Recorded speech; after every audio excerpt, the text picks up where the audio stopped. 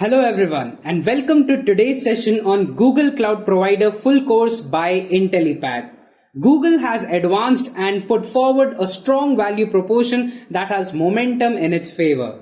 Whether you are planning to begin your businesses on the cloud or accessing to migrate from your current cloud strategy, Google Cloud Provider is now trending in the current scenario. Taking full advantage of any cloud transition means choosing services that not only offer rich functionality but are even secure, affordable, and easy to use. Google Cloud meets all of these requirements. In this session, we will be covering all the important concepts of GCP. So let's check the agenda for the session. But before we begin with the session, please subscribe to our channel and hit the bell icon so that you never miss any update from Intellipaat.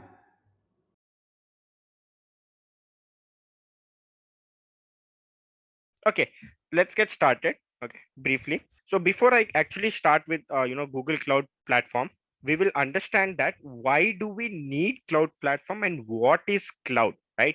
Before directly jumping into that, I want to make it very clear that what is a cloud service, and why are we using this in first case, irrespective of being Google or any other cloud service providers. Now, to answer that, if you think technically, cloud is basically nothing but your you can say any of the service that can be actually handled through internet or serviced used through internet, right? That is basically your cloud, right?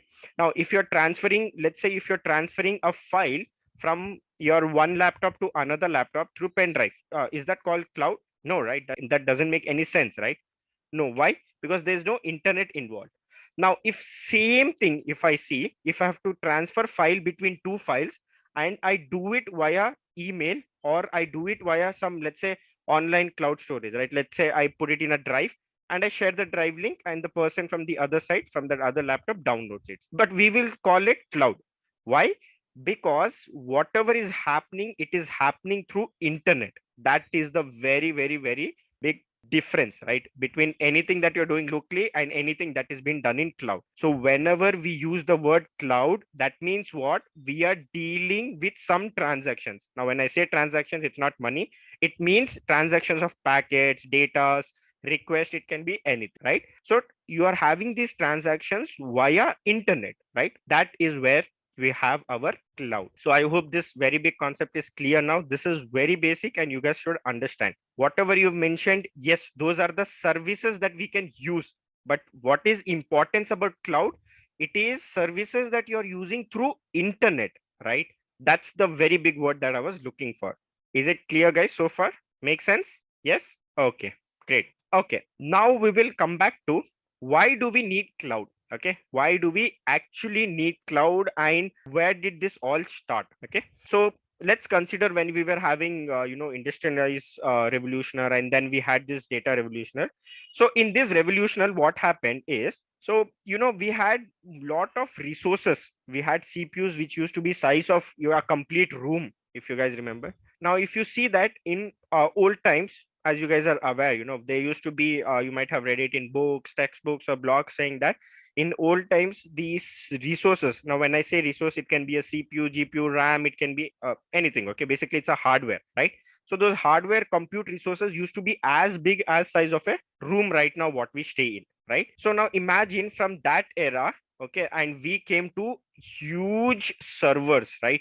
Very big servers like titanium and lots of world-class servers that we have, right, on-prem. Now these servers were on-prem. Now when we say on-prem, what is this on-prem word? It basically means on premises. That means what? It is inside your office premises, your office building, or you can say your office floor, or you can say under your office, or your you can say organization monitor, right? So it will be under your organization. They will be monitoring, right? They will be having the control over it. And if they're serving any client, if they're serving anything to the client, they will do it through their server on-prem, right? So if anyone uses the word on-prem anywhere, that means what?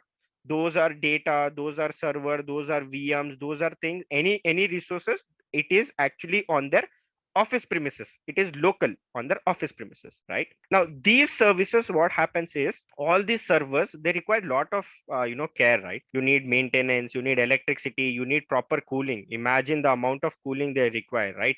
So they need proper cooling, and they need they have to have proper network, right? And say cyber security team, right? So that no one can hack into it, or get access inside, or else if once the data is lost, then client will sue the company, and then the company will go under law. There'll be a lot of things here and there, right? So having this on-prem servers and resources was quite hectic, to be honest, right? You had to deal with many things.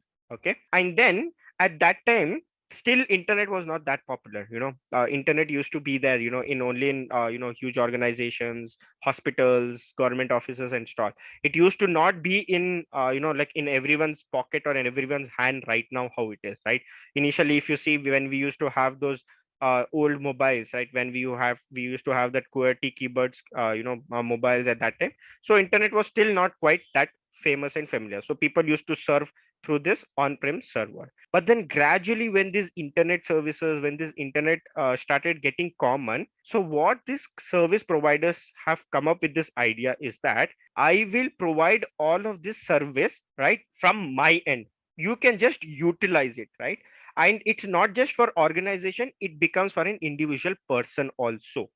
Now let's say in old times, if I, an individual person, wanted small storage, okay, like a private storage where I will store my some data, okay, let's say it's my company data, or let's say it's some my personal files which I want to store. So I cannot have one small server set up in my home, right? What would I do? I would contact some companies or organizations, and I would borrow from them, and I would do it, right?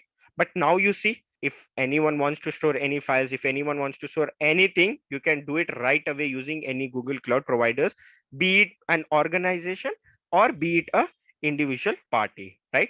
So that's the very big advantage, right? So these advantages, this gradually started giving this.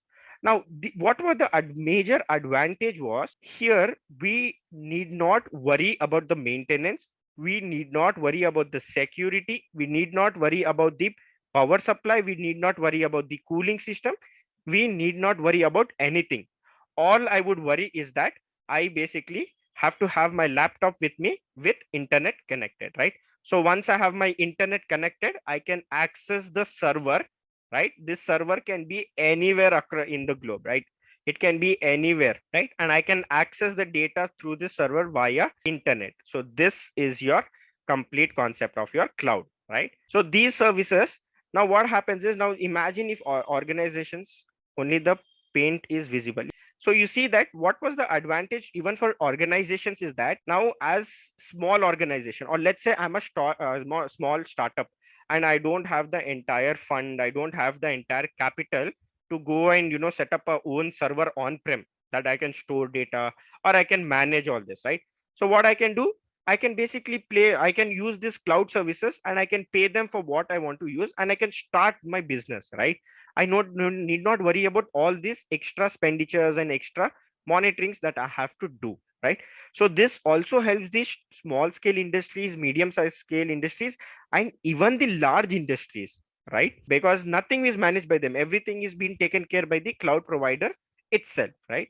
So that's where this entire thing started. And then after that, we saw that this actually got boomed up. It actually helped many small scale industries, medium sized scale industries, right? It helped them a lot. And that's where our cloud actually started booming. And now almost every project you go, or any project you see in industry, they use cloud service provide for one or the other thing, right? Be it they are using VMs for compute or work, be it they are using storage for storing files, be it they are using Kubernetes service to deploy their microservices, be it anything one or the other way, they are using cloud services from either of the cloud providers, right? So that is the importance of cloud right now. There are many industries that they are currently migrating from on-prem to cloud. There are many industries which have already migrated, and whenever they're building solution, they do it directly on cloud, right? So that is why we will be dealing with cloud and learning cloud. So I hope it's clear till here, guys, that why service providers provide service, what is the advantage of taking all these services from a cloud service providers and stuff, right? Security wise, so security will be managed by the cloud provider itself. See, there are actually in later part I will explain you that security would be in two ways, right? So your cloud service provider would guarantee the security from their end. Okay, they'll guarantee from their end that from the server it wouldn't breach. They will try to protect it as much as possible. Now from your end also there are some responsibilities that you have to take, like let's say if you have some let's say you have some keys, API keys, or you have some passwords, or you have some secret files or some certificates that you have it, right? You should secure it, not just share it through email, not just share it through chats. And so from your end also security would be one way you have to go through that, and from their end also they will have the responsibilities, right? So I would say that it is both the ways. You have to manage security both the ways. Is there any disadvantages? Yes, there are quite a few disadvantages also, right? So one disadvantage you can say is basically you don't have control over the infrastructure, over the network, or you don't have control over anything, right? You just say I need a VM, so they will spin up a VM, they will give their resources, they will give their data and everything, right?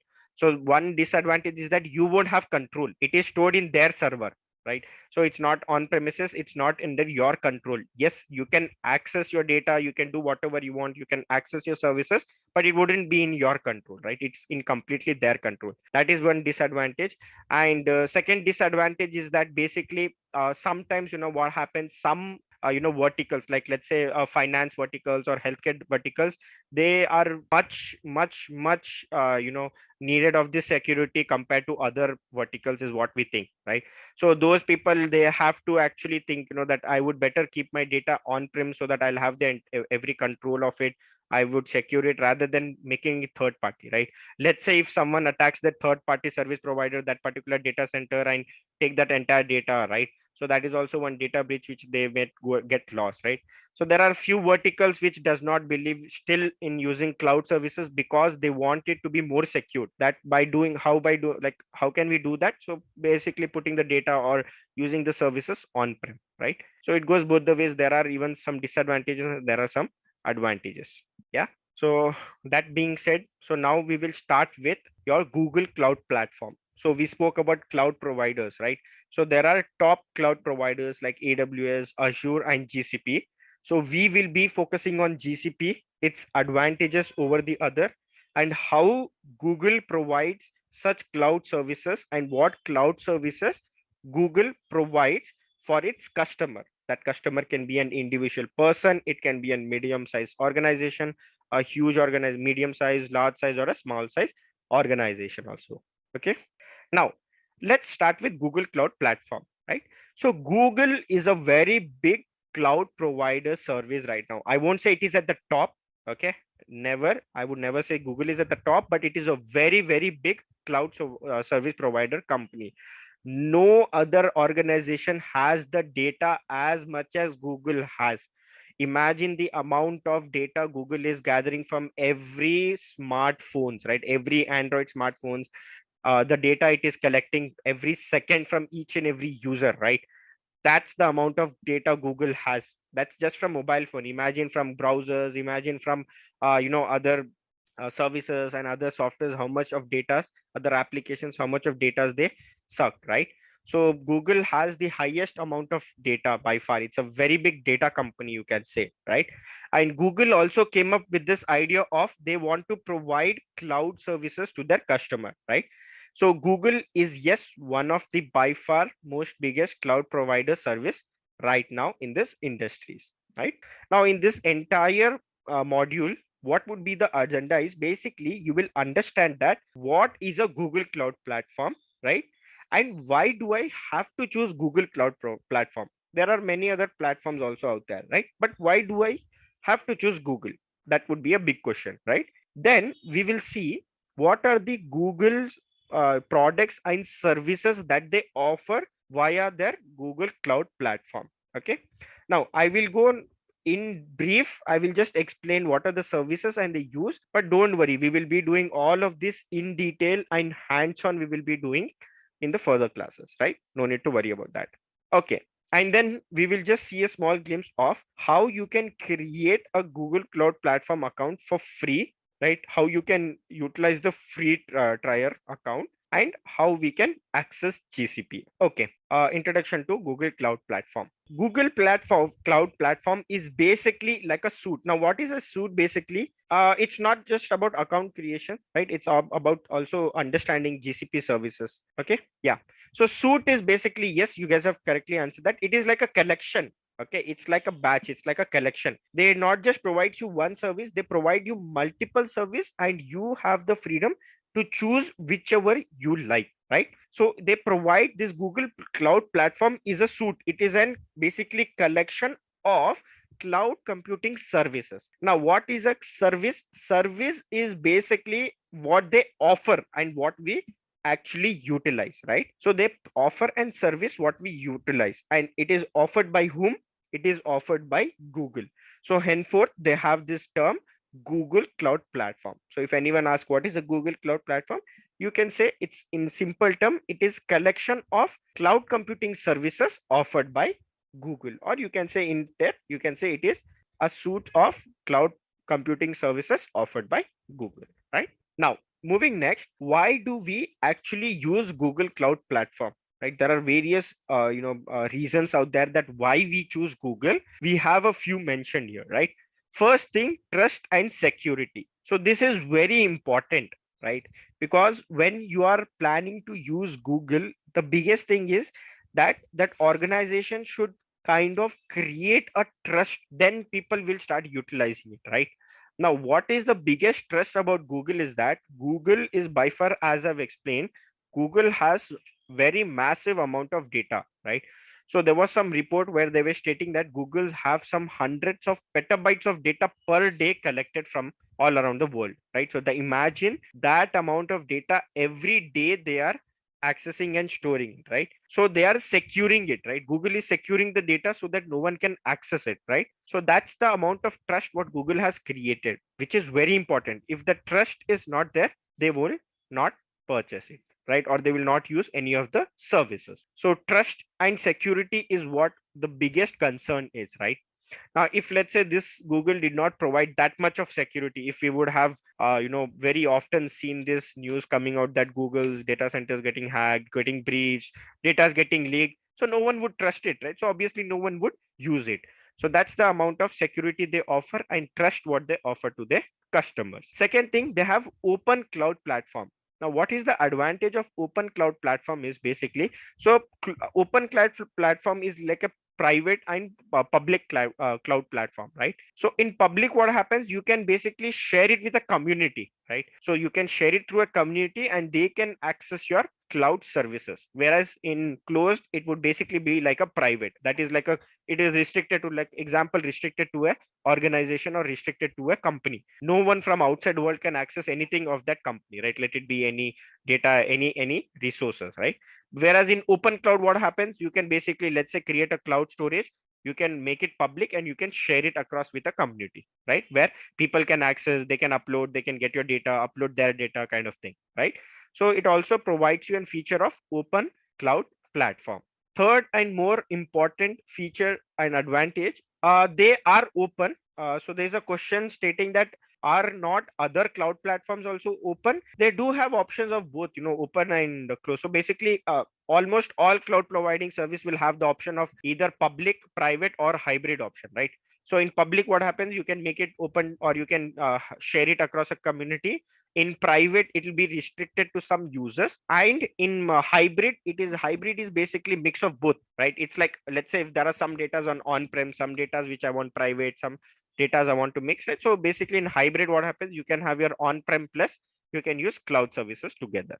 So almost all cloud service providers will have this. Okay. Now, third and most important point is global network. Now, what is this global network? It's basically the SLA and access what Google provides, right? It is across the globe, right? The data centers. So now coming back to global network. So as I was speaking, so there are, data centers across globe, placed by Google so that the customers can access and you can have less latency. So latency is basically nothing but when I send request, it goes to the server and it gets back as my response, right? Let's say if I write google.com, so the time taken, right, when I hit google.com, it goes to server, it gets the Google website, and then it comes and renders on my UI, right? So that time is basically known as your latency, right? So that's the time difference is latency, right? So the latency should be less, right? So because of those features, basically they have the data centers across globe so that it can be faster accessed and less latency, right? So that is what actually your global network actually means. Okay. Now AI driven. So there are some services that your Google Cloud Platform provides, which are driven by AI. That is, let's say, right, you have some services, and those services are monitored by AI in the background to check if there's any vulnerabilities. And sometimes, in firewall they have AI to judge and to check whether the request is legit or not. So there are lots of services, and under the hood Google uses AI to drive these services. Maybe it can be for monitoring, maybe it can be for, let's say, cost cutting. So there is one very good feature of Google. So let's say I've created a VM, okay, and I need a VM, that is a virtual machine. So that virtual machine I won't be using frequently, right? I will be using it, but I won't be using it frequently. So what Google does is, after checking my behavior for some days, like understanding my use of that service, it will do a recommendation. So it will recommend me some options that I can do in order to cut short my bill, right? In order to get more discount on the price, right? So they have AI driven services also under the hood. AI does monitoring, AI does recommendations. So they are having, basically you can say it's an AI driven cloud service also. So these are some, I would not say that these are all the key points that makes why we should select Google Cloud Platform. But to note, these are some of the features that kind of gives us an option that yes, Google Cloud Platform is what we have to choose. What are the Google service, Google Cloud Platforms products and services? So it means what are the services that they provide, and they have scrutinized or grouped these services into categories like networking, AI, ML, kind of Kubernetes, like that, right? So they have clustered it into compute, networking, storage, artificial intelligence, and big data, as you can see in this image here out there, right? So under networking, so at networking, okay, if you understand the networking concept, so in networking you will deal more of having connections between your services, between your networks, right? How you can secure your network by adding firewall rules and other things, right? So those are the things that we will mainly deal with on cloud, right? To state few services or to name a few, so we have services like VPC network. Now, what is this VPC network? This is to create your own virtual private cloud. Here, VPC stands for virtual private cloud, right? So in this service, you can utilize this service to create a private cloud network. That means what? If there are some services, let's say I want a cloud SQL instance and I want a, let's say, VM, and these both things should not be available to anyone in public. It should be only available to, let's say, 2 employees inside my organization, right? So in that case, we will create a private network, and inside that private network we would create a subnet and assign those to one SQL instance and one VM. And I will give that in firewall rule that whatever is the IP of the laptop of those 2 employees, only they can access this network, okay? Or only the VM can access this SQL using this VPC network. So I can create a private network so that no one can access except the one whom I give permissions. So for such cases, we will be using VPC network. Now, in depth, you will understand this in the upcoming modules. We have all these modules, all these services that we'll be doing. No need to worry. Okay. Now, in network service, you can manage all of your networks, right? In hybrid connectivity, it's like basically if you have some third-party networks, if you have some third-party applications, third-party firewalls, or on-prem, if you have anything on-prem that you would like to connect with GCP or control it via GCP, you can do it also via hybrid connectivity, right? And then you have network security. Network security is basically like your firewall rules, right? Like how you have network security groups in AWS and in Azure, same way we have network security, right? Where basically you will create firewall. So firewall will act like a, let's say it is like a wall between your network and internet. So if anyone wants to access from internet, they have to first pass through this firewall. So if they pass through this firewall, only if it is allowed, it will be able to be access any of those services. So these are to name a few networking services that are most commonly used in GCP. These are like not, it's not like these are the only network services. There are many, but these are the most commonly used networking related GCP services. Right now, coming next, we have compute. So in compute, it is basically when you want to deploy some applications, or you want to use some let's say you want to use some resource for hosting your applications. So in that cases, you can either use an app engine. So app engine is basically like a serverless engine, where serverless means basically you won't worry about RAM, you won't worry about where it is stored, you won't worry about any infrastructure part. All you have to worry is about application infrastructure. It will automatically take care, right? So you can use app engine to deploy, let's say, a Java application, if I have a Python application, or let's say if I have an Angular application which I want to deploy, right? You can do that easily using app engine. Right now, compute engine is basically virtual machine. So if you want to create virtual machines in GCP, you will be creating a compute engine. Compute engine is basically your virtual machines. So you can create virtual machines, right? There are various computes RAMs options that you have there. You have compute resource, you have general purpose RAMs, you have compute extensive, you have GPUs, you have various features that we can use, right? You have Kubernetes engine. So Kubernetes engines are basically like an orchestrator, right? If you have microservices that you want to containerize and deploy it, right? So you will be using Kubernetes service to manage them, right? And deploy this at. Then what is cloud functions? Cloud functions are also serverless functions. So in this serverless function, what happens? You can deploy tiny applications without worrying much about your infrastructure part, right? So you can deploy tiny applications also using cloud functions, right? So all these are related to your compute, where you can deploy an application, right? Okay, now coming back to storage. Now storage, as it suggests, this is basically to load and store data. Okay, now if you have to store data, if your data is more like a table format, it's a structured data, right? Is it possible to orchestrate a Kubernetes system without a cloud on-prem? Yes, you can do it in on-prem, but you have to set up that entire ecosystem on premise, on prem. You cannot do it using your cloud. Okay, now big table is used if you have a structured data, let's say JSON, CSV, Excel, such kind of data, or SQL data. If these kinds of data you want to store, you can use big table. If you're having large amount or massive amount of data, you can use data store, right? Which acts like a data lake kind of thing, where you can throw in all your data, raw data here. You have Firestore, which you can use to store also massive amount of data. You have Google Cloud Storage, which acts like a bucket, where you can create a bucket, or bucket is more like a container. You can throw anything inside that, right? Same way, you can create a storage bucket and you can place any data inside that. We can use Cloud SQL instance to store any kind of structured data, right? Yes, your structured data and SQL data can be stored here.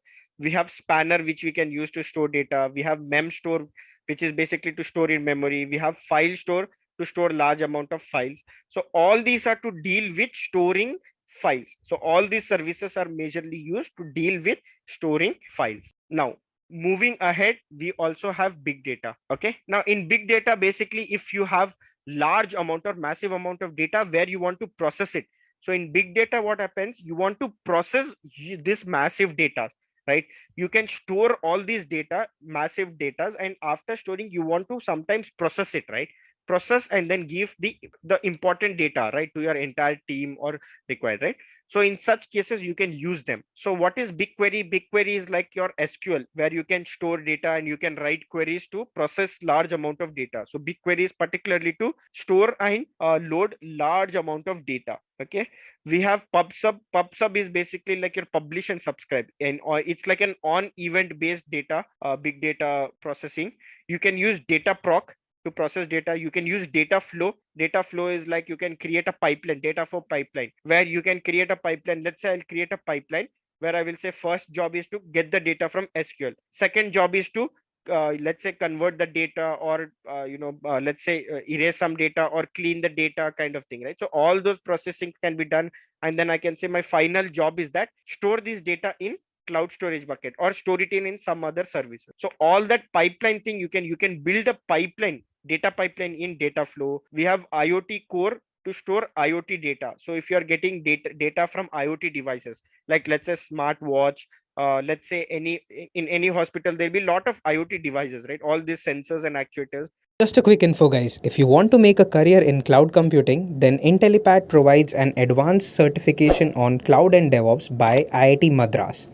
This course is taught by industry experts and IIT Madras faculty. This course is designed to upskill and land your dream job. Now let's continue with the session. So if you want to get data from them and store it, so you can use IoT core. Same way you can use Composer, Geomix, and Data Prep. So all these words would be Greek and Latin right now, no worries. But as and when we slowly do these services hands-on, right, you will understand them. Is it like Jetkins Dataproc? Yes, but only for data. Jetkins can do everything. It's like it's like for a complete operational. But here this is particularly for data, only for data. So I hope that is clear, right? Yeah. Now for artificial intelligence, yes, we do have some services listed here, which is widely used. We have ML engine, where you can build ML models. You can deploy ML models. You have natural language service, where there are some APIs which are already provided by Google, like let's say healthcare API. So there are various other services under natural language for NLP related tasks. You have talent solutions, right? You have translations for basically your text translation, converting it from one language to another language. We have vision basically is for some of your there are some APIs that are already built for you, like let's say for object detection, for classifications, right? So all these are already built, you can directly consume it, right? So you can directly consume those. So these are some ML and AI related, right? You can also use basically Vertex AI. Vertex AI is like an alternative of your ML ops, right? If you want to, let's say from your data gathering till model building till serving your model as an API or endpoint, right? So that entire thing can be done using Vertex AI, right? So these are the services that we will be using if we are dealing or if you are making some solutions using artificial intelligence, right? How do I explain this? So you can build Docker images in your laptop, in your VM, you can build them. Okay. Once those Docker image is built, you have to deploy, right? I want to deploy. Once the container is ready, I want to deploy it. To deploy it, that Docker image should be in Google, right?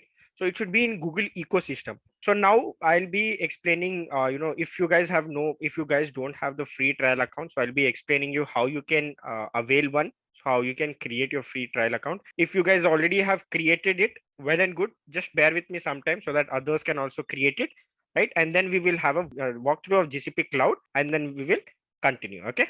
And probably from next sessions, we will start doing complete hands-on. Now, so Google is actually, you can say it charges as you have, it has subscription model, it has pay as you go, it has upfront model. It has basically, it has lots of payment model, but generally we use pay as you go. You pay for the amount and time you use for that service, right? Now, the advantage of having this free trial is that they will give you $300 credit for 12 months, right? Which you can access, right? Your GCP product from. So if there's any GCP products that you'll be using and it will be charged from that 300 free credit what it will be given to you.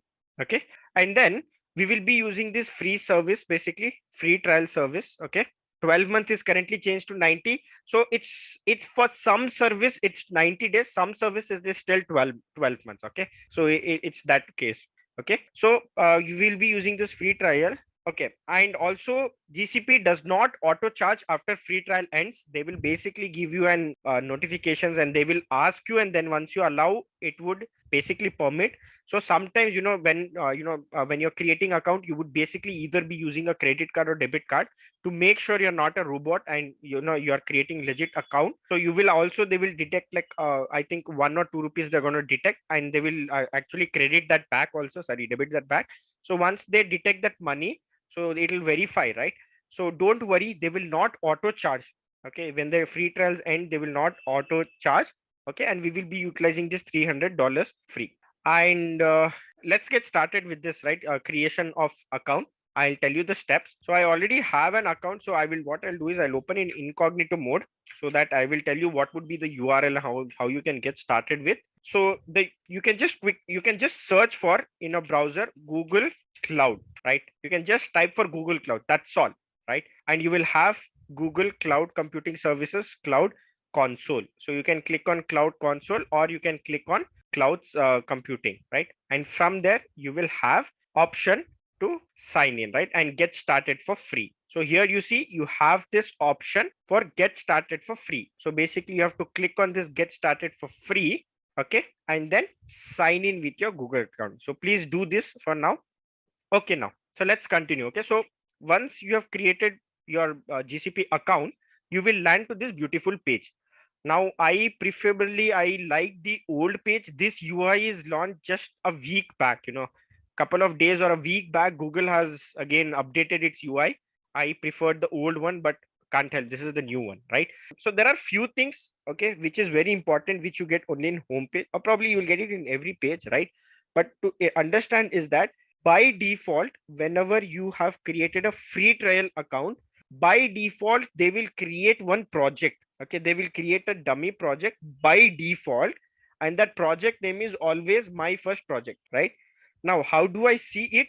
You can see it at the top. So here at the top, next to Google Cloud Platform, you will have something written as my first project, and you also have a drop down option, right? So you can click on the drop down option and you will have a pop-up open. Okay, now in this pop-up open, you can have only one project listed here. Why? Because I've created only one project. Okay, now don't worry about how creating a new project and all, we'll see that later. Okay, so you see by default they have created one project. Okay, how do they uniquely identify this project? It is because of the project ID. Project ID will always be unique. That's why. Okay, so because of this unique project ID, they will be able to identify that this is my project, because project name can be common, right? So that's why to uniquely identify, it will be done using this, kind of project ID. Okay. Now, since I have only one project, I will be having one project listed here. But generally in organizations, what happens? They will be having many projects and they'll give you access to multiple projects. So you can see those projects here. Would the project ID be unique? No. So there will be one project ID which will have unique ID. This is not a user ID. This is a project ID. So there can be 100 people having access to this project, but only the project ID single will be unique. I hope, is that doubt clear? For users, it will be same. For all the users, it will be same. User can be mapped. So you can give access. So here you can give access saying that so and so guy will have access to this particular project, one or more projects. So you will be having access to one or more projects.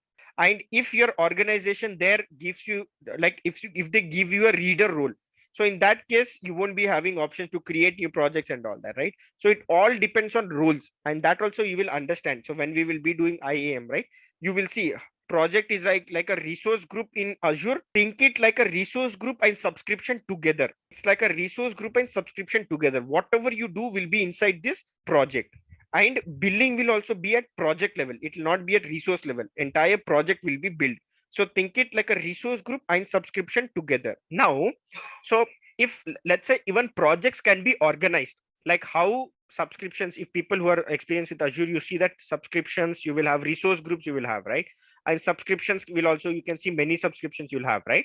So what you can do is we can have multiple projects, and I want it in a hierarchy system. So inside all, you see, you will have like a folder system kind of thing, hierarchy, where organization, this is like complete top level management. It's like my company name. Let's say my company is ABC. So it will be ABC. Inside ABC, let's say I will make multiple projects. So I'll say like development, or I will say HR, these, that. Inside HR, I would create different project and I would give them kind of thing, right? And each project, you can build it. Can each project have separate billing? Yes, yes, yes. Each project can have separate billing. Is this project ID global? Nope, this is not global. This is only restricted to my account. Whoever has access to this project, only for them. Now, if I give, now let's say, for example, if you want to access this project ID, I will take your email ID and I will go here and I'll give you the access for this particular project. and you will get an invitation. And once you accept, then you will be able to see this and access this, unless no one else will be able to access, unless permission is given, access is given. Is there any limitation? No, there is no limitation, because I've created a free trial account with my account, right? So currently my account is like an admin account, so I can create new projects, I can create organization, I can do anything I want. But in organization, you will not be given admin rights, right? You'll be given some, let's say, you will be given for some rules, right? So on base that rules, you will be having access. But generally these things will not be done. You guys will never do this in industry, right? These things will always be handled by the network team, by the CIS team or some team like that, right? You will always be given one project, they will create one project, they will do all the billing and give you project this access. You start directly using service, you will never care about creating new project or organization hierarchy building. You would not care about that. The IT team will provide and give you that. You would directly start using, like creating storage bucket, creating VM, whatever is your project requirement, you will directly start doing it, right? So that's how it will be. So this can be used for service providers where multiple organization projects can be managed and managed. Yes, you can manage, like if, let's say, for one project I've created this, I will be having all the projects related. For each project I can create a billing and I can manage that. I hope, is it clear now what is this and what is this ID? So many a times what will happen, you, when you're using, let's say you're using any of this service, right? So there they will be asking if you're using it through command line, if you're using it through CLI, sometimes they'll ask you to mention the project. Why? Because if you have multiple project, right? Now let's say I want to create a cloud storage bucket. So where will I create that cloud storage bucket? I would be creating inside this project, right? So that it will be built inside this, not the BUID, it is BILL, bill, so that the billing will be done in this project, right? So that is why sometimes they will say to mention the project. Whenever you see the word mention the project or mention the project ID, by default you have to come here and copy this. Don't copy this name, okay? You have to copy the unique ID. Whenever you see the word mention your project ID, mention your project, then you have to mention this project ID. Is it possible for inter project and intra organizational communication? Yes, you have to there are few things that you have to follow, like you have to get their organization email, you have to send them invite, they have to accept, and then they will be having the access. So possible, but a big route, you have to take a big route. Can you show a brief example how we can create a hierarchy? Let's not get into it because you will never do it. Like no one would literally create an hierarchy there. It will always be done by the team who has the rights of using accounts or billings, right? So we would never create this as part of a cloud engineer or cloud architect. We will never deal with this. So let's not go in detail. I just showed this because sometimes this should not be like a surprise. Suddenly you see this, oh, what is this? So that's why for explanation, I've explained this, right? To give another example, as I said, so in organization, you can have your company, kind of authorized and also kind of approved. Once it's approved, you will have your company here as an organization. Within that, let's say you have some application built for HR and that is deployed. So within that, you can create for HR project within this particular folder. Okay. And you can create one more folder here called as develop. And inside that folder, you can have all the all the development related kind of projects. So you can just create an hierarchy so that it is easier to manage. Okay. Just to give you more clear example, let me see if there are some tools which I can use to generate file structure. Yeah. So let me just use this, okay, and show you example. So this would be my organization level. This would be my organization org at the root, okay? And then I will create a folder, subfolder I will create here called as example HR. And I will create here subfolder called as, let's say, for example, I have a client name called as Google. No, let's not say Google. Let's say I have client example ABC. ABC is a company for for this company or like a client for which I'll be creating multiple application. So for ABC, let's say for this ABC, my company is currently doing 3 projects: project A, project B, and project C, or project XYZ. So project X is independent, project Y is independent, project Z is independent. So what I would do inside this folder, I will create a project called as X project. And this will have its project ID and billing. Folders will not have project ID and billing, but this will have project ID and billing, right? Because this is a project. This is just a folder. these folders are basically to scrutinize. Okay. Then for same company, there is some other development team or some team which is doing Y project. So for that, I have its particular project. For that, I have its billing account. And this same company, I have Z project. For that, I have particular project ID created. And let's say this is some other company called as PQR. For that company, whichever I have. So you see, to organize it. Now imagine if all of this is just listed in a table, it will be very, gypsy, right? So that's why in order to just get it organized, you can have this folder structure, right? You can create folder, and within that folder, you can have projects grouped. Now these projects are independent. It's just that it is grouped in a folder for scrutinization hierarchy for clear understanding. That's all. Is it clear? Is it clear so far? Yes. Okay, great. Okay, now let's not dig more into this folder structure. I mean, we have done a lot. Okay, now we will go back. Now, so whenever I say, guys, get the project ID or anywhere, so now everyone should know what we have to do. Go on the top and copy this project ID, right? So that would be a project ID. Now, where do I get services from? Okay, so Google in the welcome page, they will give you some recommendation and quick access, but these are based on most widely or most general use services. Like the most generic use service are creating a VM, creating a GKE cluster, that is Google Kubernetes Engine, creating a cloud storage bucket to store data or to store files or to host a static website. You can host a static website, right? Kind of thing. So for all those things, you can use this, right? So those are the most common use. So that's why you have a one-click quick access, right? And also here you have other access like billing if you want to do billing stuffs, compute engine if you want to create bucket, IAM access if you want to give some access. Like let's say example, you have some employees under you, or you have some emails accounts which you have to give some access. So you will understand what are the access and all with later. So if you want to give her any access, we will be coming to this particular role. Okay, so you have some quick access and all. Now let's say if I want to get a detailed scrutinized services, like all the networking, I have to get it one place, it should be grouped, right? So to get that, what I would be doing is on the top left, you will have this burger menu icon, right? So I would click on this burger menu icon and it is pretty much self-explanatory, right? So you have these services you can see here, right? So you have API related services, you have billing related services, so all these services, Google Cloud Compute. So you have, see, compute related services are here, serverless related services are here, like Cloud Run, Cloud Service, Cloud Function, App Engine, all these are serverless functions.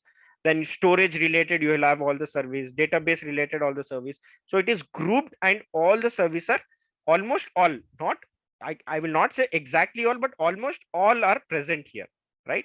So you can click from here, or best way, rather than, scrolling down and searching and all, the best way is you can search here from the search panel. So whenever I say quickly search for XYZ service from search panel, so all you have to do is come to this search panel on the top and search for that XYZ service, whatever I mentioned, right? G Suite is not part of Google Cloud subscription, but I'm sure it uses Google Cloud at backend. See, G Suite is complete different service itself, right?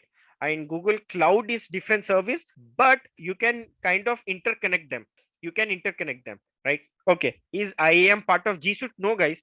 G Suite, see, in G Suite, you will have all those options of creating email accounts for your business, getting Google Drive access, Word access, Excel sheet access and all that.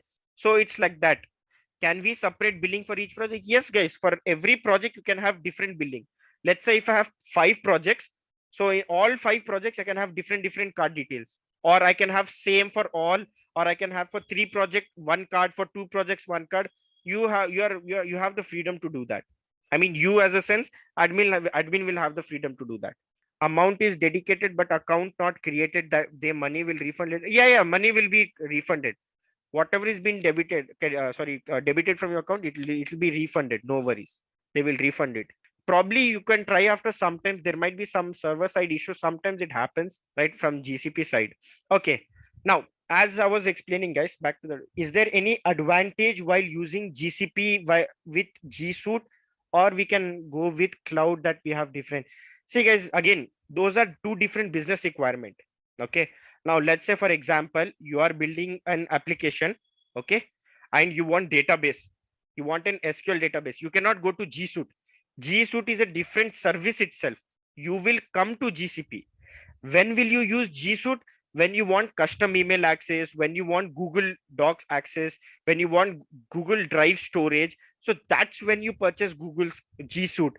So that's a complete different service. Don't mix that with GCP. Is that clear? Now back to our topic. So as I was explaining, guys, so every service has to be enabled. You cannot directly create it, right? So you have to enable it. So for the first time, if you're creating services, like we will be doing it from the next class, right? So when we are creating the service for the first time, so we will be prompted for saying that you have to enable this API. No advantage over G Suite and GCP under their same infra or provider. Yeah, see, G Suite is provided by Google, but it's like a different service from Google. Don't get confused. Like, let's say, for example, Microsoft is very big. Now Microsoft, within that Microsoft, it is different, right? Microsoft one team. Yes, it's clear. Yeah, I think it's clear, right? So yes, it's like that way. It's a SaaS based service. Exactly. So all those G Suite is SaaS based service. That is for end user service, G Suite. Yes, exactly. Okay, now back to this. So if in some cases, right, when you're creating services, so you might be prompted to enable them. So why do we enable them? So that we can create and access that. Okay, so sometimes if you see any prompt like that, need not worry. You just have to click on yes, allow, or you have to click on up, kind of basically that whatever API is there, right? You just have to allow that API, and once it's allowed, then you can be able to use that service, right? Okay, now that being said, so sometimes what happens, right? There are many ways that you can create services in Google. So you can use web console, right? Web console, currently we saw this, right? This is our web console. Let's say I want to create a cloud storage bucket. So I would come here and I would click here and cloud storage bucket is created. Currently I'm facing issues. No worries.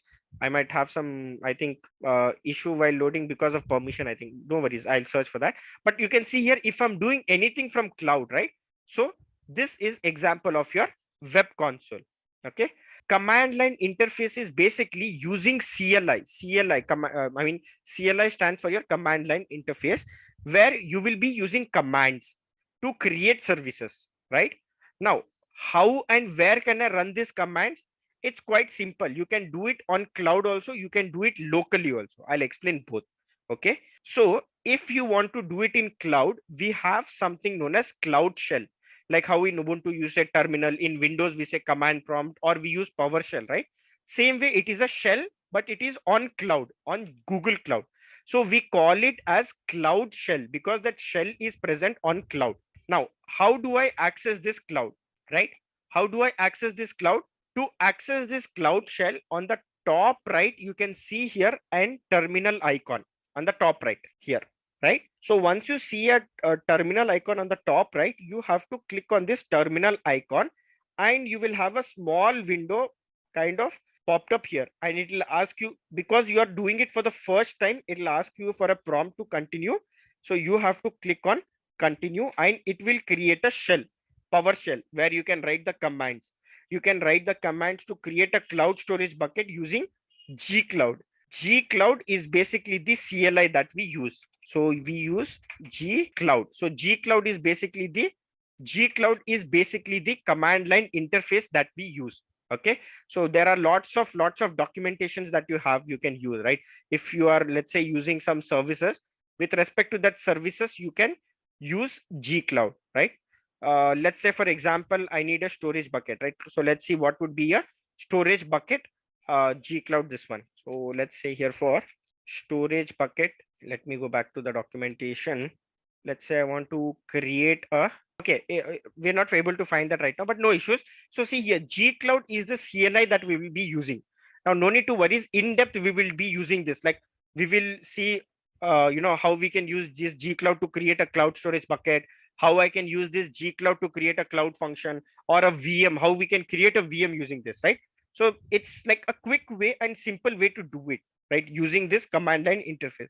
So to get this Cloud Shell, what you have to do is, on the top right hand, you will have this terminal icon, like a box kind of thing, right?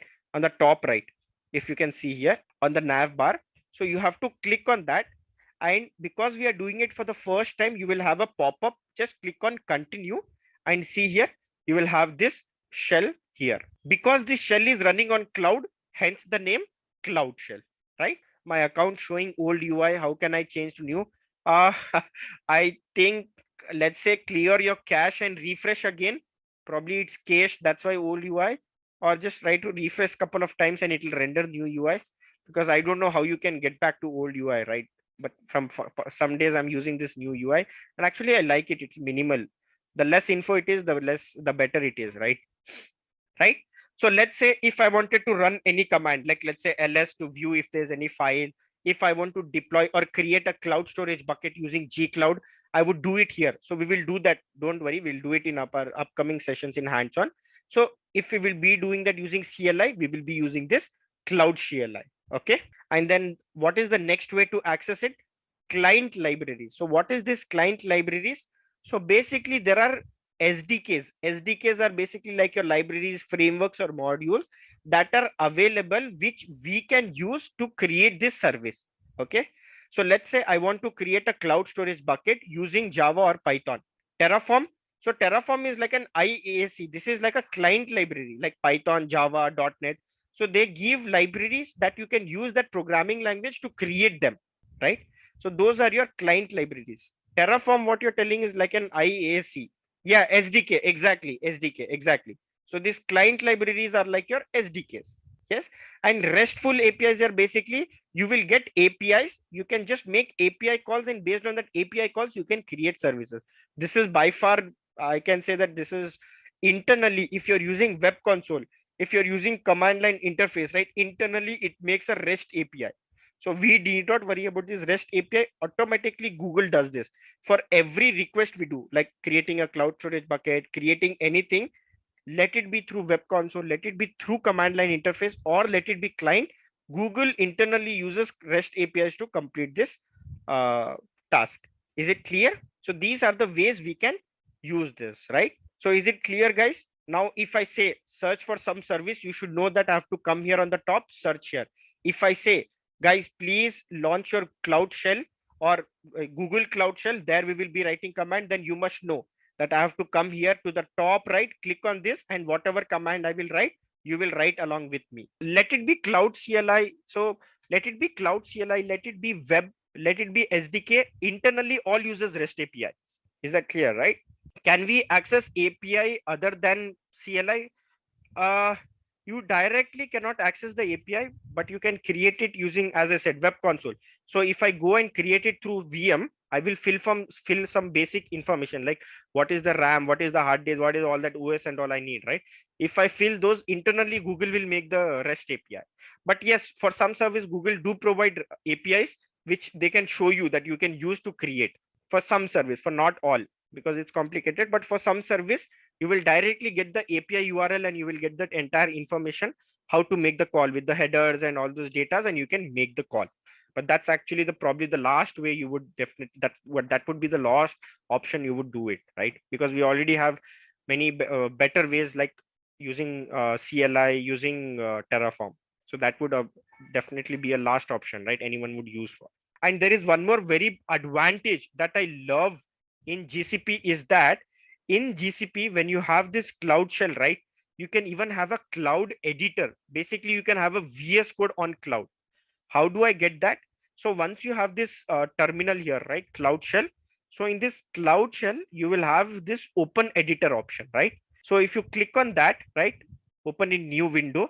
So it will open a new kind of, new tab where you will have this VS Code, which we can use, where you can upload if you want to, let's say, run a text file, run a script, you want to create Docker instance, you can do it using CLI, Azure Cloud Shell. Using Azure Cloud Shell, you can do, let's say if you're writing Terraform script, you can create a file here, you can write Python, Java, any file, you can run it right through here.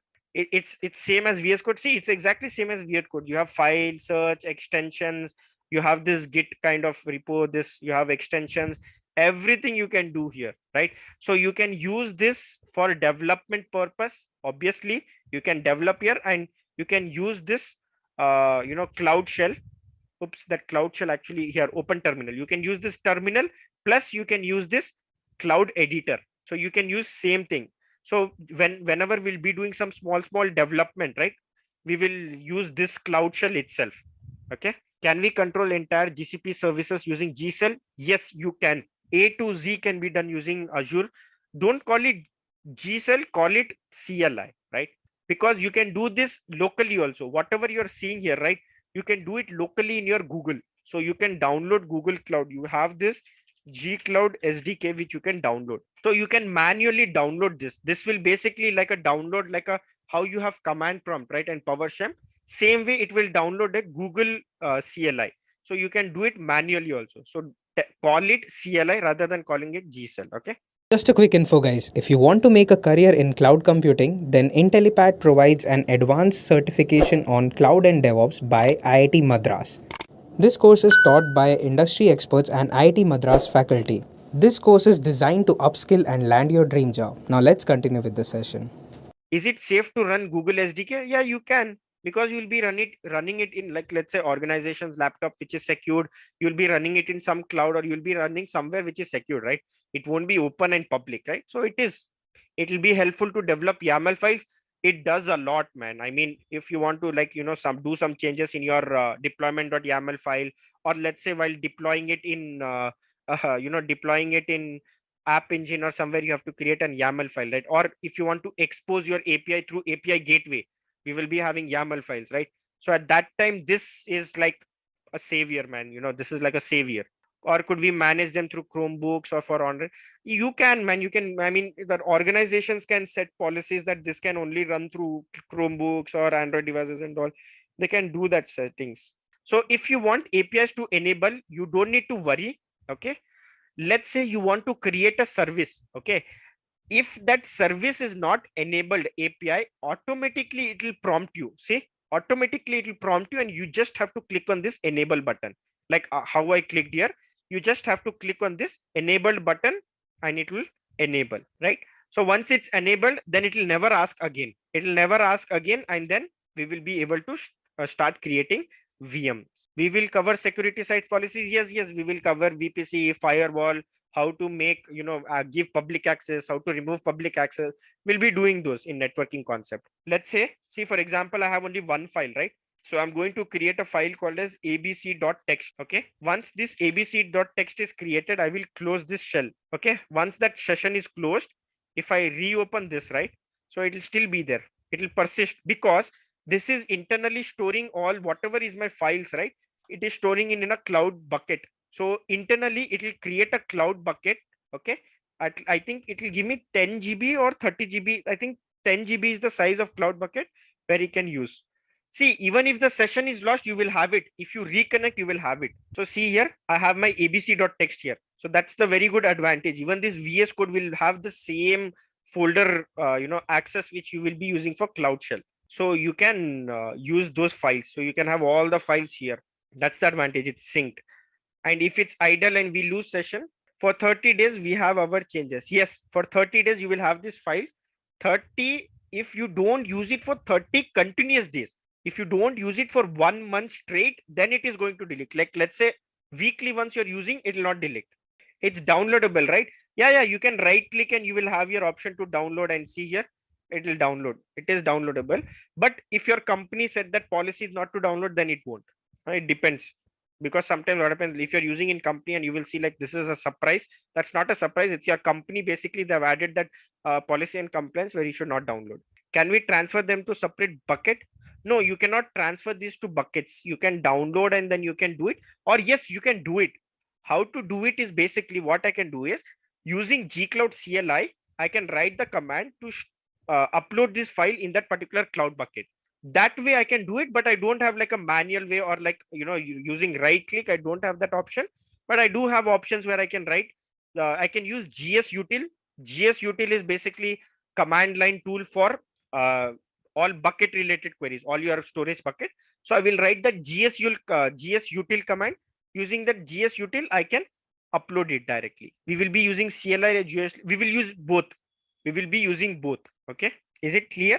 Now, So first and the foremost thing is we have to understand that what is VPC, what is there inside a VPC, right? So a VPC is a virtual private network. It's like a complete virtual network and it is private. Now, what does this network looks like? What is this network? It's just like how you can think. Consider you are in an office, okay? And initially, what used to happen? Let's say there used to be systems, right? We used to have this huge computers on this cubicles, right? And all of this were interconnected via LAN. Just for example, we'll say we have a local area network, right? All of this were connected through Ethernet. It used to go to a hub, right? Through which it used to connect, right? Same way, let's say I used to have a server here, okay, which is a database server. So that is used to store data here. And how does all of this access? So this server will also be connected to this network. And through this network, all these laptops or PCs were able to connect to this, let's say, database server, right? Similar way, now how you see that these resources are connected via network, right? To connect to another resource, right? Same way we create a network. Now, why do we say it's virtual? Because it's not present on-prem. It is on cloud. That means what? It is somewhere in remote and you don't know where it is, where it exists, but you are using it. So that's why hence the name you have virtual. Okay. And this is a network. So the advantage of this network is same way you can have these laptops configured inside this. So let's say this laptop, now instead of laptops, let's say now this is VMs. Okay. So these are the VMs that I'll give for each employee so that they'll be working. These all VMs will be created inside this network and I will have an SQL instance in my cloud, right? Inside this network. Inside this network, I will have my SQL instance here.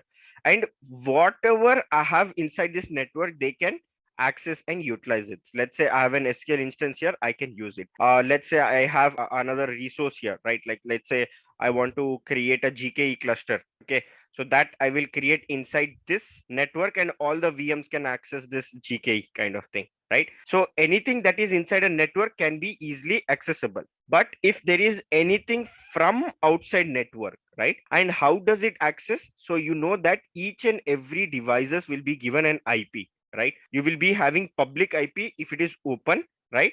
So since this will be closed, this network will be private, we will have private IP, okay? An example would be, let's say this is 10.0.1.1. This is 10.0.1.2. And this is 10.0.1.3. This is your IPv4s, right? 10.0.1.4. Let's say this is 10.0.1.5. So for each resource, you will be given an IP address through which you will be utilizing, right? So let's say I have to connect to this VM, I would SSH using this private IP, right? Let's say I want to connect to this SQL instance, I would use this private IP as host to connect to this. But can I use this IP outside? No, this IP is private and it is only for this network. Another name for your network would be your VPC, which we use in GCP. So these IPs, whatever you see, right? This IP is given to each resources is not valid outside this network. Outside this network, let's say I have connected, I have a laptop, okay, and I want to connect to this VM, okay, and can I do it from outside network? Let's say I'm sitting in some cafe and I have an open Wi-Fi which I'm using. No, I cannot, right? The company will, add a rule that you cannot connect, right? They will add firewall rule, right? Now, let's say I am in a restricted network and I can connect to this VM. Now, if I am connected to this VM, I can use this SQL database or I can use this database using this VMs. But anything accessible via internet, no. It can be, but you have to, there are a couple of ways you can use. Let's say if you want to make anything external, first thing you have to use load balancer, okay?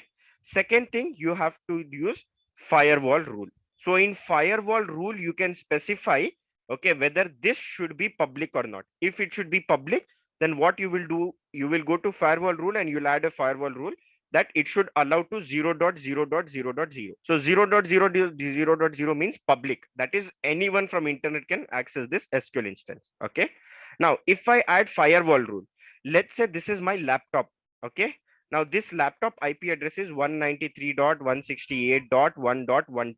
12, something like this. Okay. So what I will do in my firewall rule is I will remove this public access and in my firewall, I will say that 192.193.168.1.12. That is my laptop IP. I will add inside firewall. Okay. So once now, if I try to connect from my laptop, now if I try to connect anything using my laptop, let it be a VM, let it be a GKE, let it be SQL instance, it will be allowed. Why would it be allowed? It is allowed because now in firewall, I have said that if you get any request from this IP, it is allowed, right? So that is how you will be able to make sure that your entire resources will be secured. How is it secured? First of all, it is private, right? So once it's private, no one can access it. Who can access it? You can create firewalls saying people who can access. So generally what would company do is they will take all the laptops, right? They'll take laptops IPs, right? Or they will give a CIDR range. So what is a CIDR range? Let's say, for example, see here IP address inside this virtual private network, right? So you see here 10.0. See, 10 is common, dot 0 is common, dot 1 is common. And after that, you see this 1, 2, 3, 4, it keeps varying for each devices, right? So based on number of resource you want, you can give a range. So I will give 10.0.1.0 slash, let's say I'll give 18. So that is nothing but the last 18 bits, right, would be assigned for dynamically allocating this resources, right? That means what? Let's say, for example, 18 means I'm just giving a rough figure. I can have 14 devices. Just giving a rough example kind of thing, right? So that means what? I can have 14 devices. I can have from 10.0.1.0 to I can have 10.0.1.13. I can have 14 devices inside. So you can even specify the CIDR range. You can even change this internal IPs. Let's say you don't want that like this. You won't want default GCP. You want custom, like I want 10.10.1.1. You can even add your custom IPs. Why you can do it? Just because this is private. Now, because this is private, there is no way of colliding, right?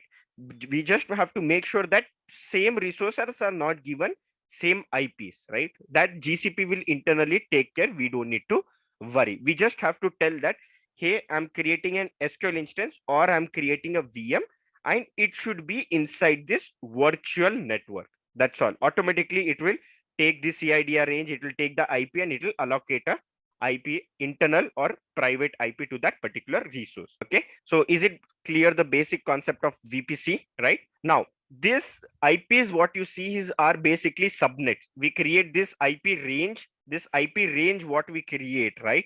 So that we can allocate devices or any of these resources. These IPs are basically like your subnets. Okay. Is it clear? What is a subnet? Can you explain again? Yes. Just consider, like, let's see, we gave this example, right? 10.0.1.1, 10.0.1.2, right? So we created a range. What was that range? 10.0.1.0 slash 18 CIDR range. So we created a range. What does this range means? This range means I can have IP starting from 10.0.1.1 all the way up to, let's say, for example, 10.0.1.14, right? I can create 14 such IPs. So these are basically your subnets. These IPs are basically like your subnets, but it's the private IP. How would internet know? Internet will not know, right? Why would internet know? If internet knows these IPs also, they cannot connect, right? Because of firewall. So I hope this concept of VPC is basically clear, right? Is it clear? So far, is it clear, guys? What is a VPC and what is a subnet and why we use VPC? The very important part why we use VPC is basically to secure and make your services private. Okay, let's proceed ahead then, right? So now you will understand, right? What is IP addresses range? What is CIDR, right? So here's an example here. Okay, just an example here. So see here, if you are creating an IP address, okay, and this is the IP address prefix you have given, 10.0.0.0 slash 8. That means what? These are the number of address you can get, and this is your IP range. That is the lowest and the highest IPs you can get, right? So this is another example for 20-bit block and 16-bit blocks, right? So this is basically, so now you're clear, right? What is an IP address, right? What would be an IP address inside the VPC? What is a CIDR range? And what is the number of addresses that you will get for a range, right? Okay, so far we have explained, right? The VPC is basically used to make sure that whatever services you have, it should be private and no one can access it, right? So generally what happens, right? In your traditional VPC that used to be, before, So what used to happen is that you have on-premises. On-premises is nothing. What is VPC? It's a virtual private cloud, guys. So in traditional ways, what happens? We used to create VPCs, and inside that VPCs, we used to have gateways. Okay, and that gateway would be used to make anything public, right? So let's say, for example, I have a VM which is inside a VPC and this is private. Since this is private, my application, let's say I have deployed an application in this VM, right? Because I have deployed an application in this VM, I cannot access it. Why? Because it is private. I can access only using private IP, but I cannot make it public. To make it public, let's say I could use a VPN gateway, I could use a load balancer or anything. So you have to use like a gateway to make it public. Okay. And there was inter-network, inter-VPC communication was not possible. Okay. But nowadays, okay, nowadays using this cloud VPCs, your inter-network, even if it is in different region, it is possible, right? Using VPC peering, something known as VPC peering, and that we will be doing later. Don't need to worry now, right? So let's say in GCP, I will create a cloud VPC network. That is a private network. And inside that private network, I can create n number of subnets. I can create different subnets, right? So I will create one subnet and I will say that all VMs will be inside this subnet and different VMs would be in different subnets, right? And I can access this, right? I can access this different VPC, different subnets also internally. So now internal communication, that is your inter-network communication, is possible, right? So there's a question. So VPC is basically a secure and isolated network created within a public cloud. Kind of. Yes, exactly. VP is deployed in a region. So how we come, we have same VPC in two different regions. So guys, this VPC, okay, in GCP, VPC will be created, okay? And for each region, you will have a different subnet. That's all. You will have one VPC, and if you want to communicate, you will be having for each region, the subnet will be different. For US, the subnet is different. For Singapore, the subnet will be different. Like see here, you see here, for you can see for US, the subnet is 10.128.0.0. Whereas you see the subnet for Singapore is 10.148.0.0. Your subnet will be differing. Is VPC limited to a project? No, VPC is not limited to a project, guys. You can share one VPC across projects, right? So that's something known as shared VPC. I'll be doing it later. Okay. Okay. Now, what is a Bastion host basically? So this Bastion host is basically used to isolate your internal traffic from external world, which avoids DOS attack. I would assume that you guys know what is denial or service attack. If not, I'll just give a brief explanation. Now, DDoS attacks are basically when someone is trying to, increase the traffic, right? Or try to break the bandwidth, which, we use for your applications or your network. So let's say I have a network and I have some traffic flowing in, right?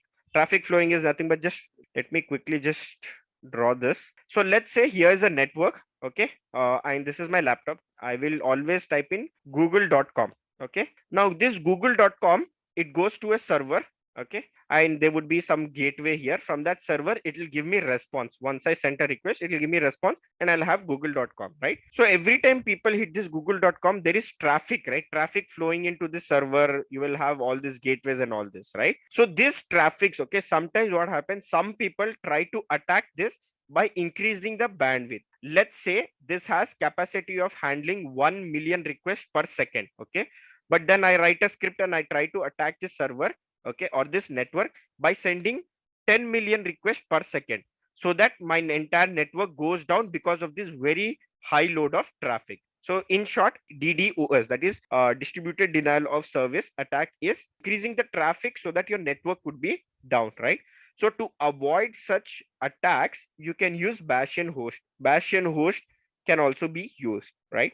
So this Bastion host is just like a internal load balancer kind of thing. You can say it's like a load balancer which will be used to handle the traffic internally inside a network. Okay. Now there would be some key concept inside VPCs that we'll be using, and you should be aware of that. So first and the foremost things in VPC, you will be including their associated routes and firewalls are global resource. So whenever you add firewall rules, those are global resource. That is for all the services. So every time you create a VPC, or once a VPC network is created, you will be having some firewall rules and routes which are global to resources. That means what? For all the resources, it will imply those rules inside your GCP projects, which you will be creating for that particular resource. To give an example, let's say one, I have created one VPC. Okay. This VPC, let's say I have some VMs here. Okay. I have some databases here, and I have some GKE clusters and so on here. So all this will be binding to the firewall rule of this VPC. So that's what it meant. I meant traffic by HTTP, FTS, and so on, SSH based protocol. Yes, in firewall, yes, it handles all traffic. Okay.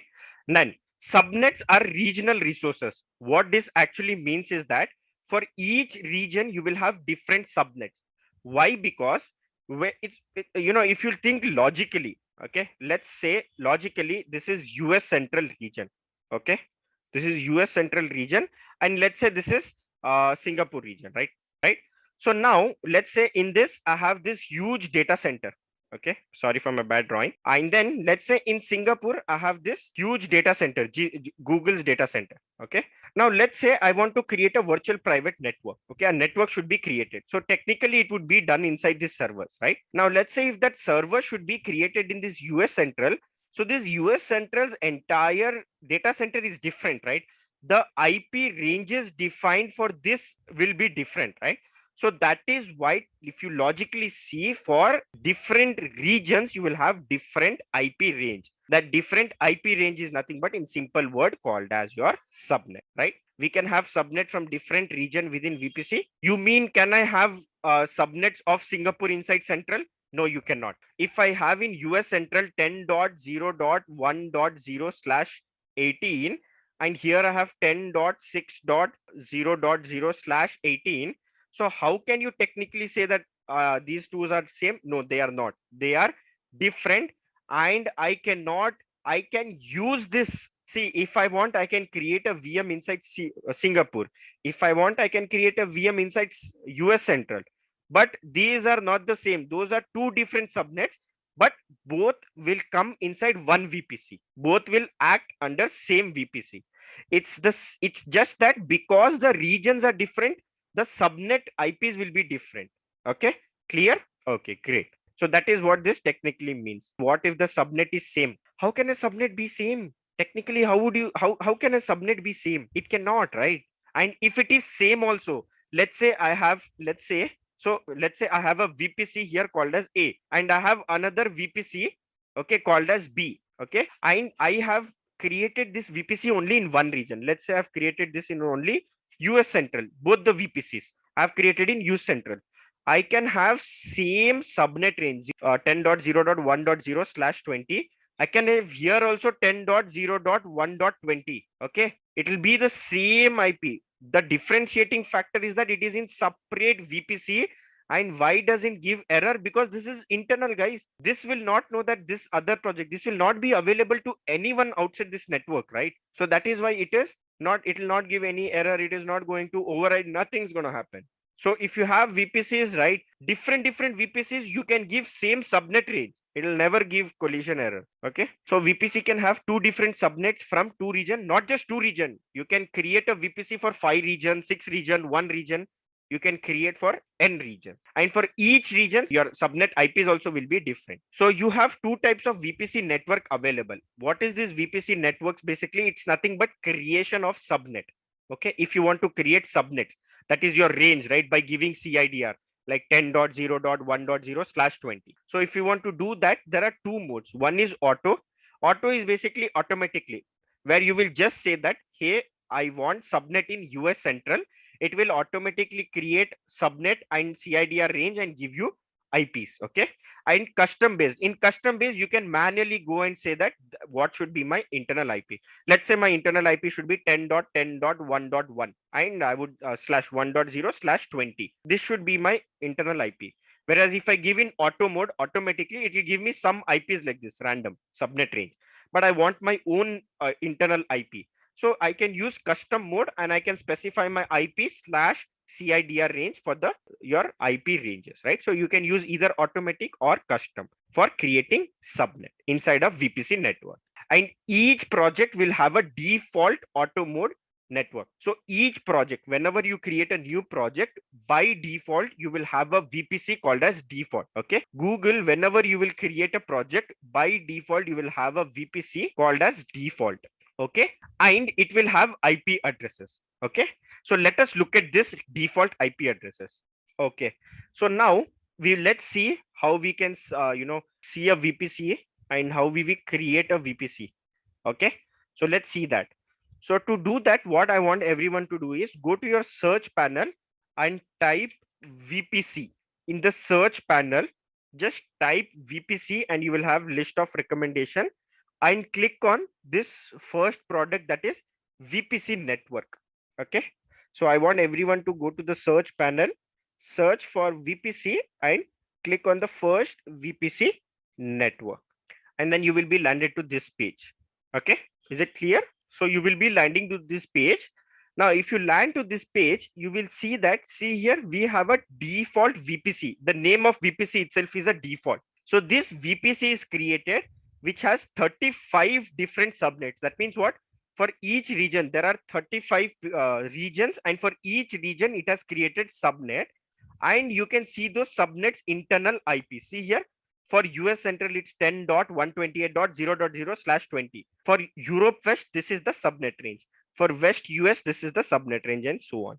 Okay. So now if you see here technically, if I click on this default VPC Central US, if you click on any one VPC subnet, so you see you will get this information. This is my IPv range. This is my IP type. It's IPv4, right? So you will get this information. And see here, access type is internal. It is an IP and internal access type. No one from internet can access. So you see here, you can see the mode. What is the mode here? Mode type is auto. Because it is auto, it has automatically created these IPs and range for each region. So for each region, you see IP will be different, right? No regions you will have same IP addresses, right? See here, the range is different for each region. So this is what this entire concept I was explaining so far. Is it clear, guys, so far? Yes. Shall we create our own VPC? So here this is given default, but we will try to create our own VPC. Okay. Yeah. Okay. So I will just minimize this.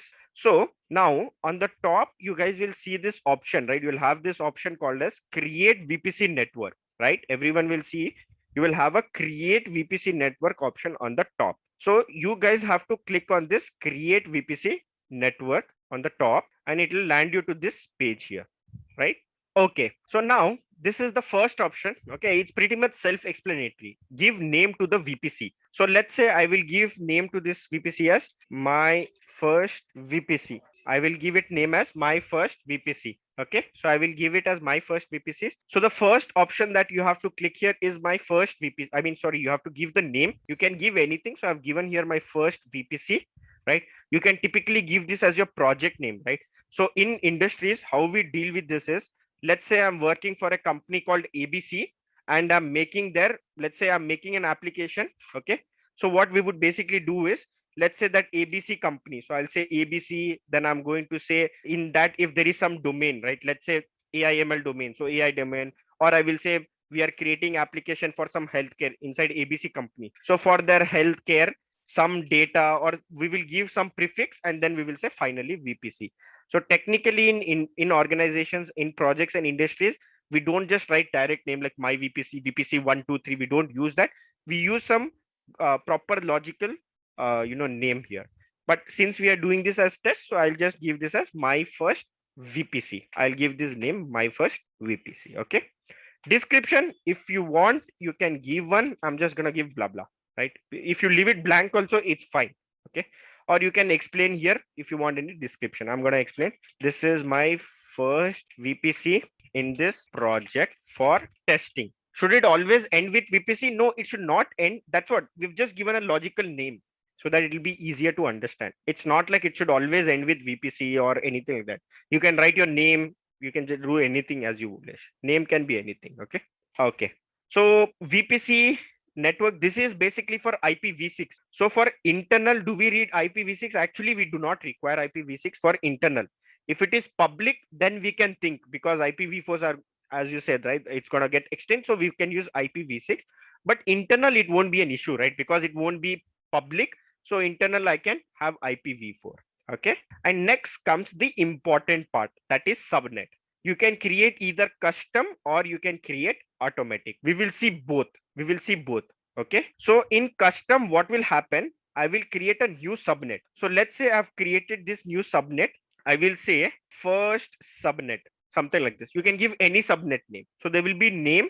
Please leave this IPv6 as disabled, because it is private. We don't need to worry. Okay, we can have IPv4s. And subnet, I said we will be using both. So first I'll show how to create a custom, and then we'll see how we can do automatic also. Disable only, right? Yeah, it's disabled. Disable. IPv6 is disabled. By default, it is disabled. Leave it as it is. Okay. Now, in custom, you have to manually give IP address and range, right? Just a quick info, guys. If you want to make a career in cloud computing, then Intellipaat provides an advanced certification on cloud and DevOps by IIT Madras. This course is taught by industry experts and IIT Madras faculty. This course is designed to upskill and land your dream job. Now let's continue with the session. So for that, first I will give my IP subnet name.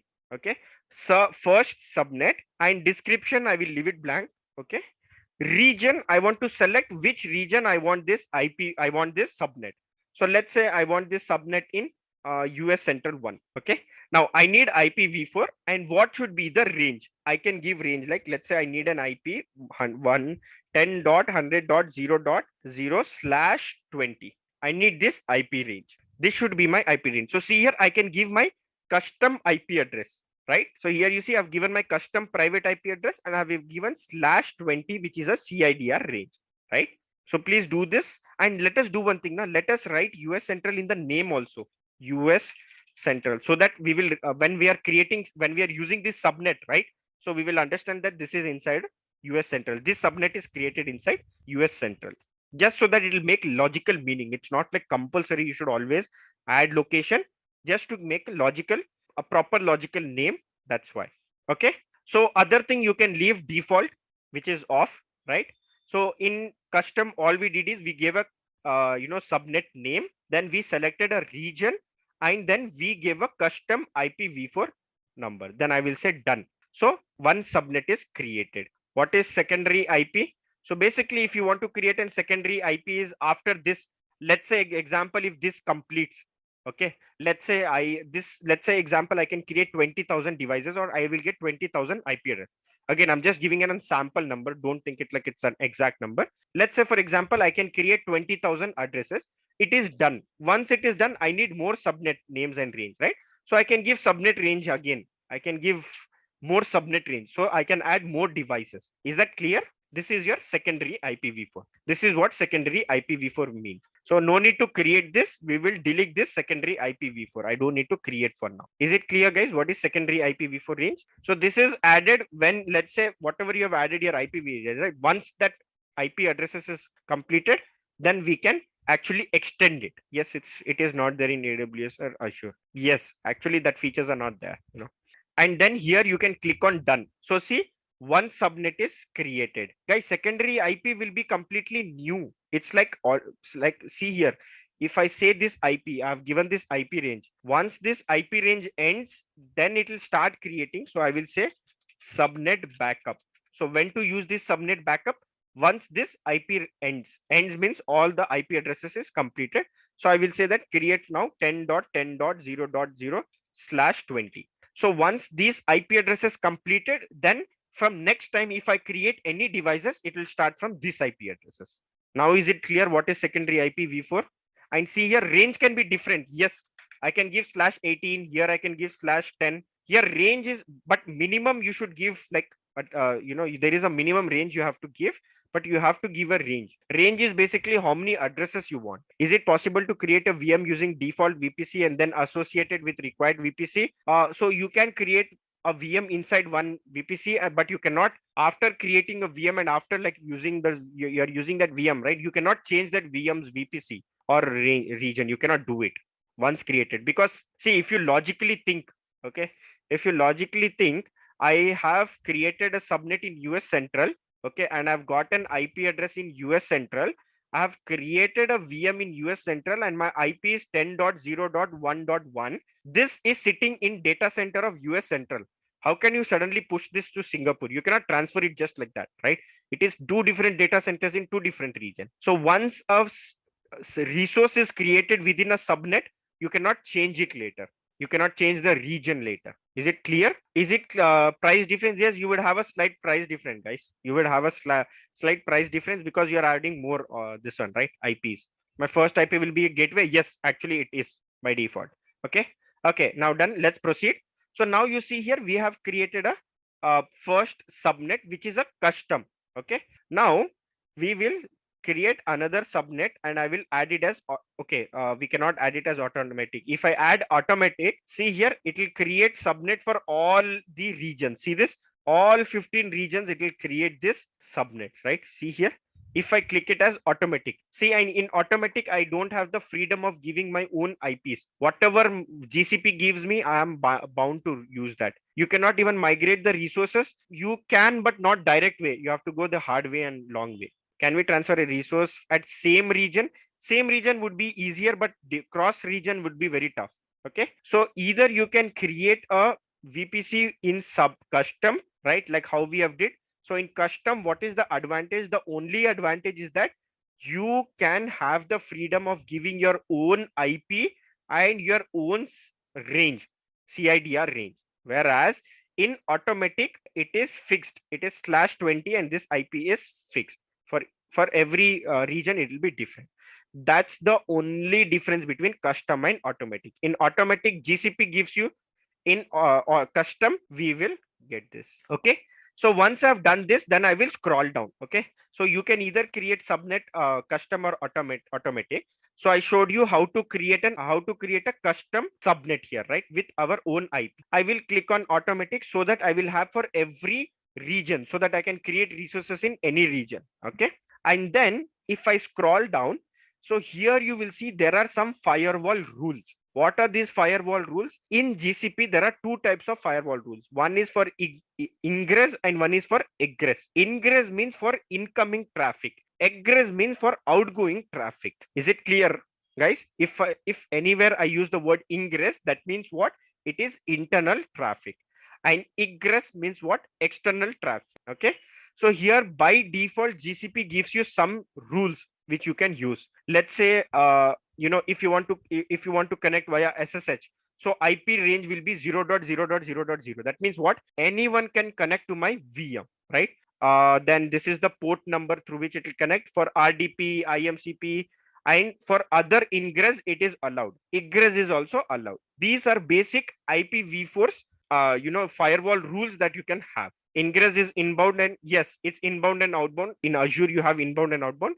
Same way here, but we use the term ingress and egress. Okay. Now, if you want these firewall rules, then you just have to check them so that these rules will be employed to your, it will be implied to your VPC. So you can check on whatever rules you want. Okay. So these rules will be implied. Then dynamic routing. How do you want dynamic routing? Should it be regional or global? So this is basically how to route your traffic kind of thing, right? So for that, we will keep it default regional. Okay. And everything else will be default. So you see here how easy it is to create a VPC, right? We just filled VPC name. We can create subnet using either custom by giving our own IP ranges, or we can select automatic and GCP will give us for every region, it will give us IP. And then finally, you can select all the rules that you want. So even let's say I will select IPv6 rules. I can click on this IPv6 and I will select. So all these rules will start implying to my VPC. Okay. And then finally, I will scroll towards extreme down and I will click on create. So it will create my first VPC. Please do the same. And then I will have my first VPC create. It might take some time. You can see here in the notification bar, you will be seeing this. Once this is done, it's maximum transition unit, MTU. It's like how many bytes, it's like bandwidth, how many bytes you must transfer to that through that. So you can add those advanced settings also. Should we use custom or automatic? Keep it automatic. Because if you keep it custom, you have to go and create and you have to give IP address for every region, right? We don't want that. So keep it automatic so that we will get it for all the regions. So my VPC is created. Let me know once your VPC is created. So you can see here once it is created. So we will, see here that we have that VPC here. We have 32 subnets. Why 32 subnets? Because I've created it automatic, right? So I will have for 32 regions, I have 32 subnets automatically created, right? So you see here, do we have to learn the G Cloud? Yes, you can do this using G Cloud also. Okay, but I'll show you later. Once when we start using, we start create some resources using G Cloud. At that time, I will show. Okay, or if you want to do it now, I will show it quickly. How we can do that. MTU means, guys, as I said, MTU stands for maximum transmission unit. It is basically like how much size in bytes the largest packet should support. If all that options you want to configure, right? Like what's the maximum byte of packet I can transfer between and all that things. It is basically MTU is what we use for that. Can we change from auto to custom after creation? So see here, after creation, when you click on this and edit, right? The thing is you can then go back to custom and select, but switching will actually what it Luna, it will actually then remove all the resources, remove everything, whatever it has allocated. So it's like a risk. It's like deleting whatever was initially created. So it is not suggested to do it, but you can do it. Okay. Okay, so now let's say I want to create this same thing using G Cloud, right? Create VPC using G Cloud, and you will automatically get lots of resources, right? Which we can use. So basically, these are G Cloud commands which you can use here. So see here, this is that what we can use here. So you can select G. You have to use this command G Cloud compute networks create. Now, okay. So now that you have a VPC, so let us create our first resource inside this VPC. Okay. So let's say we will create a VM. So I'll on the top search panel, I want everyone to search a VM. Okay. So I want everyone to search a VM. Okay. And click on VM compute engine and you will land to this page. Let me know once you are on this page, right? Yes. Okay. Let us create our first compute instance on that particular network, right? So I will click on create instance.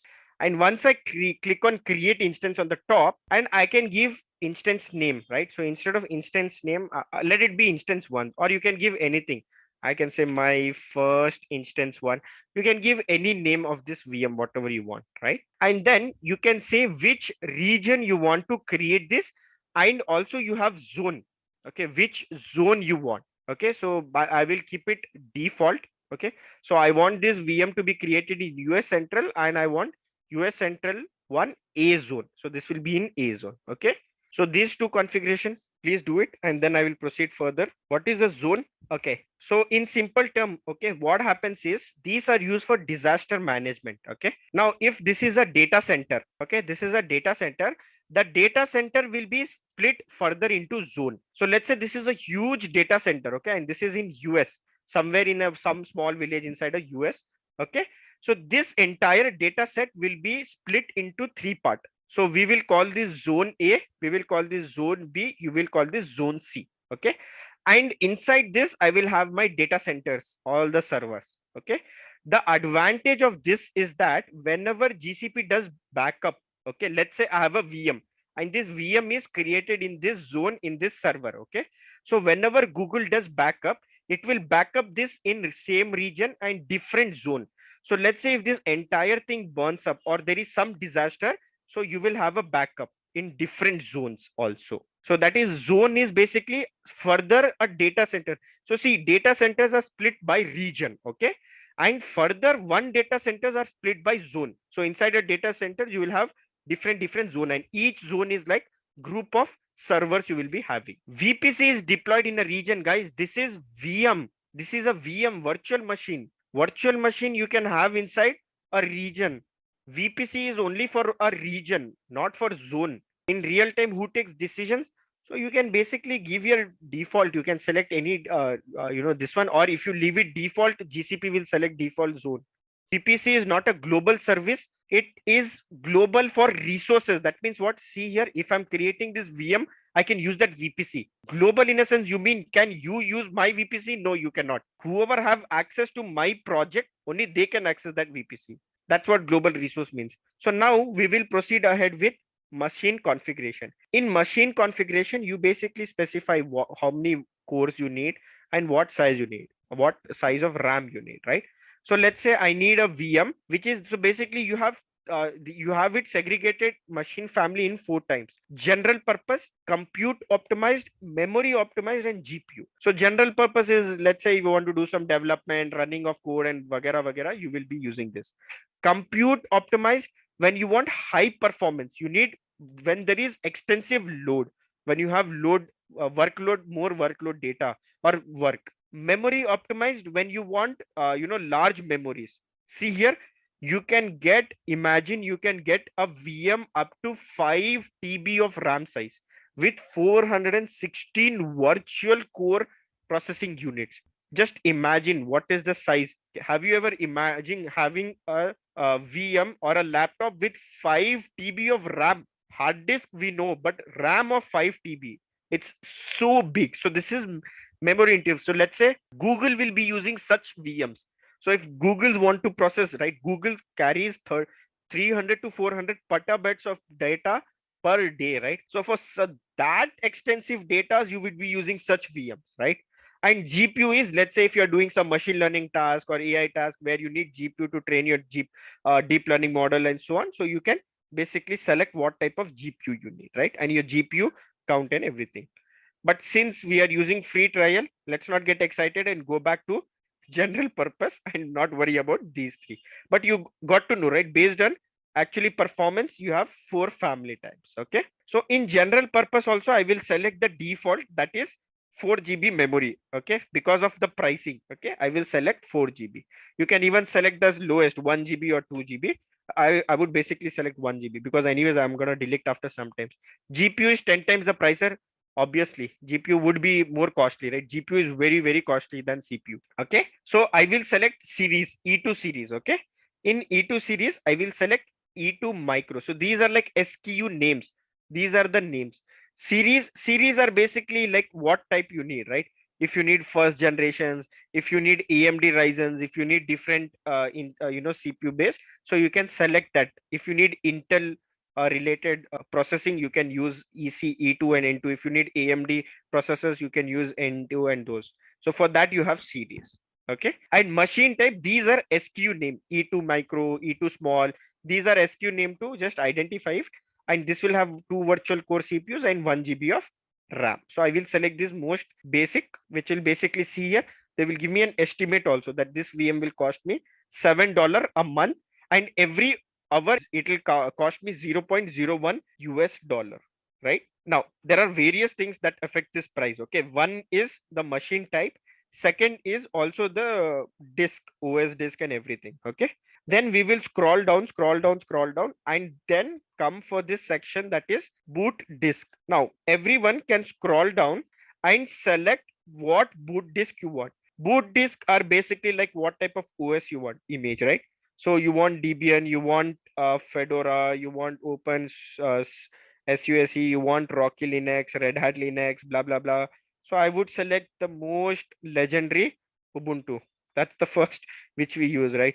So, and in that I can select which version I want. So I can keep it default because I will keep it the lowest because I don't care, because anyways I'll be deleting it, right? Then after that, here you have disk size. So this is basically the OS disk size, right? This is the OS disk size. So here you can keep it like 30, 50, 100, but we will keep it the lowest 10 GB because we are doing it in free trial, right? Okay. And then after that, you have here, these are public image.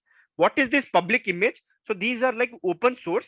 And if there is any updates, if there is any some batch programs or some batch updates, right? Those are handled by those respective OS.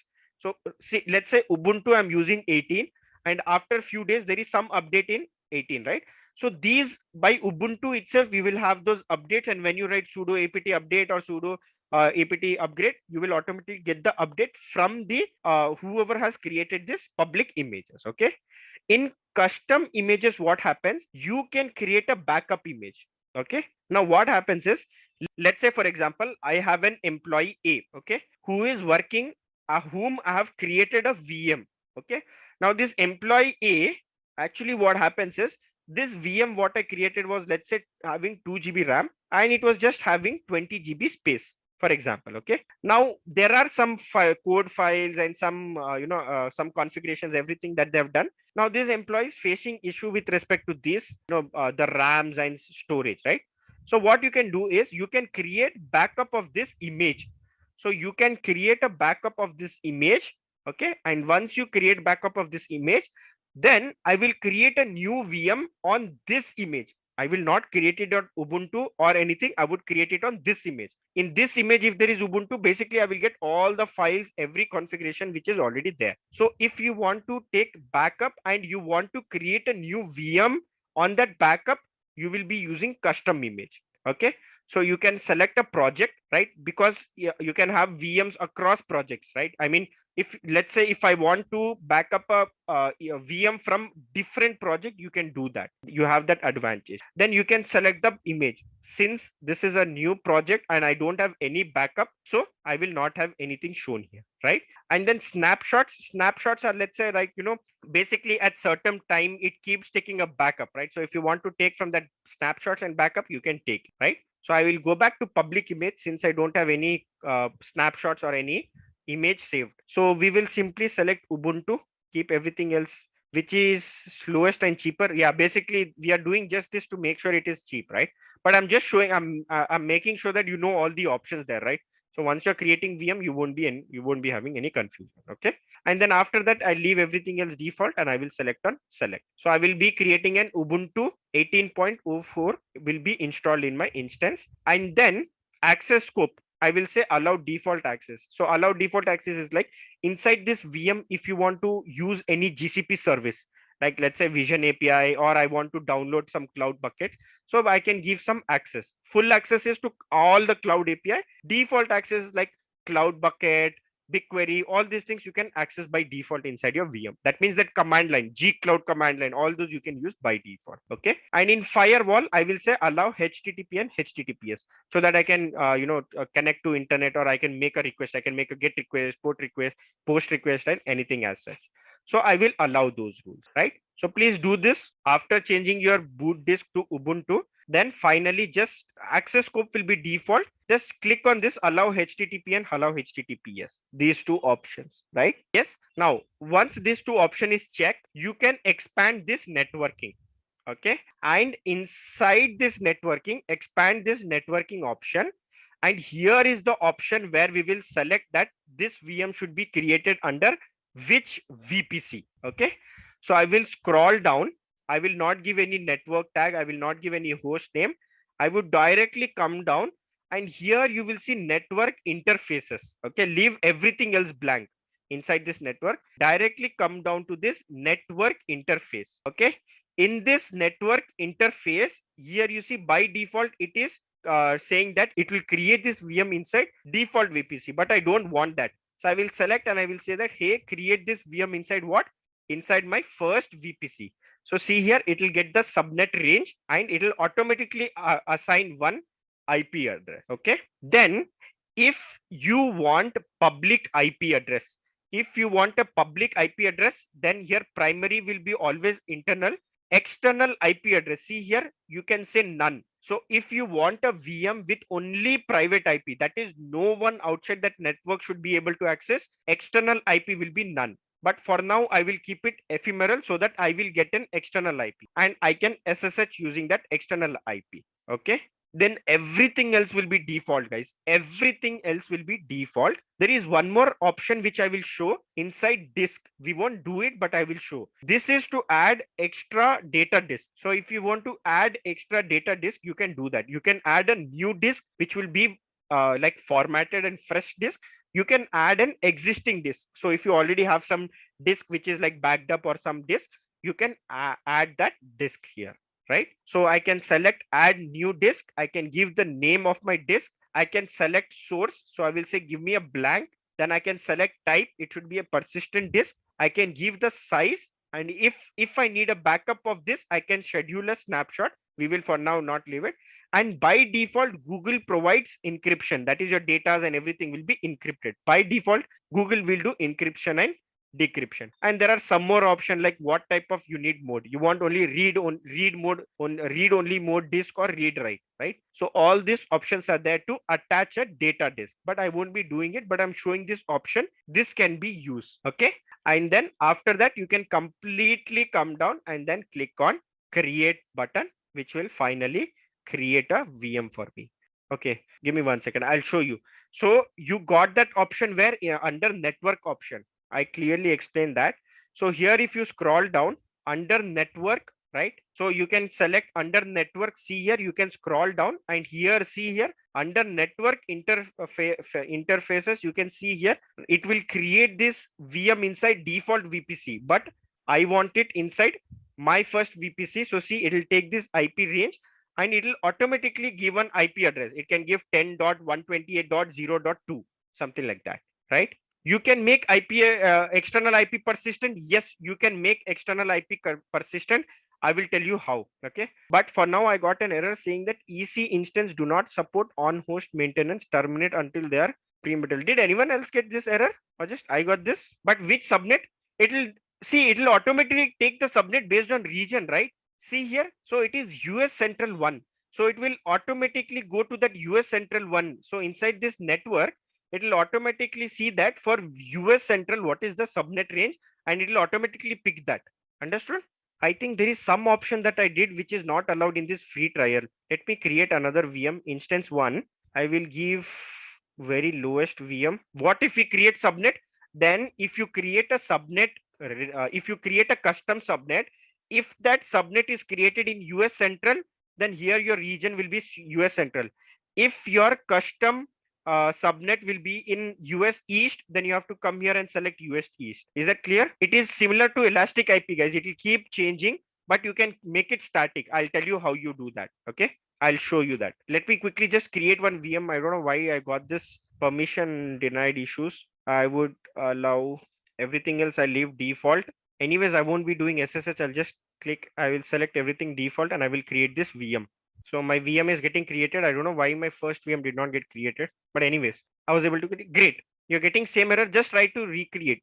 Try to recreate and you will be able to do it. Okay. No issues. So you see here, So you see here, a VM instance is created. Your instance name, you will have the zone, you will have the internal IP, you will have the external IP. But this external IP is IPv4 and it is dynamic. That means every time you shut off or shut down your VM, it will change and you can make it static. So how do we do that? I will tell you.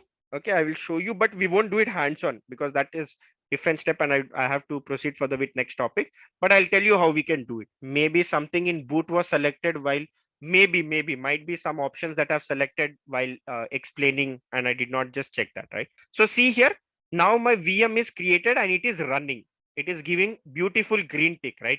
That is what each developer wants. Everyone hates red, all likes green, right? So once this is created, see here, you have option to SSH. So you can SSH here. You can click on SSH. So what Google does is Google will give you cloud SSH. So basically like how you use Putty and other SSH applications, right? You can use them, but Google gives this brilliant automatically in-browser SSH. So you don't need to worry about downloading third-party softwares or worrying about exposing your password or keys to them, right? So this is one brilliant thing about GCP. So I want everyone to click on this SSH button. So here you see, you will have this SSH button. I want everyone to click on SSH button and you will have this SSH popped up. Please do it and then we will proceed further. Done. So you see here, you can basically see, you can access, you can do whatever you want inside this VM, right? And you can increase the font size. You can do those things later. But you see here, now we have a VM which is running and which is stored inside your my first VPC. So first way is GCP does not allow any third party to use to SSH. You can either do it using G Cloud or you can do it using this SSH what they give by default. Okay. Now, next important thing. Okay.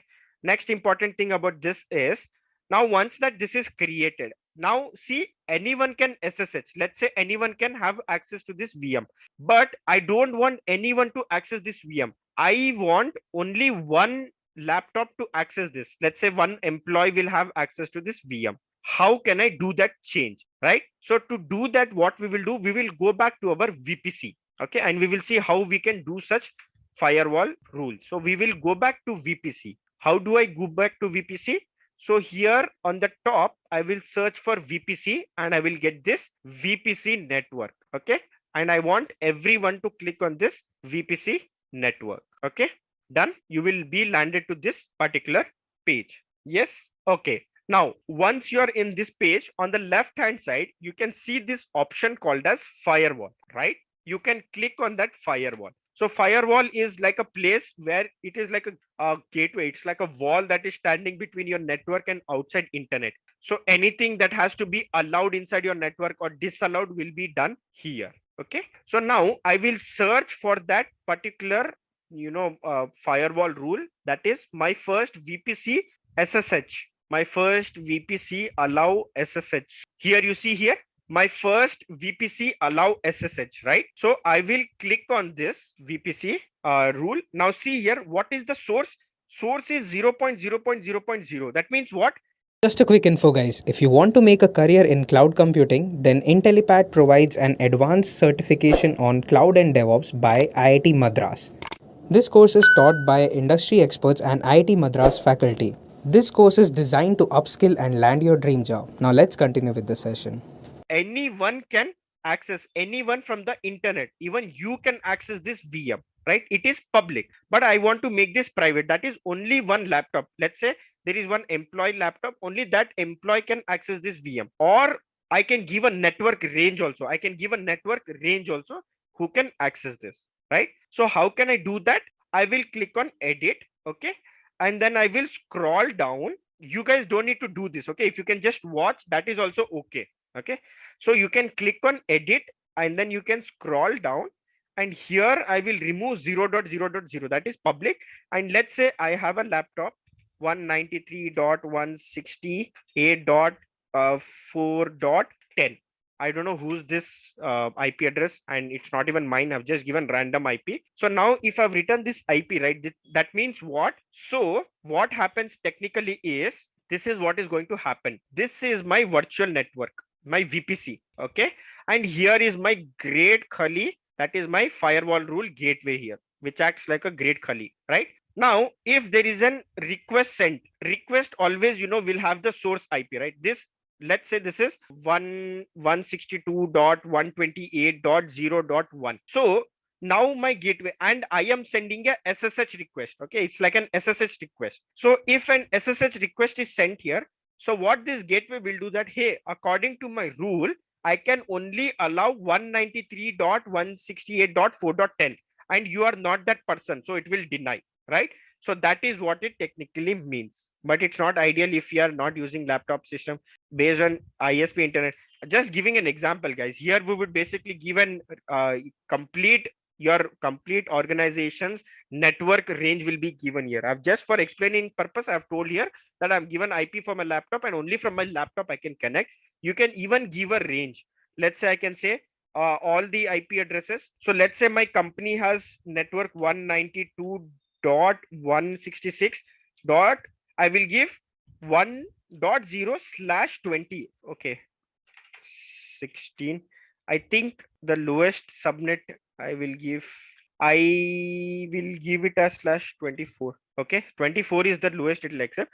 So let's say this is the IP range of my my company network. That means what? All my company laptop, on premises window, on premises whatever we have, server, everything is basically within this range. So anyone from office can access this VM, right? So you can even add a network range here, or you can add an individual source, that is individual IP address, and then finally click on save.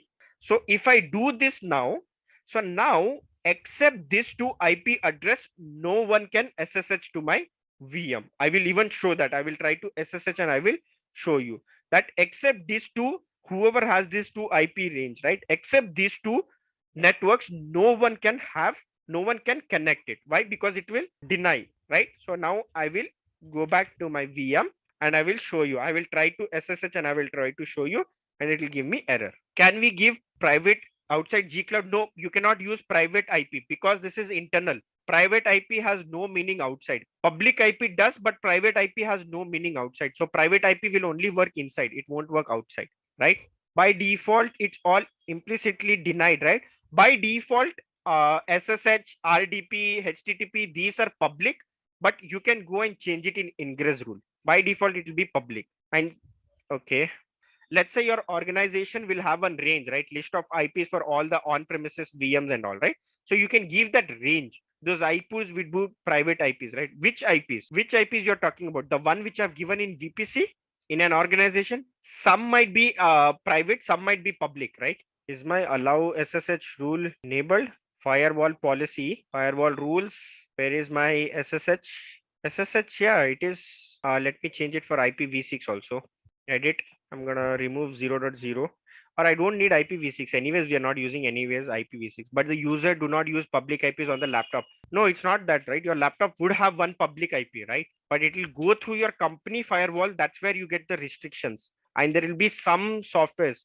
Imagine you have your company's website. Okay, there is, let's say, a website called abc.com, and you can only access this using your laptop, company laptop.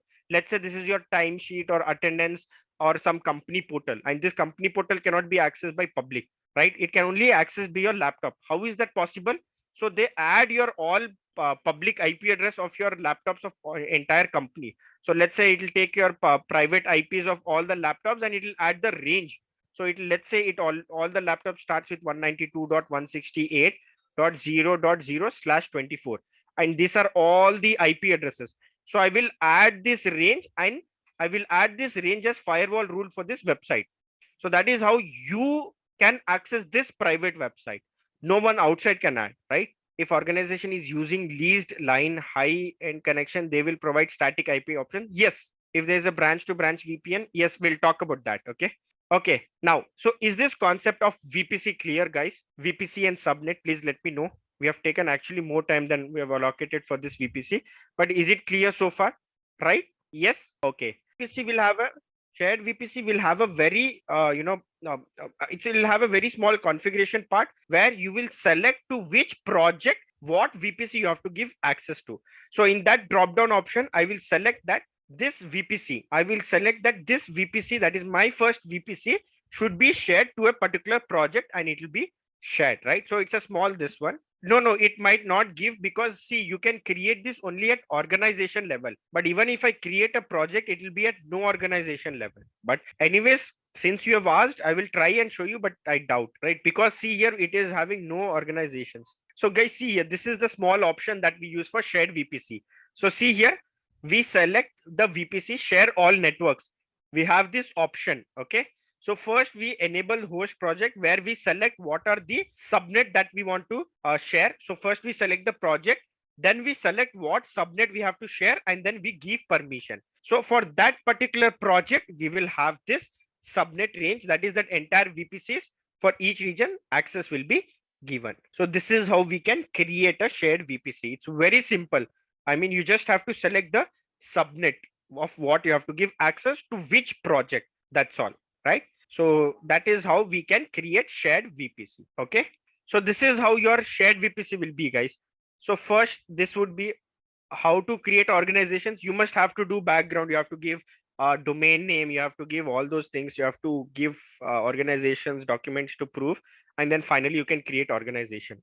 That will be done at the very initial while creating account, not just this one. While creating account itself, you will get that option at the very beginning. Remember, while signing up, you have selected as individual. There you will have organization where you have to give that numbers and all that thing, right? The GST number and all that things, right? Okay, so see guys, this is how it is going to be. It's a simple 3-step process. First step is you have to enable host project, okay, and give permission like enabling APIs and everything. Once you click on save, then in second option, you will select all the subnets that see for whatever VPC I have, for that VPC, these subnets I want to give access to other projects. So I will select that, and finally I will say give all this permission. So give what all permission? I will be selecting by this role. By this role, I can give permission. Okay. And then finally, I'll click on OK, and it will give me, it will start, and it will create a shared VPC. Once a shared VPC is created, then in attach projects, I can attach project, whichever project I want to give access to. So imagine this is project A, project B. So project A and project B is having access to now two subnet. So here we see we have two subnet, right? So we have given access to two subnet. It's simple to create, okay? But topic wise, you understood, right? What is a shared VPC? Now let us talk the use case. What is the advantage of having shared VPC? So there are lots and lots of advantage, okay? So let's say you are working for a project, okay, and your client is ABC company, okay, and this client already, so you're building the entire company portal, okay, you have the contract to build the entire company portal, that is employee management, CRM, ERM, then also that timesheet management, leaves, approval, attendance, all that thing you're building, okay? So let's say that you have one project, GCP project, in which example you have one database which is storing all employees detail, okay? So this is basically a project. Within a project, this is a VPC, okay? Now let's say that there is one employee that say that, hey, I can basically, I want to build another portal where I want to kind of display all the employee with respect to branch, or I want the employee name, okay? Or like say, for example, now in this COVID situation, when COVID arose, so there were a lot of organizations that they were voluntarily giving COVID vaccines to their employees, right? So now for that, let's say they will quickly start, they will build up a team, okay? Once they form this team, so they will ask the team to create a like a web page where they will have option to list all the employee, and they will be having option to fill when was the first dose given, when was the second dose given. So now for this project, I will create a new GCP project, okay, where I will have a VM where I will host that particular my application, okay? Let's say this project name is COVID, okay? This project name is employee, just giving some random name. This is GCP name, okay? This is GCP project name. Now this VM needs to access this EMP database. Now I can actually back up this EMP database and put it inside this VPC. But again, it is redundancy of data, right? Why do I need to use all this again? So what I can do is I will create this VPC as a shared VPC, okay? Now, because I've created this as a shared VPC, and I will give COVID project access to EMP project, that is employee project VPC. And now this VM can directly access this because this project is given access to this project, right? So this is one use case of shared VPC, where if there are some applications that are already deployed, and for some other application, those services or resources are required, then you can use this shared VPC. This is one way. Second way, what we do in industry is, in organization is, let's say we are building some very application that is very bound, very security, and it should be very secured, right? And no one should be able to access. It should be very secure. No one should be able to breach or anything. That sensitive application we are building, okay? So in order to monitor that network, so what they do is they create a host project. Inside that, they will create a VPC, and they will share it across to dev project, test project, staging project, and then you will also have production project, right? So prod, all these things they will share. So all of this will be using this one VPC, and this will be very extensively monitored by the entire team, right? So this is another advantages of shared VPC. Okay, so I hope now it is clear the use cases of shared VPC, guys. The concept of shared VPC and the use cases, all these are clear, and why these are used in large organization is also clear, right? Because you will be building multiple application, and some or the other resource you want to share to other project. So in that cases, we use shared VPC, right? Is it clear? Yes. Okay, great. Okay, now we will proceed ahead with the next concept of VPC peering. So what is VPC peering? VPC peering is basically inter VPC communication. Okay, so you can see here, let's say in a project, I have default VPC. Okay, and I have created one more VPC called as my first VPC. Okay. Now let's say I have a VM inside this VPC and I have an SQL database inside this VPC called SQL1 VM1. And inside this my first VPC, I have a VM called as VM2 and I have an SQL instance called as SQL2. Okay. Now I can access this SQL in this VM very easily. Why? Because it is under same VPC. And same way using this VM, I can access this SQL very easily. But if I want to access this VM from this VPC, okay, then what do I do across such VPCs? How can I connect, right? So in that case, you can create a VPC peering. VPC peering, you can think it like a tunnel, or you can think it as a network kind of thing. Is your VPC peering. So this VPC peering allows you to also connect or use resources from the fellow or other. It's like a bridge, exactly like a tunnel or like a bridge, which helps you send request and response, or you can whatever request response you have through this peering, right? So in that case, it's like bridge between two VPCs for accessing any resources, right? So that is your VPC peering. So this is basically to connect to VPC network within or also across project. Not just that this both VPC should be in same project, it can be in different project also, right? And it helps build SaaS. So you can build a better SaaS solutions by using VPC peering. And also they have a limit of 25 peered networks. 25 VPC peerings you can do per project. Okay. Now again, I will talk about the use cases of VPC peering later. Okay. So now where do I see this VPC peering option? How do I do VPC peering? So we will go back to our GCP console page. Okay. Now, once I'm back to this VPC console, I will go to VPC. So on the top, I will search for VPC and I will select this VPC network option. Okay. That will land me to this VPC page. I request everyone to do the same. Okay. And after that, here you will have option of, see here, VPC network peering on the left hand side. So you can click on VPC peering network. This is also very easy, guys. It's very easy and to create a VPC network. Okay. So here you see here in the left hand side, VPC network peering is what you have to click, right? And you will get an option to create a VPC peering, right? So on this page, you can click on create connection. Okay. And then it will ask you basically to continue. You can say continue. And then this is all you have to do. You just have to fill this tiny configuration and you will be able to peer.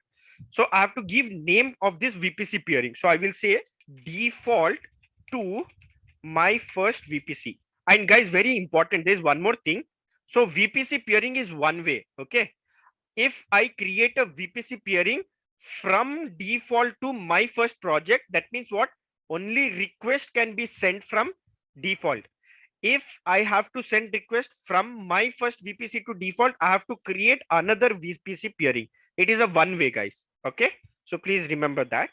So here I will give a name. So what will I give name? Default. So I will say that from default to my first VPC peering, I will give this name. So logically what happens? From default VPC, I can connect to this one. Does it include firewall rule? Yes, it includes firewall rules also. Okay. Then this is my from network. That is from where should I connect? So from default, then you will get option whether the VPC that you want to peer to, is it in the same project or it is in different project.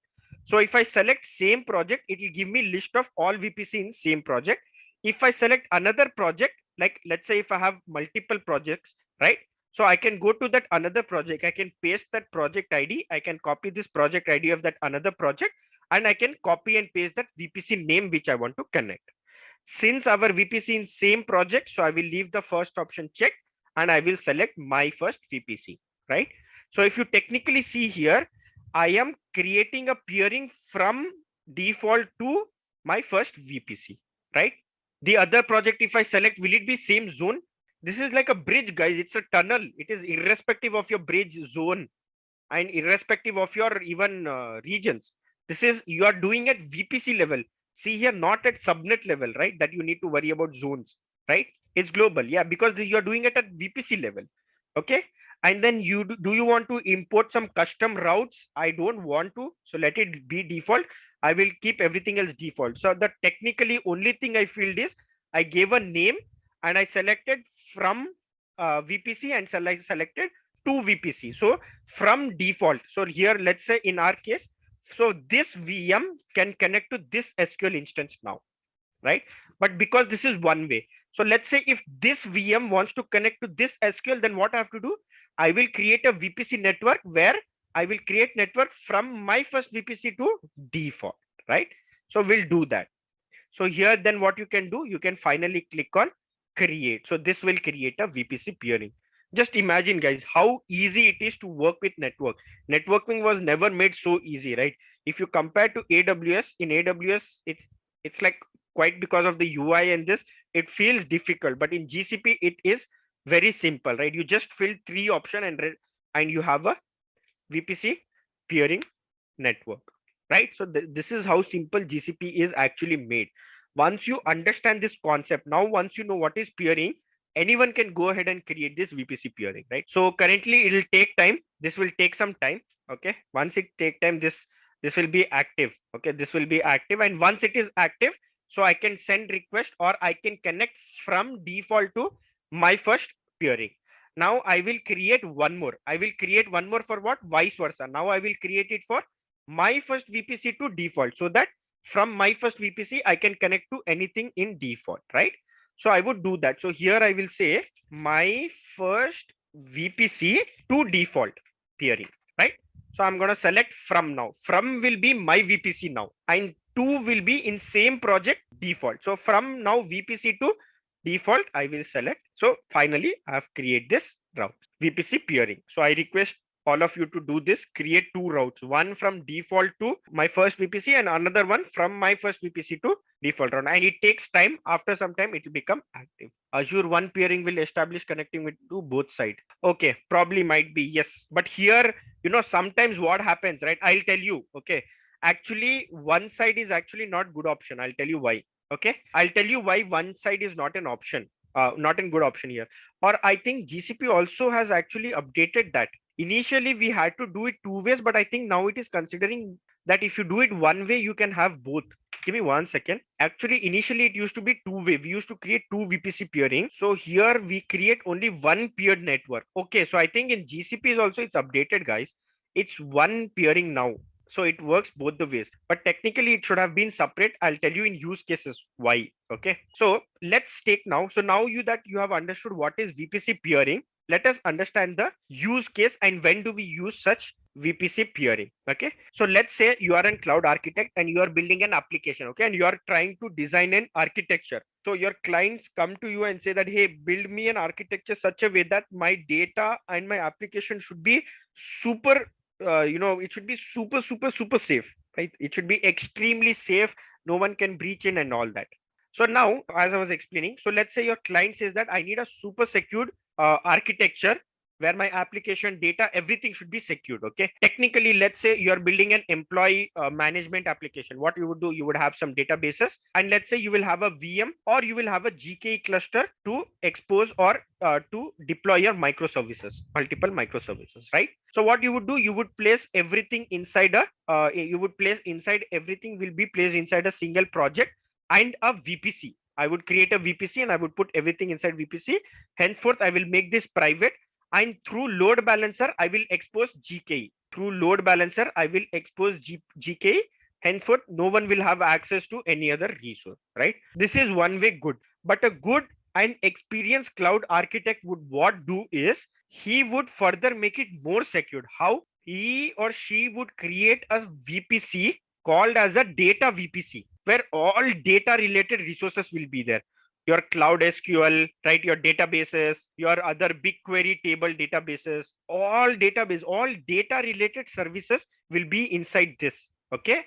And your application will be in different VPC. called as let's say GK VPC, because I will be deploying GK. Okay, so in this GK VPC, I will have my VM. Through VM, I will expose it via load balancer, or I will have, let's say, GK. I will have GK clusters to expose my microservices, right? So now what happened? I will create a VPC peering. Only to VPC peering, my application can internally connect to this. So in this case, what happens? Your data is also in separate VPC, your GK is also in separate VPC. So in this case, to make it more secure, right, we use VPC peering, where just to logically separate the components, right? To logically separate. What is logical separable, separatable components here? Database is one component which I can separate it. All application deployment components I can logically separate it. If there is something else, that I can create a separate VPC for that, and I can add a VPC peering for that. So that would be logically separate, right? So it will be more secure. It will also be scalable and robust, right? And this works better for microservices architecture, actually, right? Yep. So is it clear, guys, the use case? So this is how a good and a more secured way to deploy such applications. So a cloud architect would come up with this architecture of doing all this, right? So a cloud architect would come and say that, hey, I will be creating this VPC called as data VPC. Then I'll create a GK VPC where we will be hosting all this. Then we will create a VPC peering between VPCs and all that things, right? So this is the job of a cloud architect, and cloud engineer would do it. Like you would go and manually create, or you would create data VPC, then you will create SQL and all that, right? So I hope, is it clear, guys, the concept of VPC peering? Is it clear? We have also done it hands on the VPC peering, right? Yes, clear? Okay, great. So let's proceed ahead. Now, you can connect to on-premises networks or virtual networks or other cloud. Other cloud is, let's say, I have AWS or any other cloud, right? Where I have some network, virtual network, which I want to connect through. So you can do that using either cloud VPN, you can do it using cloud interconnect, or you can do it using a resource called as peering. So these are the three services that you can use. In sharing, you can select which subnet you want to share. In peering, all subnet are accessible. Correct, exactly. And then see here in cloud VPN, what happens? You have an SLA of 99.9%. You have an bandwidth support up to 3 Gbps per tunnel, right? And you can connect to different resources using a VPN. So you can think it like a tunnel or a bridge for cross network, cross platform, right? You can use interconnect also, which is basically an enterprise version, which you can have 10 gigs connection or 50 Mbps to 100 gigs per VLAN, and then you will have a 99.99% of SLA. And here you have limit of 3 GB bandwidth. Here you have unlimited bandwidth across your tunnel, right? And peering is basically Google's direct peering. It's like Google's private peering. So peering is basically, let's say you want a separate network given by Google and its partner. Like I want a leased line or a separate this one, then you can use peering, right? To give an example, okay? So if you remember, you guys, few months back, okay, this case happened that Facebook, WhatsApp, Instagram, all Facebook related services went down. It was completely down. Does anyone know why? It was completely shut down, and not just one application, the entire Facebook's application, not just firewall. Because see here, see, internet is huge, okay? And internet, what happens when you're sharing packets to internet? It goes via multiple sources and then finally reach your destination, right? That is the network. But this is what I'm explaining is basically peering, where you have your private network. So Facebook has its private network, it has its private partner network, okay? Now let's say if I want to share data, or if I want to do anything with related to Facebook, the data or the package or request will be only done using this partner, this one. So it will be fast, it will be secured. So if this complete network breaks, so what will happen? Anything that you use inside this network will break, right? That's the major reason why this entire thing, where this one, right? There was an outage for this entire network also, where there was one tiny mistake that was done, basically, right? So imagine if you need such private networks line, you need some leased lines, or you need such private networks, you can use it from GCP called as peering. So they will give you a direct peering, or they will peer it through a partner, right? You will get an entire network route through a partner. You can use these services. Okay, how does a typical VPN works? We cannot show it manually here, but we can show it like an here. You can see this diagram. So this is your cloud, GCP cloud. So in GCP cloud, you will have your all VPC network and everything. So you will create a VPN and you will configure that VPN to connect to these two on premises, or let's say it is AWS from AWS cloud virtual network VPC. So you can connect to that by configuring it. Once you configure Google VPN, so basically through internet or through internet using VPC tunnel, you will be able to share or transfer data or request using these two networks, right? Okay. Now, same way your cloud VPC, this is another example of cloud VPC, how it will work. Let's say I have a Google Cloud Platform. Okay, sorry, not VPC, VPN. And this is a VPC project in some other region, and this is in some other region. Okay. And if you want to share or transfer data between them through a tunnel, okay, or through a private bridge kind of thing, right? So you can do it using VPN. You basically know what a VPN is, right? So having VPN for sharing data or request across projects is basically your cloud VPN. Okay. Now, what are static route? So static routes are basically you can route your traffic, right? So let's say if I have to route a traffic from one network to another network, so I can use static routes. So in static route, what happened? I will fix that this is my source, this is my destination, this is how, and this is where you have to route traffic. So it is going to basically route the traffic, right? So that is itself, as the name suggests, that is the static route where the route is defined and fixed. You cannot change it, right? Just a quick info, guys. If you want to make a career in cloud computing, then Intellipaat provides an advanced certification on cloud and DevOps by IIT Madras. This course is taught by industry experts and IIT Madras faculty. This course is designed to upskill and land your dream job. Now let's continue with the session. What is a cloud router? So cloud router exactly works the same, but it's just that it does dynamic routing using the tunnel. So inside VPN tunnel, the routing does direct. That means what? The routing through this internet between your two networks is done dynamically using cloud router. So static router is basically, let's say if you want to connect from one network to another network through VPN, okay? So you will create one single static route. So what does static means? It is stagnant. It is not going to change. So what happens? You create a VPN and you create one route, and through that route only all your request data, everything will get transferred from one network to another network. That is your static route, right? Okay, you will have one route and that route is fixed. It is not going to change, and only through that route all the requests will be transferred. Whereas in cloud router, what happens? Dynamically it keeps changing the route, and this cloud router service does that dynamic routing inside your VPN tunnel. Is it clear now? Yes. Okay. Now coming to cloud interconnect. Now cloud interconnect is used to connect through, like you can say, if there is, you have a company with a headquarter in one location, in geographic locations, and multiple branches in different locations, right? And you want to connect all these networks. So to connect to that, you can use cloud interconnect, where you can have a dedicated interconnect or you can use a partner interconnect. So in dedicated interconnect, what happens? You will have an independent interconnect between your organization, between your branches of your organization. In partner, what happened? You will be sharing it for some partner. It's like a shared interconnect kind of thing. There'll be some partners also sharing with you, right? So this is basically used to interconnect all these GCP networks, on-premises networks, all those other networks across geographic location.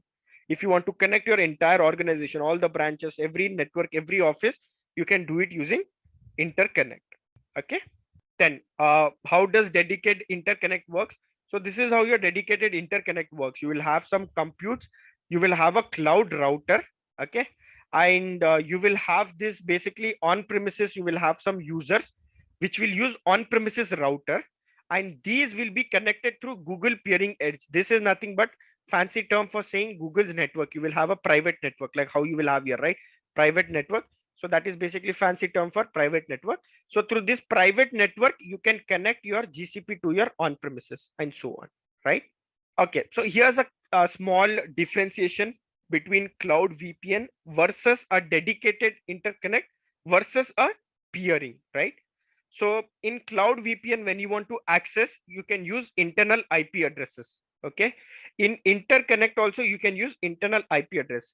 Whereas in peering, you will use public IP address, because peering will be completely open network. Like, sorry, it will be a private network, but it will be only restricted to you, but you will be using it using public IP address. What would be the capacity of this? So cloud VPN can give you capacity of bandwidth up to 3 Gbps for transferring packets. Okay. Whereas in interconnect, you can do up to 80 Gbps.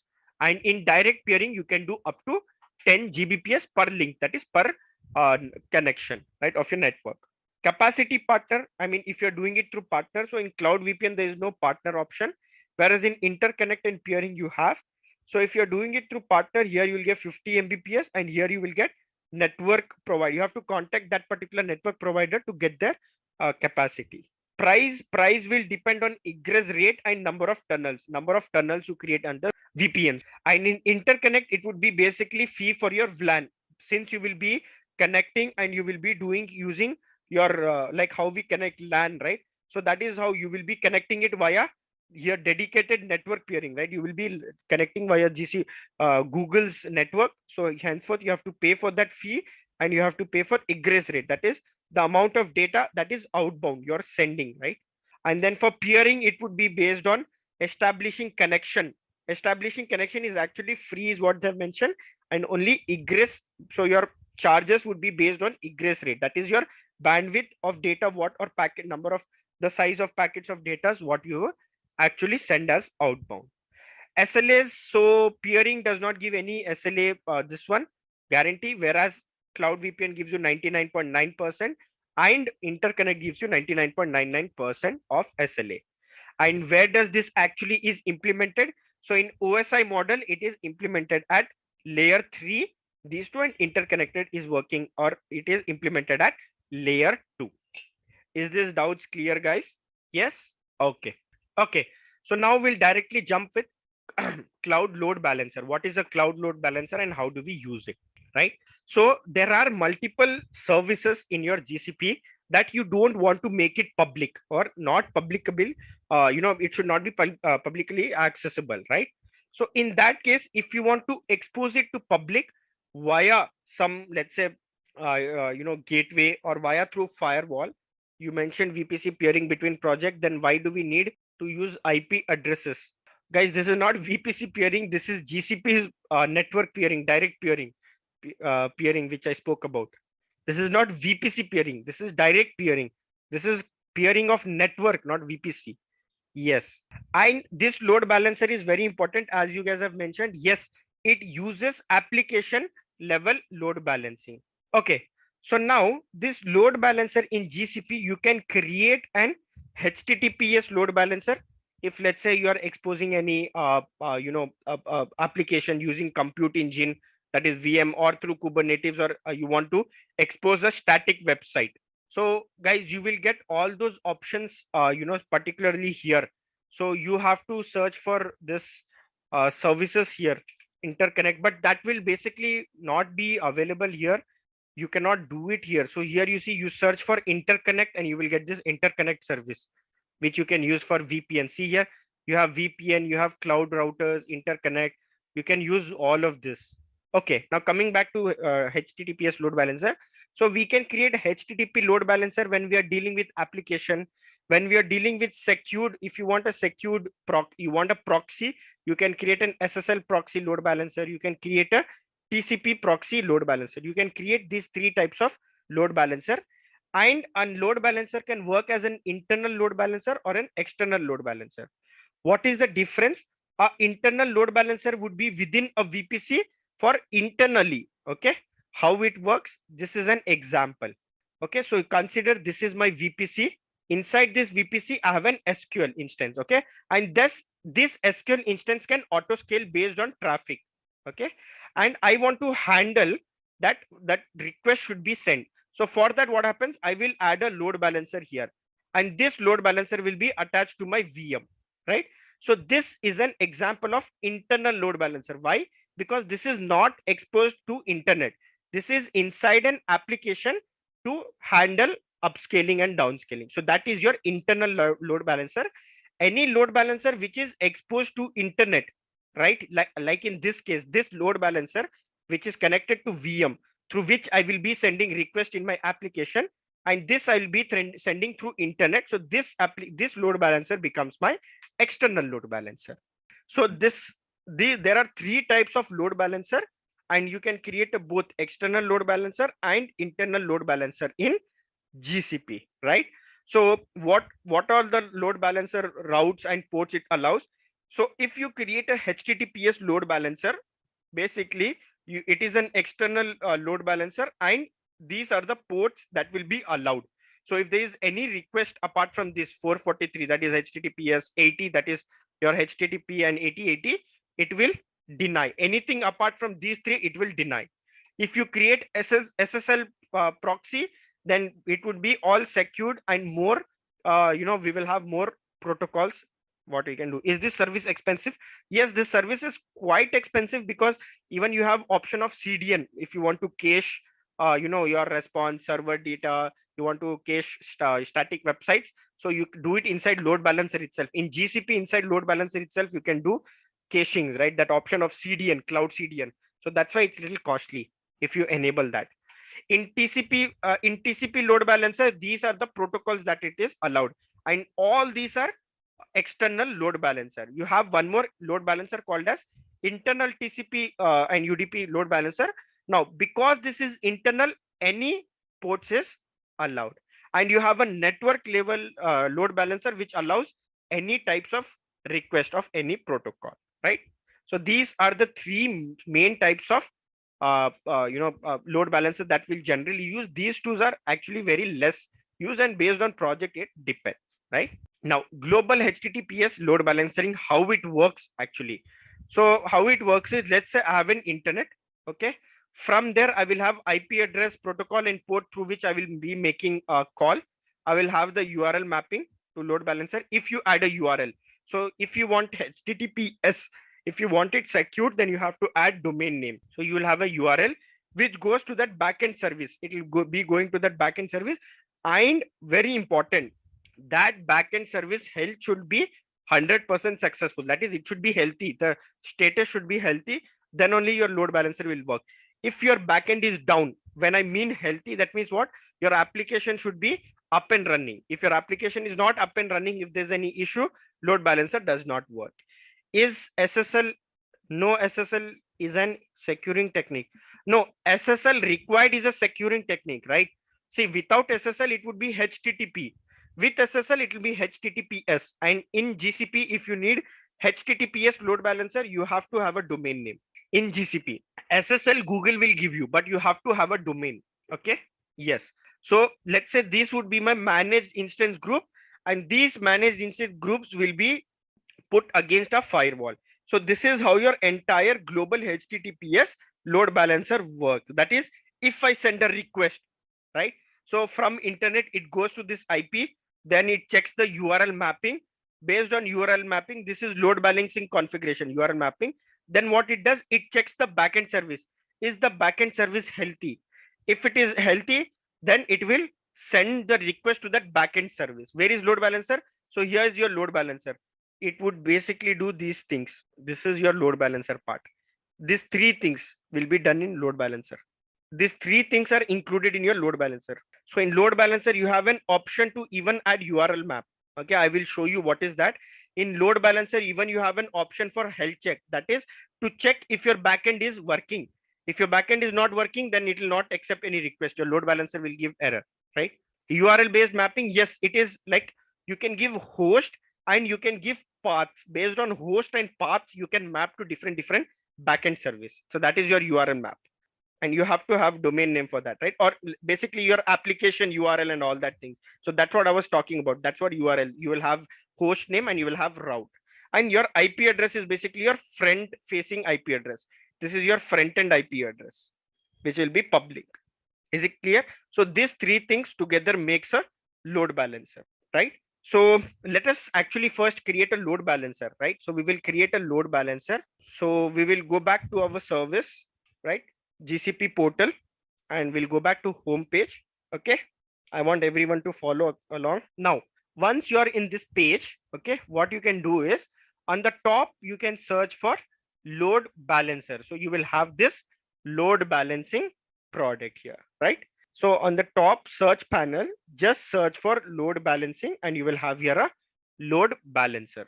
So I will click on this load balancer and it will take me to this load balancer page. Okay. So here you see in load balancing, you will have create load balancer option. So you will click on this create load balancer and it will give you this 3 type. Okay. So let's say for now, if I'm exposing application through Cloud Run, through GKE, through VM, through if I'm exposing a static website from my cloud storage. So for all that cases, we will be using HTTP load balancer. Why? Because the request what I'll be sending will be a HTTP request, right? Let it be my API, let it be my website, right? So that's why we will be creating a HTTP load balancer. Now here you see this is where you select whether your load balancer will be internal or external. So here you see only between my VMs means what? It is an internal load balancer. From internet means what? It is my external load balancer. And I need a global HTTPS load balancer. In global, what happens basically across all regions. You can even do it in regional where you can select one particular region only I want, but we will keep it global. Okay. So we will keep this default option from internet and global and click on continue. Okay. And then here I have to give name of my load balancer. So I'll say my first load balancer. Okay. And here I have to select two things. I can either select a backend service, which can be a GKE, which can be a cloud compute, which can be a cloud run, which can be any application service. Okay. And bucket. Bucket is basically storage bucket where you can host static website, right? So you can select any of this. So let's say I will select a backend service. And in this, I will actually, we cannot select a single VM. We have created a single VM, right? We cannot select that. We have to create a managed instance group. So that is basically for auto scaling. Only after that, we can select that particular VM. You will have that option to select that VM. Once you select that VM, you are exposing that VM through cloud load balancer. Okay. So actually we cannot create this. So what we would do is, I will explain you the concept of load balancer. Okay. In next class, when we will do storage, right? There we will try to deploy a static website. Okay. Or and also we will try to deploy a backend service like a simple hello world application and then expose it via load balancer. We will do that in next class. In today's class, I will explain this service and I'll explain the options. Okay. So here you see, here you have option of either exposing a VM or either exposing a serverless functions. If you want to expose serverless functions, like you want to expose app engine, cloud run, cloud function, any of this serverless, you can do it. So you have to select here and you can select, like, let's say I'm exposing a cloud run. So I can select that cloud run. Since I don't have any cloud run, we won't do it now, but in next class, we will do it. No worries, right? Where we will be exposing our static website and even backend hello world service, right? So we can expose that. So here I can select which application, that is which service I want to expose. Okay. So once I select that here, then in host path rule, I can give route saying that, let's say if my URL is ABC. Okay. So if abc.com/employee is written, then my employee GKE cluster or my employee application should be returned. Then if abc.com/attendance is written in path, then my attendance application should return. So you can add those advanced host path rules. Okay. So, and after that, this is front-end configuration. In front-end configuration, this is basically your IP address. What type of IP address you want. So I need an IPv4 IP address. If you need a HTTPS, if you need a secured IP address, then for that, Google will give you certificate, SSL certificate. But to have a SSL certificate, you have to have a domain name. Either you have to have your own certificate, or if you want Google to give SSL certificate, but you have to have a domain for that, right? So we will see all of this option again in next class, right? When we will create a storage. So in next module, we will be doing storage bucket and all those services, right? So there we will try to host or deploy a static website in cloud storage bucket, and then we will try to expose it via load balancer. And same way we will deploy a hello world backend application. We will do it in a serverless serverless function, so that we don't need to worry about writing all these things. We will take a dummy Docker instance and we will deploy it, and we will expose it via load balancer. Is Google domain part of cloud service? Yeah, you have domain, Google domain also here.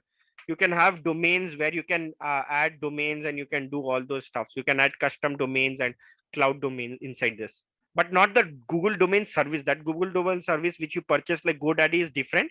Here is basically if you want to integrate any domains with your services and all, right? For that you have to use this. And I think this application is currently disabled. I have to enable it. So yes, you have that cloud domain also here. Okay. So your compute instance is basically nothing but virtual machine. Okay. You can compare it from any other cloud services. It's exactly same like your virtual machines. You will have some configurations to set up a virtual machine. Like you have to select the OS type, you have to select the memory, you have to select what type of instance you need, right? The network, and if you want to add additional data disk. So all those things should be configured. And once you configure those things, you will have a VM ready to use, right? And also we will be seeing like how we can deploy cloud, like let's say for example, how we can deploy app engine using G Cloud, right? So we'll be covering G Cloud also from today onwards. So many services we will be even creating using G Cloud. We'll do even using UI and G Cloud. Okay, don't worry about that. Okay, now coming back to the machine types. So there are few predefined machine types that we have in GCP available. So we have standard machine types. Those are basically suitable for some task, like if you will have some basic task. Okay, so you will have a balanced CPU and memory needs. Like say for example, you will be having 3.75 GB per, you will have memory per virtual CPU core, right? Then if you need high memory intensive, right? If you need high memory intensive, then you have those types of machines also, which are suitable for more memory related task, right? And in this we will have up to 6.50 GB memory per virtual CPU core. Okay, and then we have high CPU, right? If you need more CPUs, virtual memory, virtual CPUs, so what happens, you will have more CPU related, where you can have multiple cores, but the memory will be small. So here you see you have 0.9 gigs memory per virtual core CPU, right? And then shared core. So if you want to share it, like let's say for example, your resource would be shared among, let's say, two different instances, right? I mean one instance, but it will be shared among two different users and so, right? So you can have shared core also, where you will be sharing, right? These are basically for very, very, very tiny related tasks. Like say for example, for Cloud Shell, when you create Cloud Shell, it should actually have some OS in the background. It should actually have some host, right? So that it can run the commands, and also a cloud storage bucket to store the persistent data, right? So your cloud storage, your Cloud Shell uses this shared core, right? So whenever you first time open your Cloud Shell, you get a pop-up, right? Where you have to authorize, and then you have to create resources, right? So it will create a shared machine. It will create a shared instance, because it will run very small amount of task, right? Then you have mega and ultra memory, which is for extensive high memory, right? You saw we have up to TBs of RAM, right? So that's the amount of memory we will get in this. Now they have basically given SKU names. These are few SKU names which are already there, right? So if you want, like let's say the lowest 0.6, like 600 MB VM, you can go and you can search for this SKU name, that is F1 micro. And 0.2 is basically you have two virtual core CPUs. 0.2 is basically not even one. You'll have you'll have less than one kind of this, because it will be shared, right? So it will be shared here. Remember, in this we shared, right?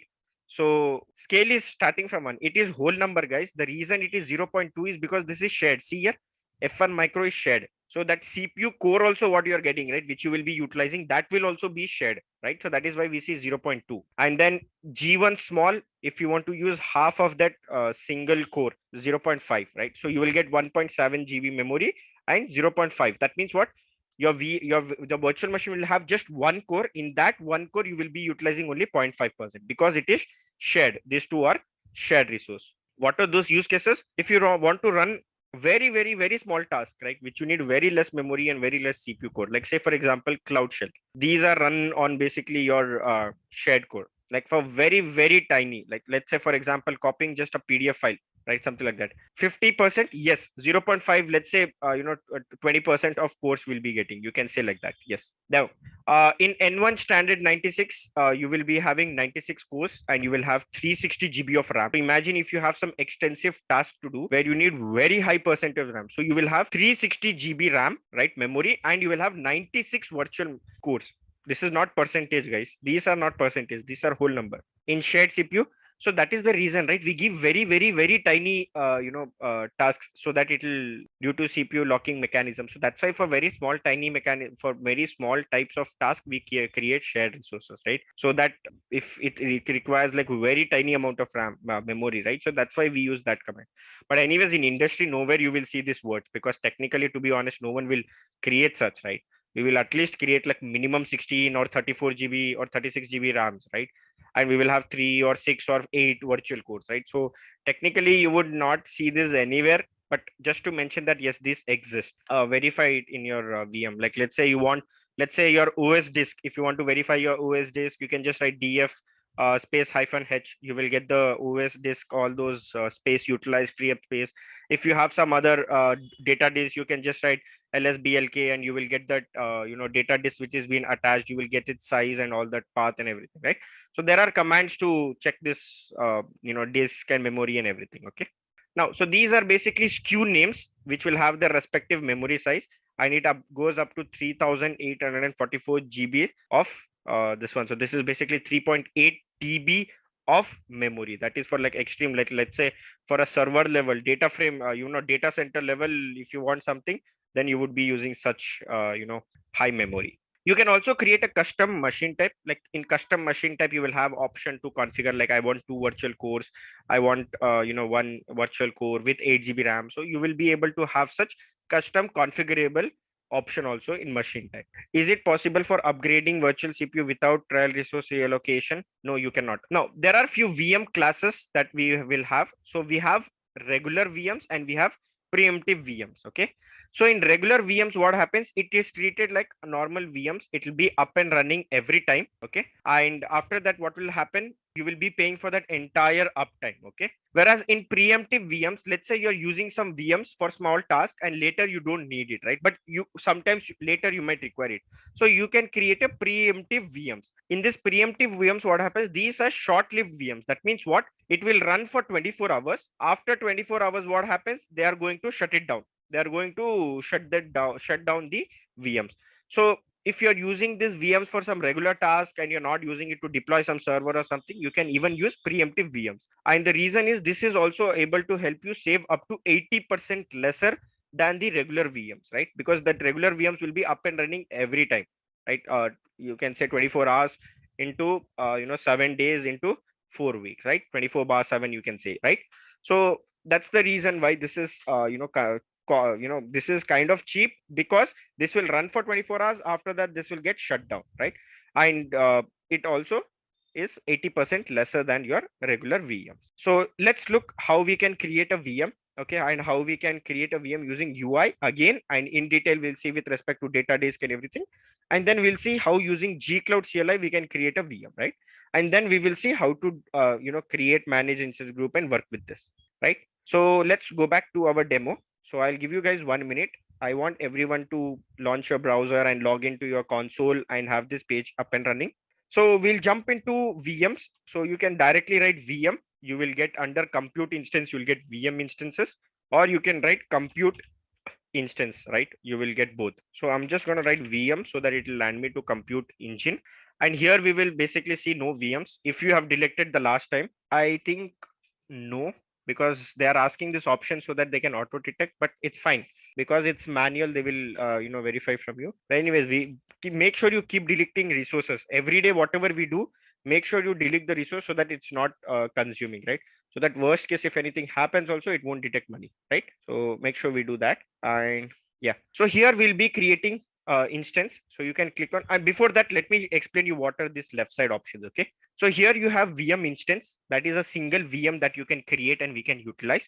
Okay, and then we have an instant template. What is an instant template? Okay, so basically this is a template for the VM.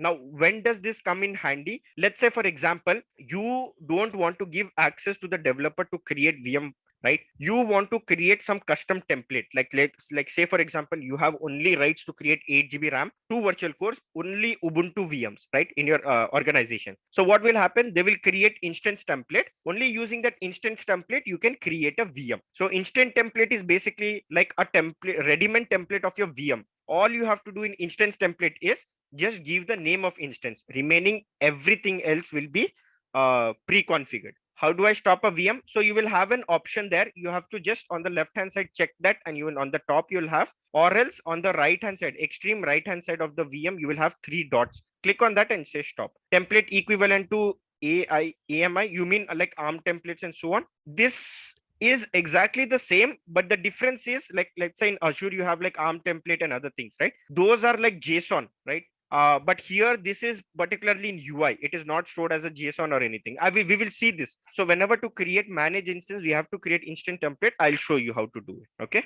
Now, so we have machine images that are basically, you will have some image if you want to create some machines, and you have data disks. If you want TPU related VMs that you want to create, if you want TPUs, you can create TPUs, right? If you are doing for some data science or machine learning or AI related stuff and you want TPU for training, you can use this. But trust me, you will go broke. That's costly. That costly this TPU technology is, right? Just a quick info, guys. If you want to make a career in cloud computing, then Intellipaat provides an advanced certification on cloud and DevOps by IIT Madras. This course is taught by industry experts and IIT Madras faculty. This course is designed to upskill and land your dream job. Now let's continue with the session. Anyways, so now in this storage, you have disk, snapshot, and images. Disks are basically the data disks. So you can create here any amount of data disk and attach it to your one or all VMs, you can attach it, right? And snapshots are basically, if you want to take backup of your image, right? You can just add, you can create snapshot. So if you want to do snapshot one time, you can create from here. If you want to do it like recurrently, right? Every 24 hours or every 1 week, you have to take backup. You can schedule a snapshot. We will see all of this. Okay. Images is basically if you want to take the entire OS and backup once, right? So you will be creating an image, and these are some default image that Google provide. So you can use this image. The advantage is it will have all this, configurations installed for deep learning. If you need TensorFlow TPU, that is completely installed. You can directly use this, and this is Debian related, right? So you can directly use such, images. How to create a template? I'll show, guys. Just wait. I'll show. Have patience. Okay.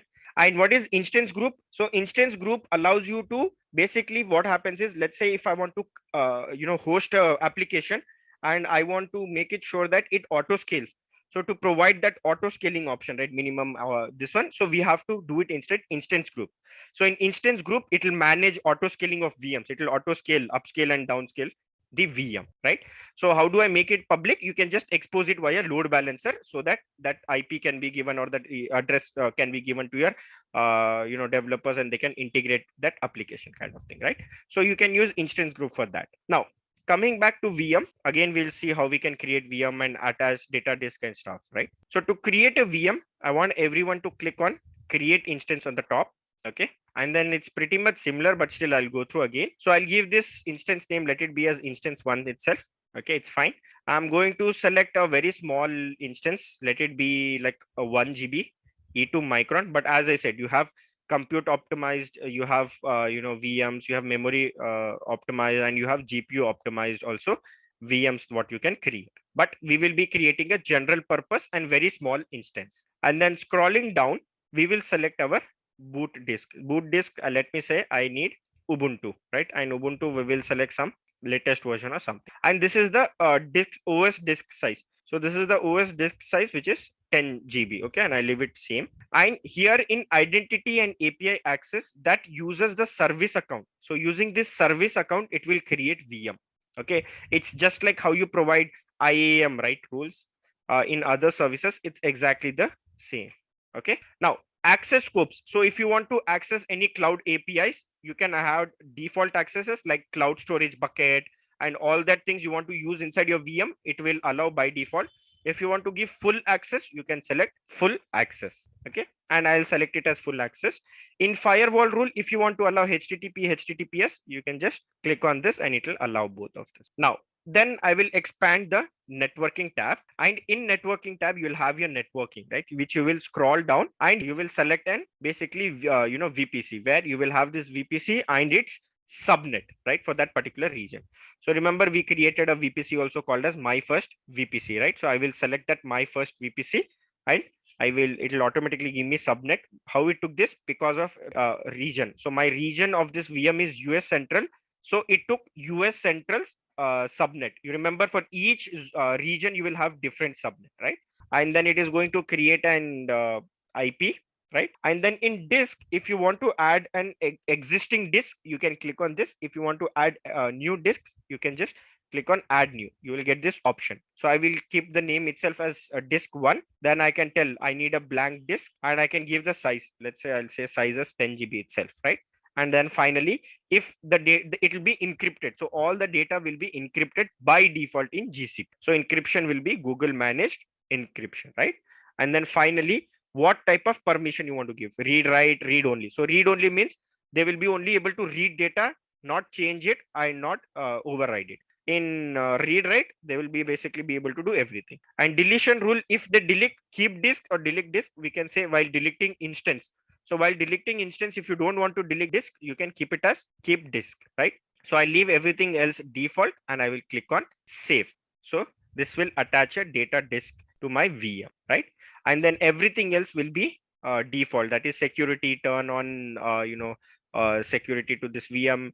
In management, basically, if you want to write some startup script, like let's say, for example, you have some code script file or you have some service that has to be run every time. So here in management, what happens if you want to run some script at startup? So every time your VM starts, you want to write some script, you can write that script here. Okay. So let's say, for example, every time it starts up, I want to run this command, apt get update or something like that, right? So you can write that startup command here. Let's say, for example, you're running a node application or you are starting up a script or you want to restart a service file. So whatever is the script, this one, you can write that script here. It will run in the terminal. Like just think it that it is running in the terminal after boot, right? That script will come under this management. Okay. So once this configuration is done, you can just click on create and this will create a VM. So please run this and then create the VM. So this will create the instance, right? So what we'll do is we will open this instance. I'll show you how you can access the disk file and everything. And then we will create template of this and try to auto scale it using managed instance, right? So we will see that entire step, right? Yeah, my instance is created. So I'm going to SSH my instance. So this is going to open up a browser and then I'm going to change the font size. So let's say font size as large so that you guys can see, right? I hope you can see. So I'm going to say clear. So we have Linux VM. Now, if I write df -h, so this is going to give me, how much of space is being utilized. And for, I think it's ls blk for data disk, right? So yes, you have to write ls blk command for checking data disk. What is the size of data disk and how much you have used. So here you see SDB is my data disk of 15 GB. I've actually given 15 GB, right?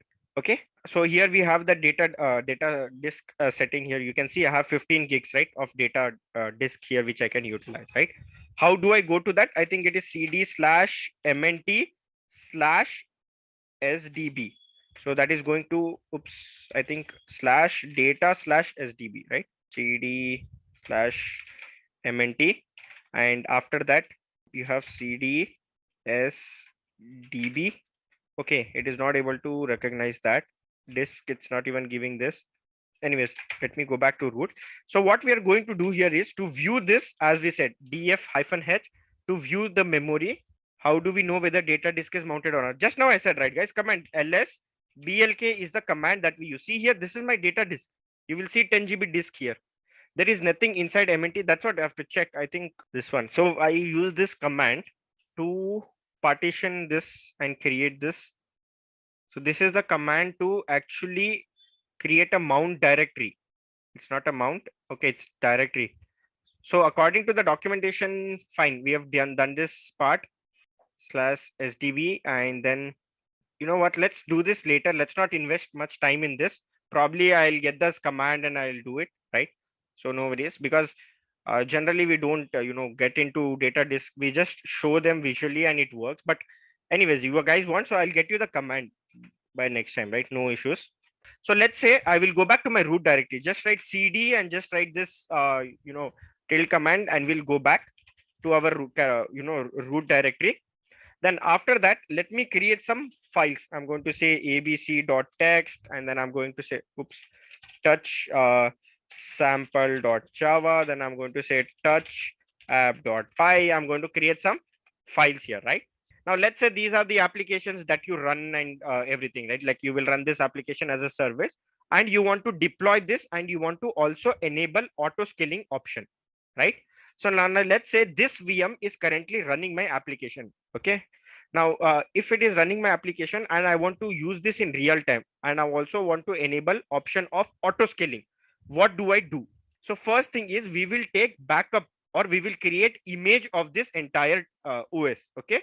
And from that OS backup, what we have taken, we will create an template, instance template. That will be like a template anyone can use.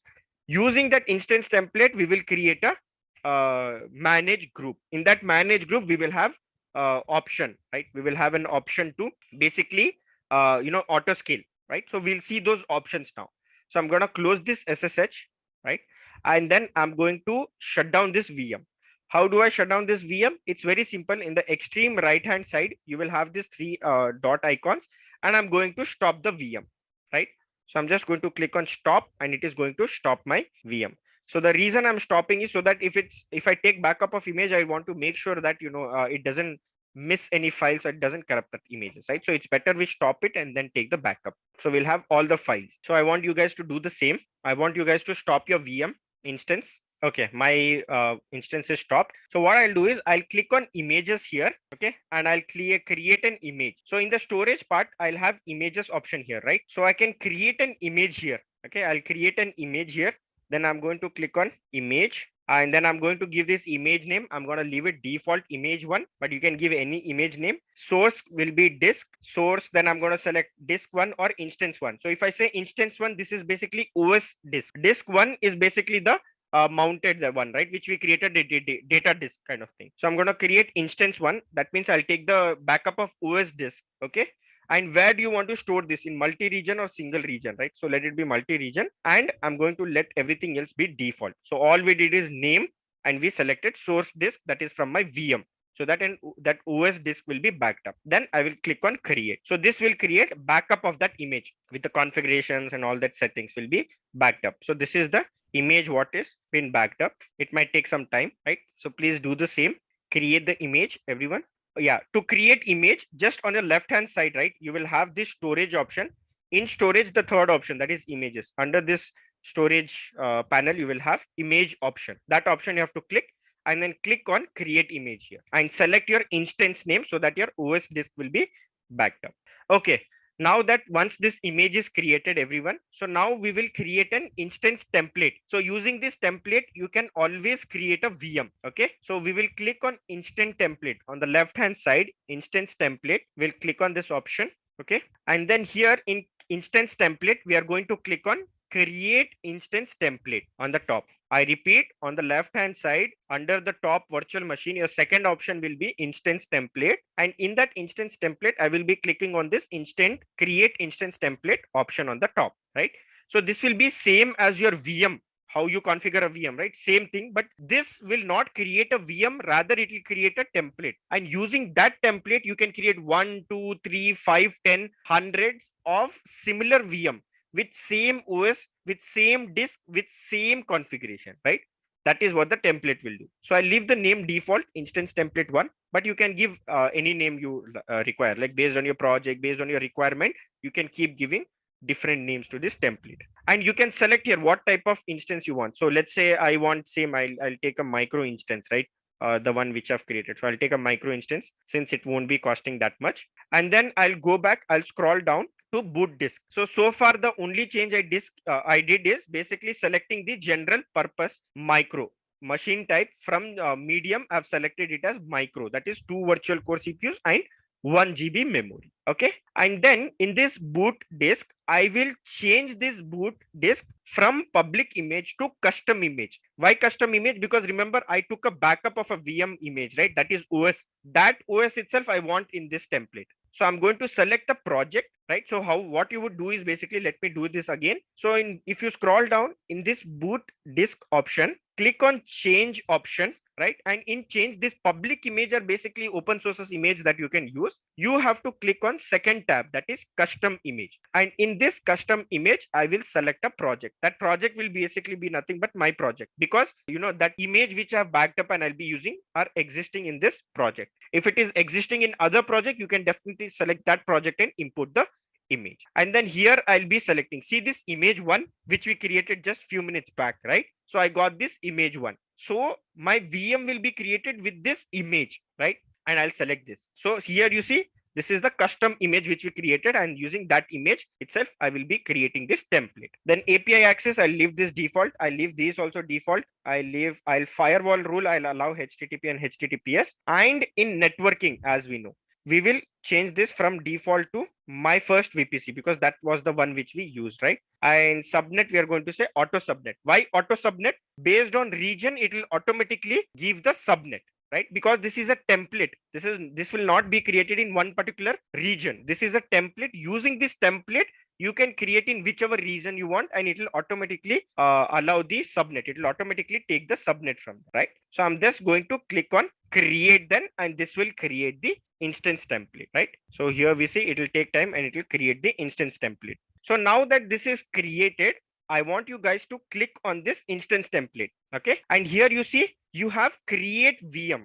Create VM will, what it will do, it will create a single VM. So you can click on this create VM. You don't need to do it, but only I'm doing it to show the configuration. Okay. You don't need to click this. So in create VM, see, automatically all this option is filled. Automatically, see, all this option, whichever I've created in template, right? My OS, my enable HTTP, HTTPS, then even this what type of machine type, everything is selected. The only thing what I have to do is just give the name what I want, name of the VM and which region I want, and automatically it will create VM in that region. Okay.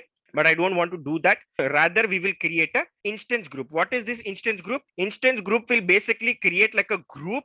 So this is how typically it would do, right? So in instance group, okay, in instance group, what will happen is basically we will have one VM, okay, which will be like a master VM. Okay, this VM will always be running and any request sent. So based on the traffic, right, it will auto scale. It will create the replicas, it will auto scale, and there will be an internal load balancer to do this. It will have an internal load balancer to manage the traffic between all the resources, right? So this is what your instance group is. So we will be creating an instance group. So in this instance group, we will have option of auto scaling. So here, as you see, we will click on this create instance group, and I request everyone to click on this create instance group. So this will take you to this page, right? So here, this will create a VM group kind of thing. Okay. So this is the name of my group, that is instance group 1, and which template it is using. It is currently using instant template 1. If you had multiple templates, you can choose any one of those, right? So I'll be using this template. That means whatever VM will be created, it will be created using this template. Region, where do you want this VM to run? Single zone, multiple zone, right? So if let's say you want to auto scale it to, let's say, one region and multiple zone, you can select multiple zones. So here within a region in multiple zone, it will be auto scaling. If you say single zone, in one single zone itself, it will be auto scaling, right? So location, let it be single zone, right? This is the main factor, auto scaling. Here in auto scaling, you have option to on, that is add and remove instance from group. Automatically this is going to do. Scale out, add instance, only add instance to the group. That means what? This will only upscale, not downscale. Off only means do not auto scale. It will not auto scale itself. Like you want only one VM, you don't want to auto scale it, so you will be using that. So I will select this first option. Automatically it will add and remove instance from group.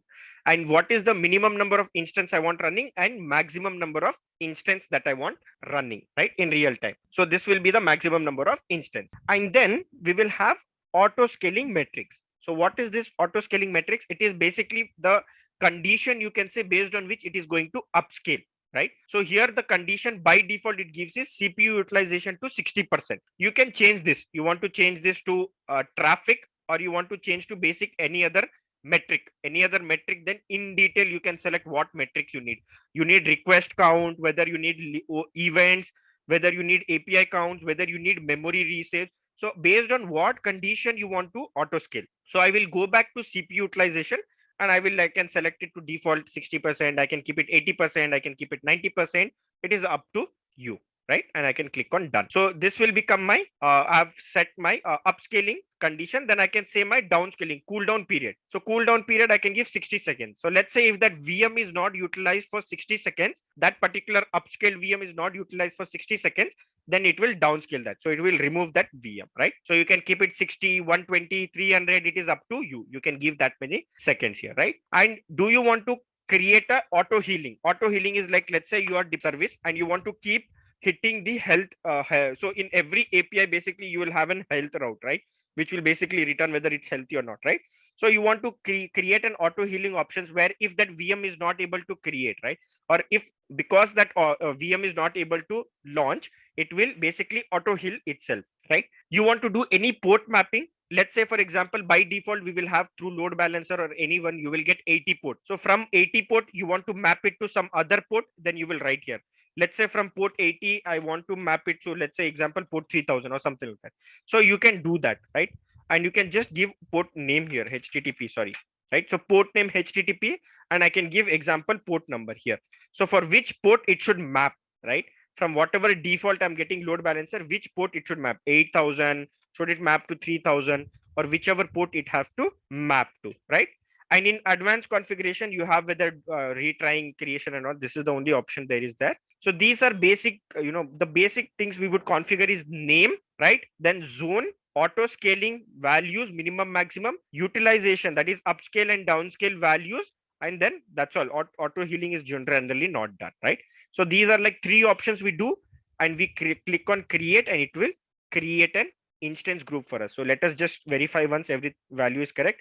So I've kept default value. Zone, I've kept default single zone. Auto scaling, let me give max as 2.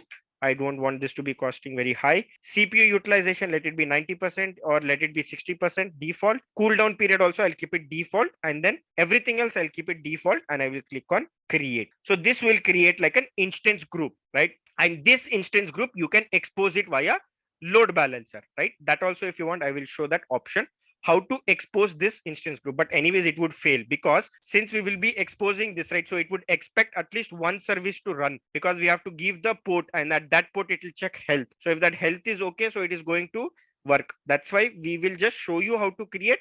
But for Cloud Run, we will see like any one service which will run. Now there we'll see fully functional load balancer, but here I will show you how to create load balancer. Okay.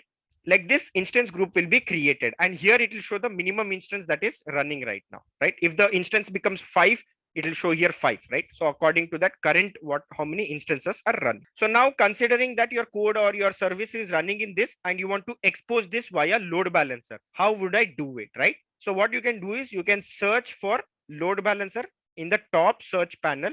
You can click and search for load balancer, right? I'll click on load balancer. And then we will create a load balancer for that manage group. We have to create a backend service, and then we will be able to expose it via a load balancer, right? Load balancer, all you have to do is on the top search, click on this and just type in load. You will get load balancing, and click on load balancing. That's all you have to do. Okay. So now coming back to this load balancer, how we can create a load balancer, right? And how we can expose it.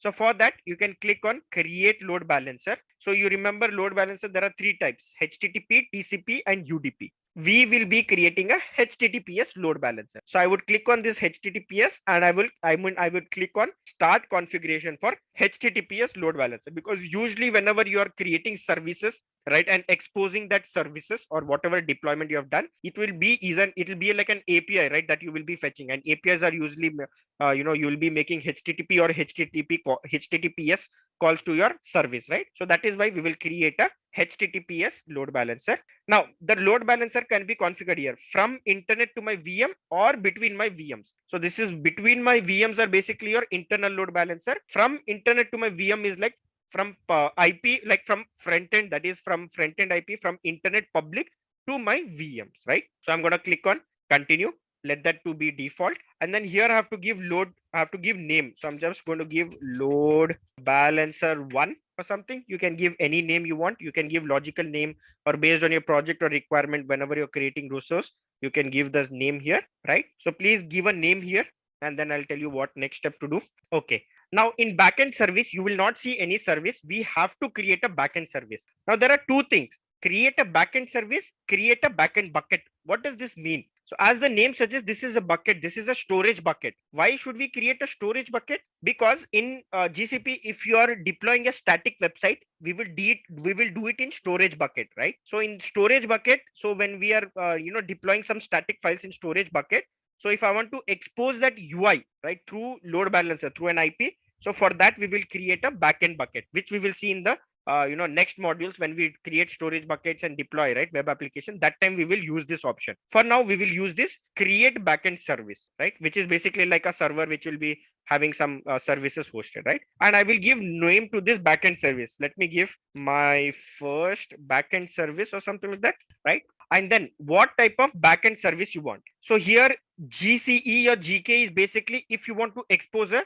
Kubernetes service. So internet network endpoints group. So there are two kinds of backend service that you can create: backend bucket and backend service. Backend bucket is basically creating a service for your storage bucket, because in GCP we use storage buckets to deploy static websites, right? If you want to deploy any websites, you can do it using storage bucket. So that is why we will use this option when I want to deploy some static websites. Okay. And if you want to deploy a backend server, you will be selecting a backend service. Like say, for example, I will be clicking on this backend service here, right? So I want everyone to click on this backend service and then give name to your backend service. So I'm going to give my name as my first backend. Please give the such name. Please give the name. And once you're done, so here you will select the type, what type of backend service it is, whether you are trying to expose a VM managed group, or are you trying to expose a Kubernetes service? Are you trying to expose serverless like Cloud Function, Cloud Run, or App Engine? What kind of service you're trying to expose? So for me, it will be instance group. So I will leave it default instance group because I'm trying to expose a managed instance group, that is VM, right? But if you're exposing a GKE service, let's say I want to expose a service in GKE, so I can select this and I can select that service here. Later you will have the service here which we will be having. But for now, because I don't have any service, it will be blank. I will go to instance group. So I will leave it default instance group. In instance group, this is basically for my VM compute instance group, right? Managed instance group what we created. Protocol HTTP, HTTPS or 2. I will leave it HTTP since I don't have certificate, nor do I have any domain for this. Name put HTTP, timeout 30 seconds. And in backend service, so I have to select that instance group which should be exposed to this load balancer. So see here, we created a managed instance group, right? So one point to always remember, when you want to expose any service through VM, you cannot do it using single VM. You have to create instance group. Then only you will be able to expose it via load balancer, and also this auto scaling will be enabled, right? So you can never expose a single VM using load balancer. You can only do it for an instance group. This is also very important point to understand. Is that point clear, guys? You can never expose a single VM instance using load balancer. You can only expose and manage group, because there you will be having option of auto scaling, right? Okay, great. So I will be selecting this instance group. That is my group that it will be doing. And here I will mention the port number that it has to basically, connect to this. So let's say by default, this HTTP will get at port 80, but I want to give it at port 8000, right? Or let's say my application is running at port 3000 or 5000, whatever you want, you can give your port number. So in backend, it will go to that particular port. But an instance group can have one instance. Yes, but instance group can have one instance. So all you have to do is remove the auto scaling. Remember, in auto scaling, we had three options: add only, add and remove auto scaling. So in remove auto scaling, you will have only one instance running. So you can indirectly expose one VM, but you have to do the entire process: create image, create instance template, and create managed instance. You have to do these three process to create instance group. Remember, right? So here I'll give 5500 port number, but anyways, let me just give 80, right? I'm going to give 80 here. And here is the maximum backend utilization, 80%. Okay. And these all I'll be leaving default. And you have cloud CDN option to enable. That means what? If you want to cache the response, if you want to cache your data in particular regions, you can click on this cloud CDN if you want to. Okay. So what will happen in this case is it will cache the response, it will cache the entire server, whatever is the response it will send, right? It will cache it, right? But generally we will never cache at backend level. If I was exposing a static website, then I could have enabled this so that some static files will be cached, but backend we should never cache, right? Because if there's any update in the backend API service, so that will, if it is cached, right, it will never use that, after only my cache is expired, then only it will touch that service, right? Or else it will use the cached old service. So that's why we will not generally do backend CND. We will not allow the CDN for backend service, right? So I will just uncheck this. And yes, the full form is content delivery network. Yes. So these are basically like, you can think it like, servers that will cache data, so that if someone hits Google, like say, for example, google.com is cached. So if I hit google.com, it will not go to the server. Rather, from this CDN, it will fetch me the response because it is cached. That means that files or response or those static contents are stored, right? So we will uncheck this option. We don't want CDN option right now. And then I will finally click on create. I have something missing. Oh, health check. So we have to even specify health check, guys. Health check is like I have explained, right? Remember, in your application, you will always be having some health route, right? Or something to check whether that application is up and running. So for that, you have to create a health check, which is by default compulsory, right? So I will click on health check, and I don't have any health check enabled right now, right? Because I did not create any health check. So you have to click on create health check option to create a new health check. And I request everyone to do the same. So in this health check option, click on create a health check. So this will further give the options to create a health check, right? So let me know once you're in this health check page, and then I'll proceed next. Yes. Okay. So just give health check name. So I'm just going to give my health check or something. You can do the same, right? I've given my health check. And then description, if you want to give any description. Okay, I don't want to give anything.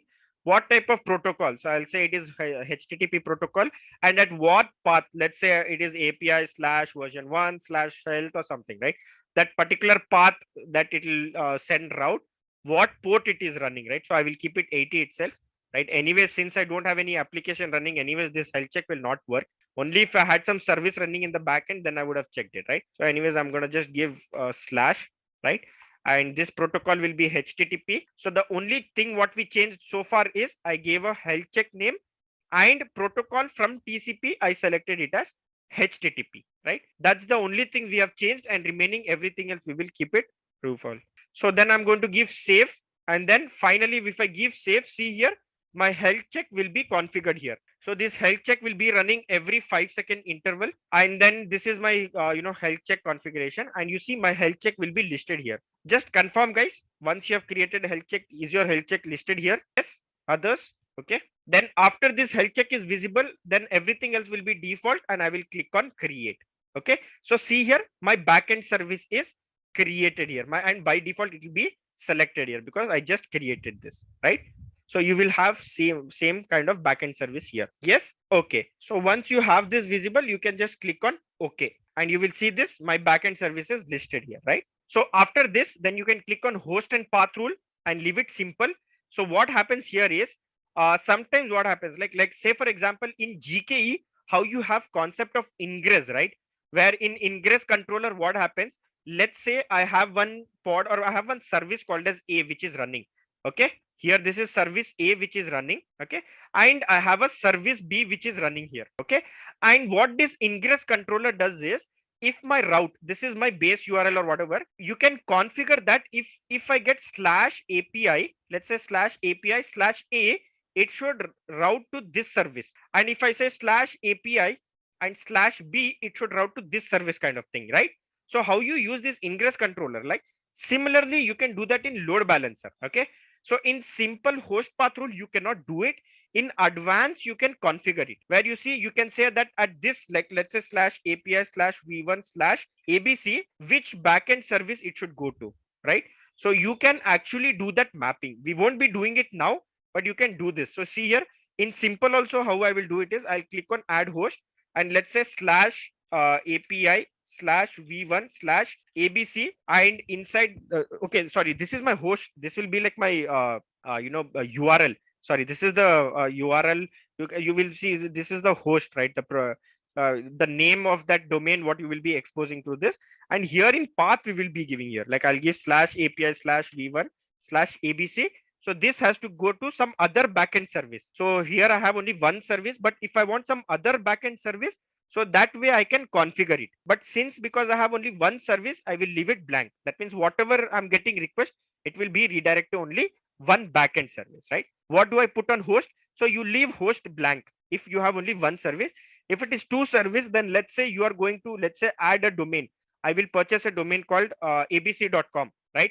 So that host name, when I'll configure this with load balancer, right, I can add that host name. It can be anything. It can be name, it can be IP, but you have to configure it, right? So we will leave it as simple host and path rule, right? And then this will be same. Then I'll go to front end service.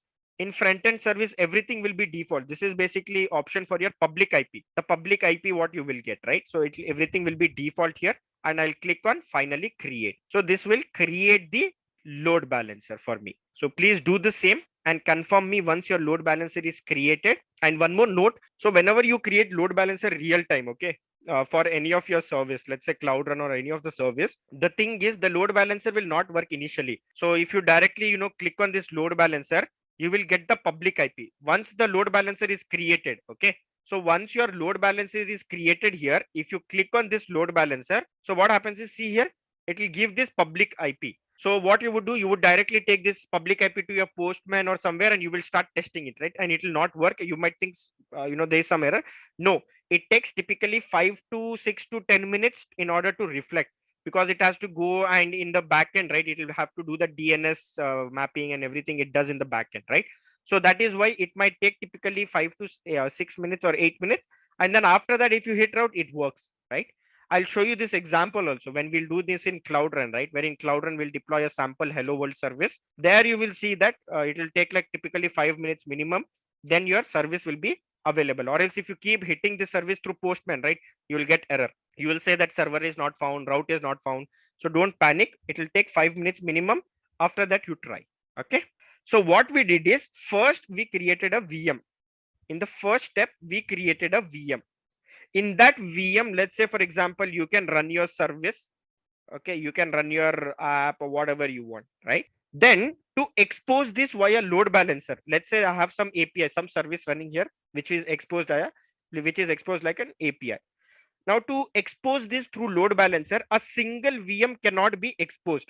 So then what you would do, you would create an image of this VM that is basically backup with OS and everything. Then with that image, you would create an instance template. Instant template is one that will be utilized by your managed group to quickly spin up another VM, right? For auto scaling. Then from this instance template, we will create a managed instance group, right? And from this managed instance group, we will be finally creating instance group, which will basically have 1 VM, 2 VM, whatever you said, the minimum and maximum amount of instance. We will create load balancer to expose it. And if I draw this would be typically my load balancer here, okay, which is having front-end IP. Okay, front-end IP is nothing, it's nothing but an public IP, like let's say 34.111.1.43, something like this. So this load balancer is exposed via public IP, and this load balancer is connected to a backend service. This backend service is basically my managed instance group, where we have minimum one instance running, and it can auto scale up to, let's say, 2, 3, 4, whatever you have configured to. So this is connected to this backend service, right? And in that, for now, we have one instance running, and it can auto scale and downscale based on the traffic. Because see, manage group can be created using instance template. Okay, and in instance template, what you should have your latest code or something, right? So for that, you have to take backup, right? Or else in instance template, if you select a fresh OS disk, how would you have your code files, how would you have your service files, which has to be exposed, right? So that typically leads us to image, which has to be backed up, right? So this is the flow that you must follow. So this is what we have typically done so far: created a single VM, took backup of it, created image, created an instance template. Now the reason we have to create this instance template is, how would, see, when it is to auto scale, right? It, while auto scaling, it will not take a replica of this VM. It will, what it will do, it will quickly take this instance template and then quickly spin up another VM. So that is why instance template is required, because that is how it will be auto scaling. So now what we have to do is clean up whatever we have done so far. Okay, so now let's quickly kind of clear the services whatever we done. Okay, let's try to clean up. So I will delete this load balancer. I will also, inside this, I will delete both health service and backend service. I will delete. So see, you cannot delete by mistake. You will have all these pop-ups which you have to do, and finally say yes, then only it will delete, right? And then go back to VM instances and delete this VM what we have stopped. We don't need this VM also, right? And how to delete managed instance, I'll tell you later. I think we would require this. There's one more topic that I have to do, and we will do it later. So we have completed all the concept with respect to compute, creating instance. So I think we can delete the instance also, right? So we will delete this instance. We have to delete the managed instance. We have to delete the instance. We have to delete the image, whatever we have created, which can basically cost us resource from our free trial, right? We'll try to remove them, right? So I would request everyone to go back to your instance and delete this instance, delete all the instance you have, then delete the image, and even delete the instance group, and even the instance template what you created, guys. So delete all the four options. I mean, delete all the four services that we have used inside Compute Engine. Because this instance group is using this instance template, so first you have to delete this instance group, and then only you will be able to delete instance template. So in GCP, this is one good thing that they make sure, nothing gets deleted by mistake, right? So you have to do it in hierarchical order. So first delete this instance group, which has a dependency on template, and then you will be able to delete the instance template. Until then, this deletes. I will quickly get the gcloud command to create compute instance, right? And we will create compute instance using the gcloud command, so that you can see using command how we can create and what are the minimum amount of arguments that is required in that, and flags what we have to pass in, right? Okay, so my instance group is actually deleted. So because instance group is deleted, then I can go and delete my instance template. I'll go here and I'll quickly delete my instance template. And I think image I have already deleted, right? Yep. So I have cleaned everything. So please do the same, guys.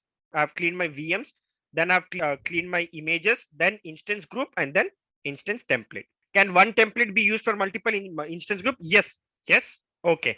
So now we will see the command, okay, that we can use in CLI to create compute. On the left hand side, you have the documentation. So we are under compute, okay, and this is the basic. So first it starts with gcloud, which is the CLI starting.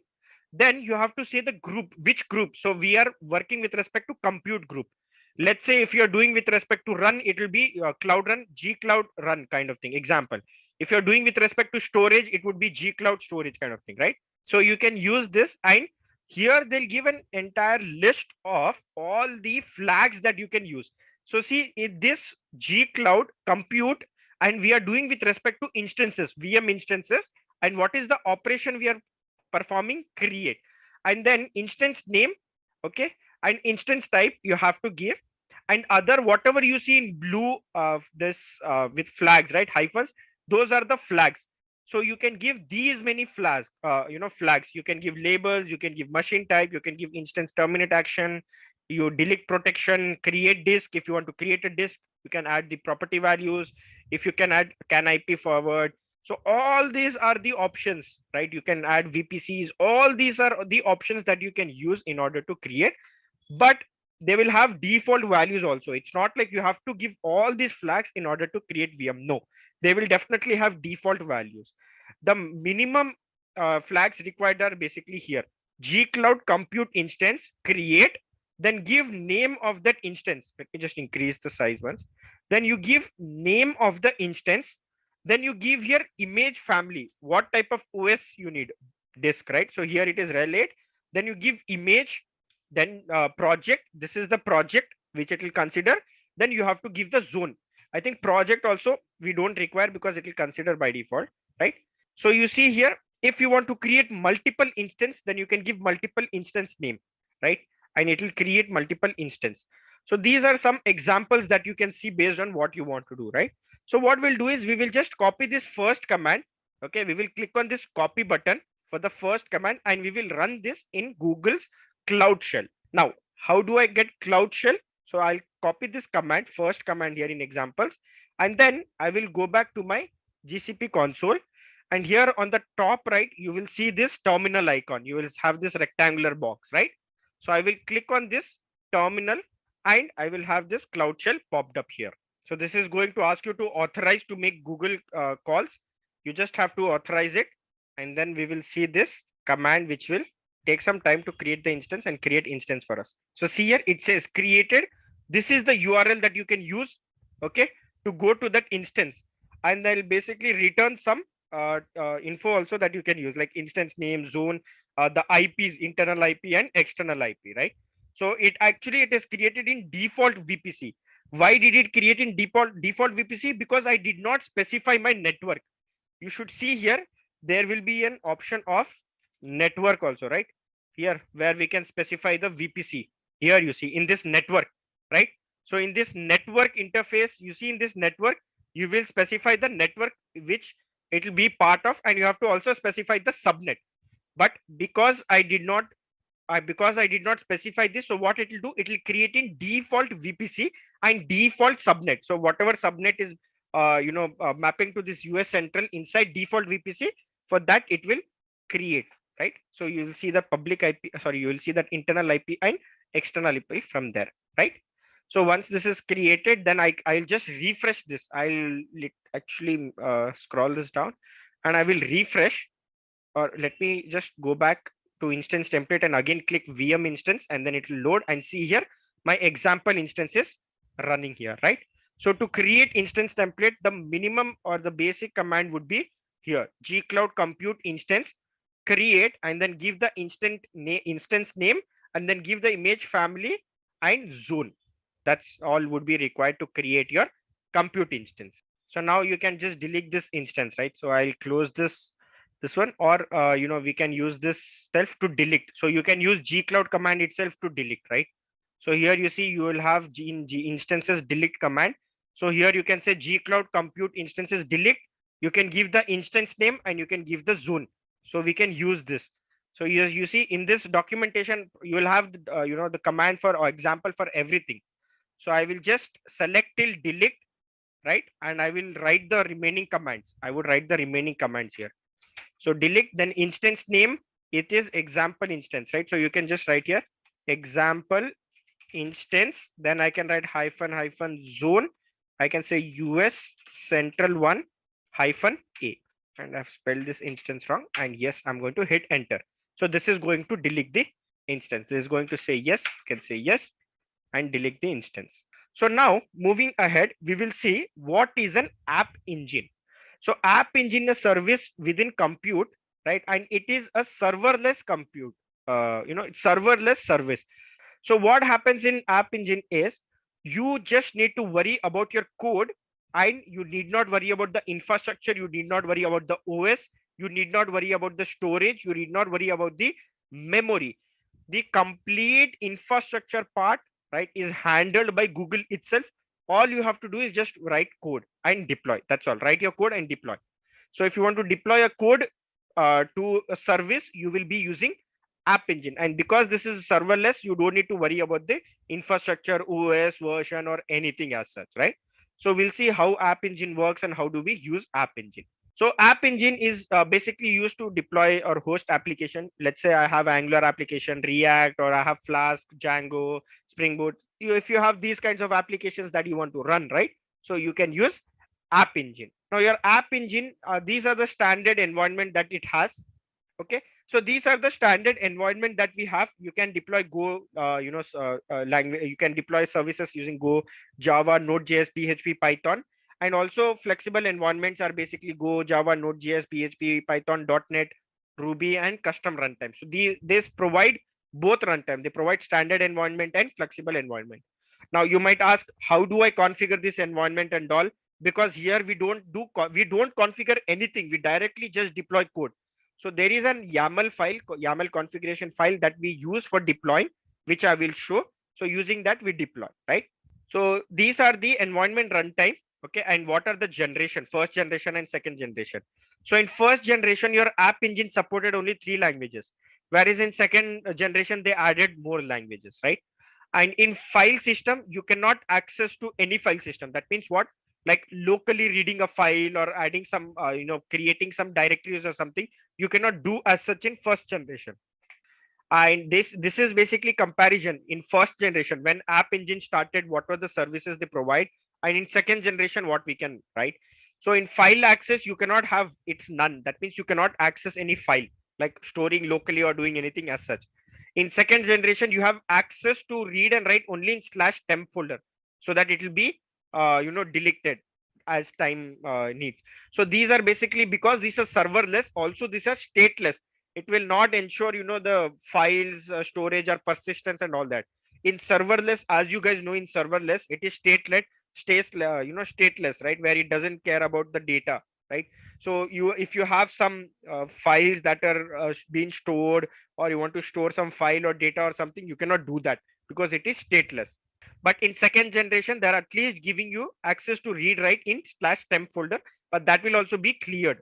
Okay, language runtime, you can first you was able to modify it, but now you cannot modify it. Okay, isolation mechanism, it's proprietary, and here basically there is some sandbox or container on which it is going to run.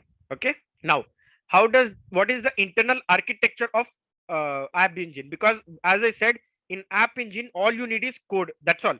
You have to give the code, and you have a YAML configuration file which we use to deploy, like how you do in Kubernetes, right? You will have a deployment.yaml file through which you will create a service. Same way here, you will have a YAML file, you will have your code and application, and you will just deploy. So internally and backend, what it is happening is, so it is exposing that service through a load balancer. Okay, and you have your App Engine here.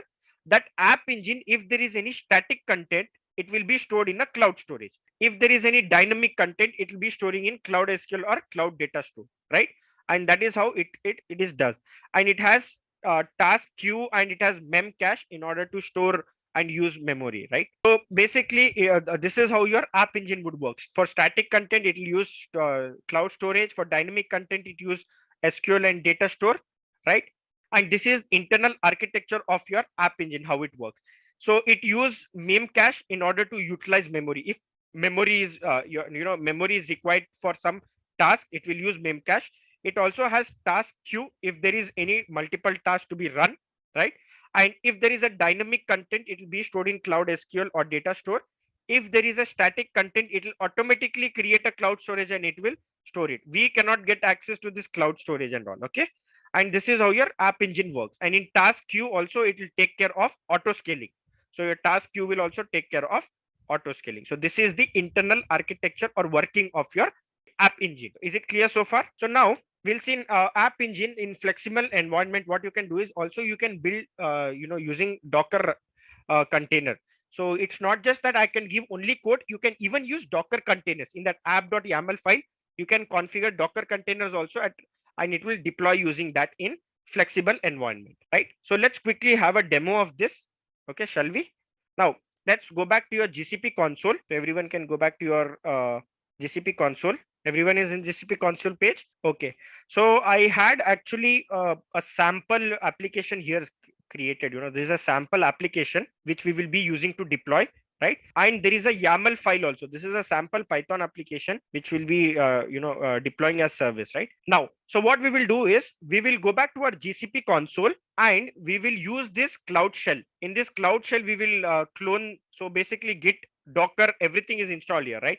Anyways, we won't be creating Docker instance, but you have Git and other, this also installed. So we will be using that this cloud shell in order to, okay, let me create a tiny URL for this. So what I'm going to do is I'm going to clone this. And okay, we cannot clone this particular because actually there's this repository called Python doc sample. So you have to go back to this repositories, and from here copy the URL, and here I'm going to say git clone and I'm going to paste the URL, right? I assume you guys are aware of this step. If not, let me repeat again. So the URL what I gave was actually for a folder inside, but we have to clone this repository. So to clone this repository, you will have here Python docs sample here, right? On the top link, click on that Python doc sample link, and then you will have this code option here.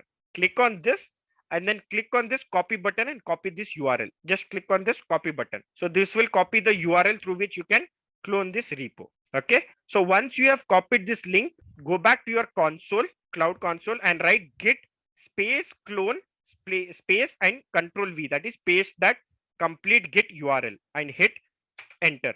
So that is going to clone that repository. So just write cd app engine. Oops, no, first cd python. What was that directory name?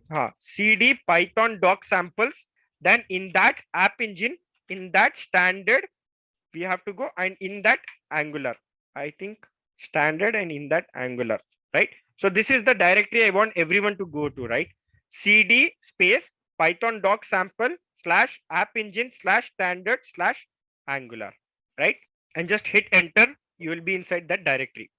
Okay. Are you guys in this directory? Give me confirmation. Yes. Okay. So now what we'll do, right? We want to, I want to view the YAML file. Okay. So we will be using, either you can use Vim or Nano, but I don't want to do that. So I will click on this open editor. You will see this open editor, right?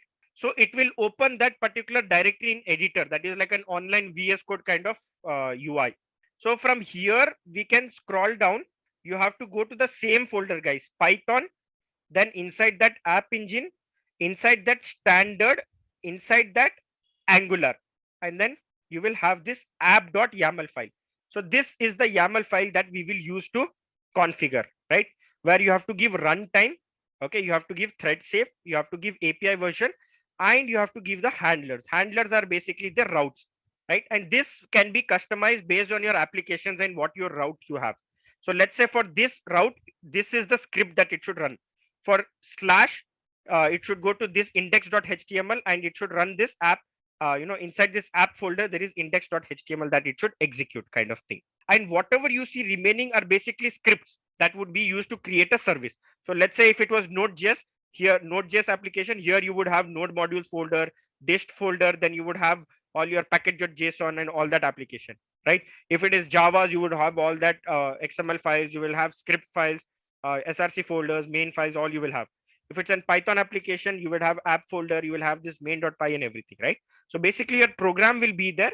The only extra thing is in this entire program service, whatever you're running, this app.yaml file is an extra additional.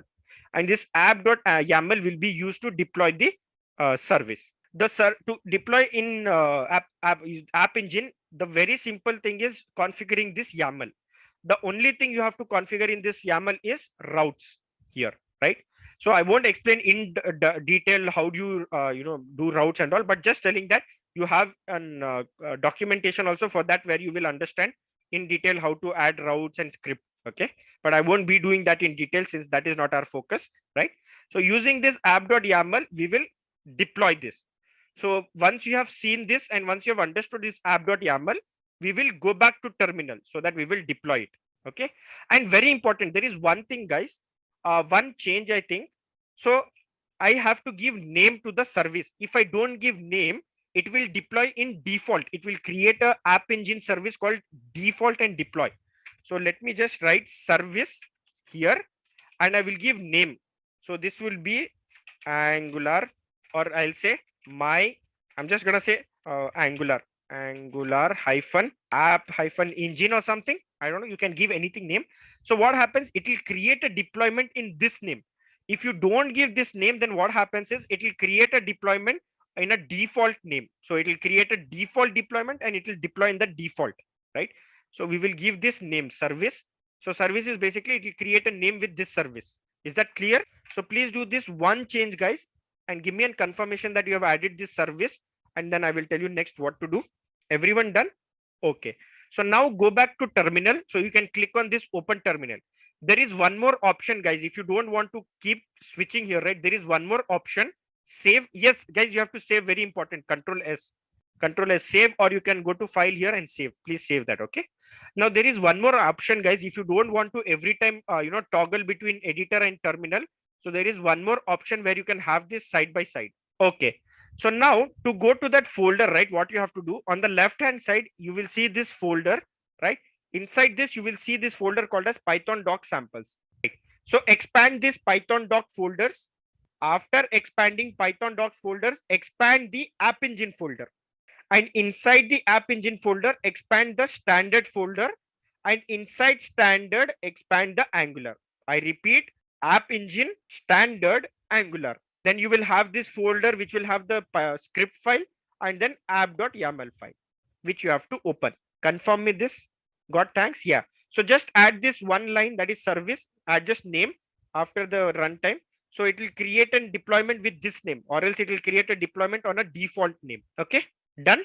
Okay. So once it is done, I will toggle back to terminal. So I will click and also save, guys. Very important, save, or else that changes won't be done. Okay. And once you have saved, I will click on open terminal. Okay. Later after deployment, I will show you an option where you don't need to toggle. There is an option where you can have this side by side or on top bottom, right? I'll show you that later. But for now, let's do the deployment. So to do deployment, I will hit ls and you will see that I will have my app.yaml file. That is basically the directory where I went and made changes, right? So to deploy in App Engine, you will be using CLI. You cannot use UI, guys. For App Engine, there is no way you can use CLI.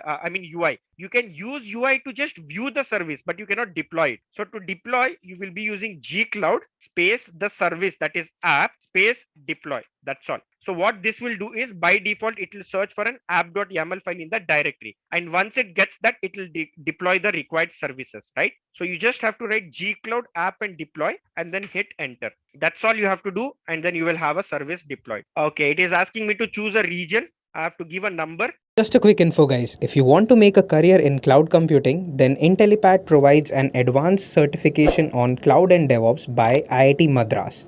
This course is taught by industry experts and IIT Madras faculty. This course is designed to upskill and land your dream job. Now let's continue with the session. So I'm going to give US Central 1, and US Central 1 is in 17 region. So I'm just going to give 17. So it will deploy in that particular region. So see here, it has got the project, it has got this requirement thing, and it is asking me to continue. I will say yes, continue, and it will start the deployment. See here, it is uploaded. I think upload version of default service before uploading a version of Angular. Okay, so I think we have to first required property project is not currently set. Okay, do you see something like this written in yellow option here? If you are getting project error, do you see something like this in yellow written here? Yes or no? No, not for you guys, for the one who got error. No, right? So actually a project is not set. What you can do is you can write this command gcloud config set project underscore id is equals to set, copy the project id from here top. Click on this, copy this project id and paste it here. So this is the command gcloud config set project underscore id to this project underscore id. So that is going to set that project. I think I have missed something. Set, I think it's just set project. Just give me 1 second. Let me confirm. Oh, it's just project, guys. It's just project. So gcloud config set project and paste the project ID. You don't even have to use equal to symbol. My bad. Yeah. So this is the command you will run, guys. gcloud space config space set space project and space paste the project ID and hit enter. For people who are getting project error, you have to do this. For this error, I know what to do. I'll tell you what. So then you will have this yellow, option here, which is your project. Okay. Now, the reason why you're getting this error is because App Engine is saying to first use deploy in default service. You have to use default service to deploy. So what we will do is we will open our editor back and we will remove this service line. we will remove this service line so that this will be deployed in default. Okay. And then, okay, do this step and then I'll tell you the next step. So now what we have to do is we have to do one change. So our Google is asking to first deploy default service. We cannot create our own name. We have to first make a default deployment. So to make a default deployment, you have to open your editor back. So I assume now your project is set, right? Now, if your project is set, then I want you guys to click on open editor and open your YAML app.yaml file again, and just remove that service line which we wrote, right? That is the service name. Just remove it. For the first deployment, we should not use it. We have to create a default deployment. So that's why remove the name. For the next deployments, you can give the name. So please give me a confirmation once that service is removed, that service line, whatever we added, removed. Okay. If removed, then just save it. After saving, toggle back to terminal, right? So remove that service line. Then now once it's done, toggle back to terminal and then write the command again, gcloud app deploy. That's all. Gcloud app deploy and hit enter. Then again, I think you'll be prompted for region. Select, okay, that time whatever region I've given, it has selected. See here, what is the service name? You can see in the third line or fourth line, right? Service name is default. Why? We have not given any name, so it will create a name called as default. And hit on yes. So here you see file upload done. It is updating my service. This will take like some 10 seconds and then my application will be deployed. So let's say it's a small Angular UI, so it will be deployed. Please do this and verify once you're getting this uploaded successful and you're getting this updating service. So people who have not got error, well and good. People who have got error, no worries, we will do it. Okay, we will fix this. So to fix this, see here, what they're telling is they've given an access service account. See here, this is the number @cloudbuild.googleservice.com, right? So just copy this, this one, or remember this. So I will just copy this number. You can also copy this. How to copy this? In gcloud, you can just select, right? So just select this account and that will be copied. See here, you will get this pop-up saying that it is copied. So just select your account. So we will go to IAM and give the required permission. What is the permission it need? Storage object viewer permission, right? We will give that permission to this account. So did everyone copy this account? Let me know yes or no. So I've copied and pasted in a notebook. Okay. So now I will actually take this a little bit down so that I can work with UI, right? And in UI, I'm going to, in my search panel, I'm going to write IAM. I want everyone to do the same, write IAM, and you click on the first option, that is IAM and admin. IAM and admin. Once it's done, you will have this service accounts listed like this. Is it yes or no? And I'll tell you what caused that error. See, actually, I have, if this account, right, if this cloud build, whatever we were doing cloud build, if it was using this account to deploy that service, the permission was owner. So it requires no owner permission, but it actually created a new service account. And that service account, see, it just has editor role, right? And it has editor role for what? Only Google APIs. It does not have any other permission. So we have to give this that permission. So either you can give this permission of owner or you can give the required permission.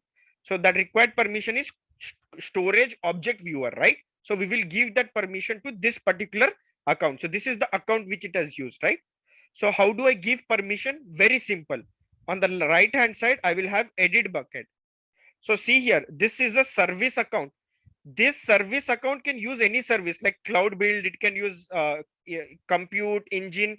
It can, so here you will have @service.cloudservice.google.gcloud.com. So we don't need to create a new service account. This is the only one we will be using, guys.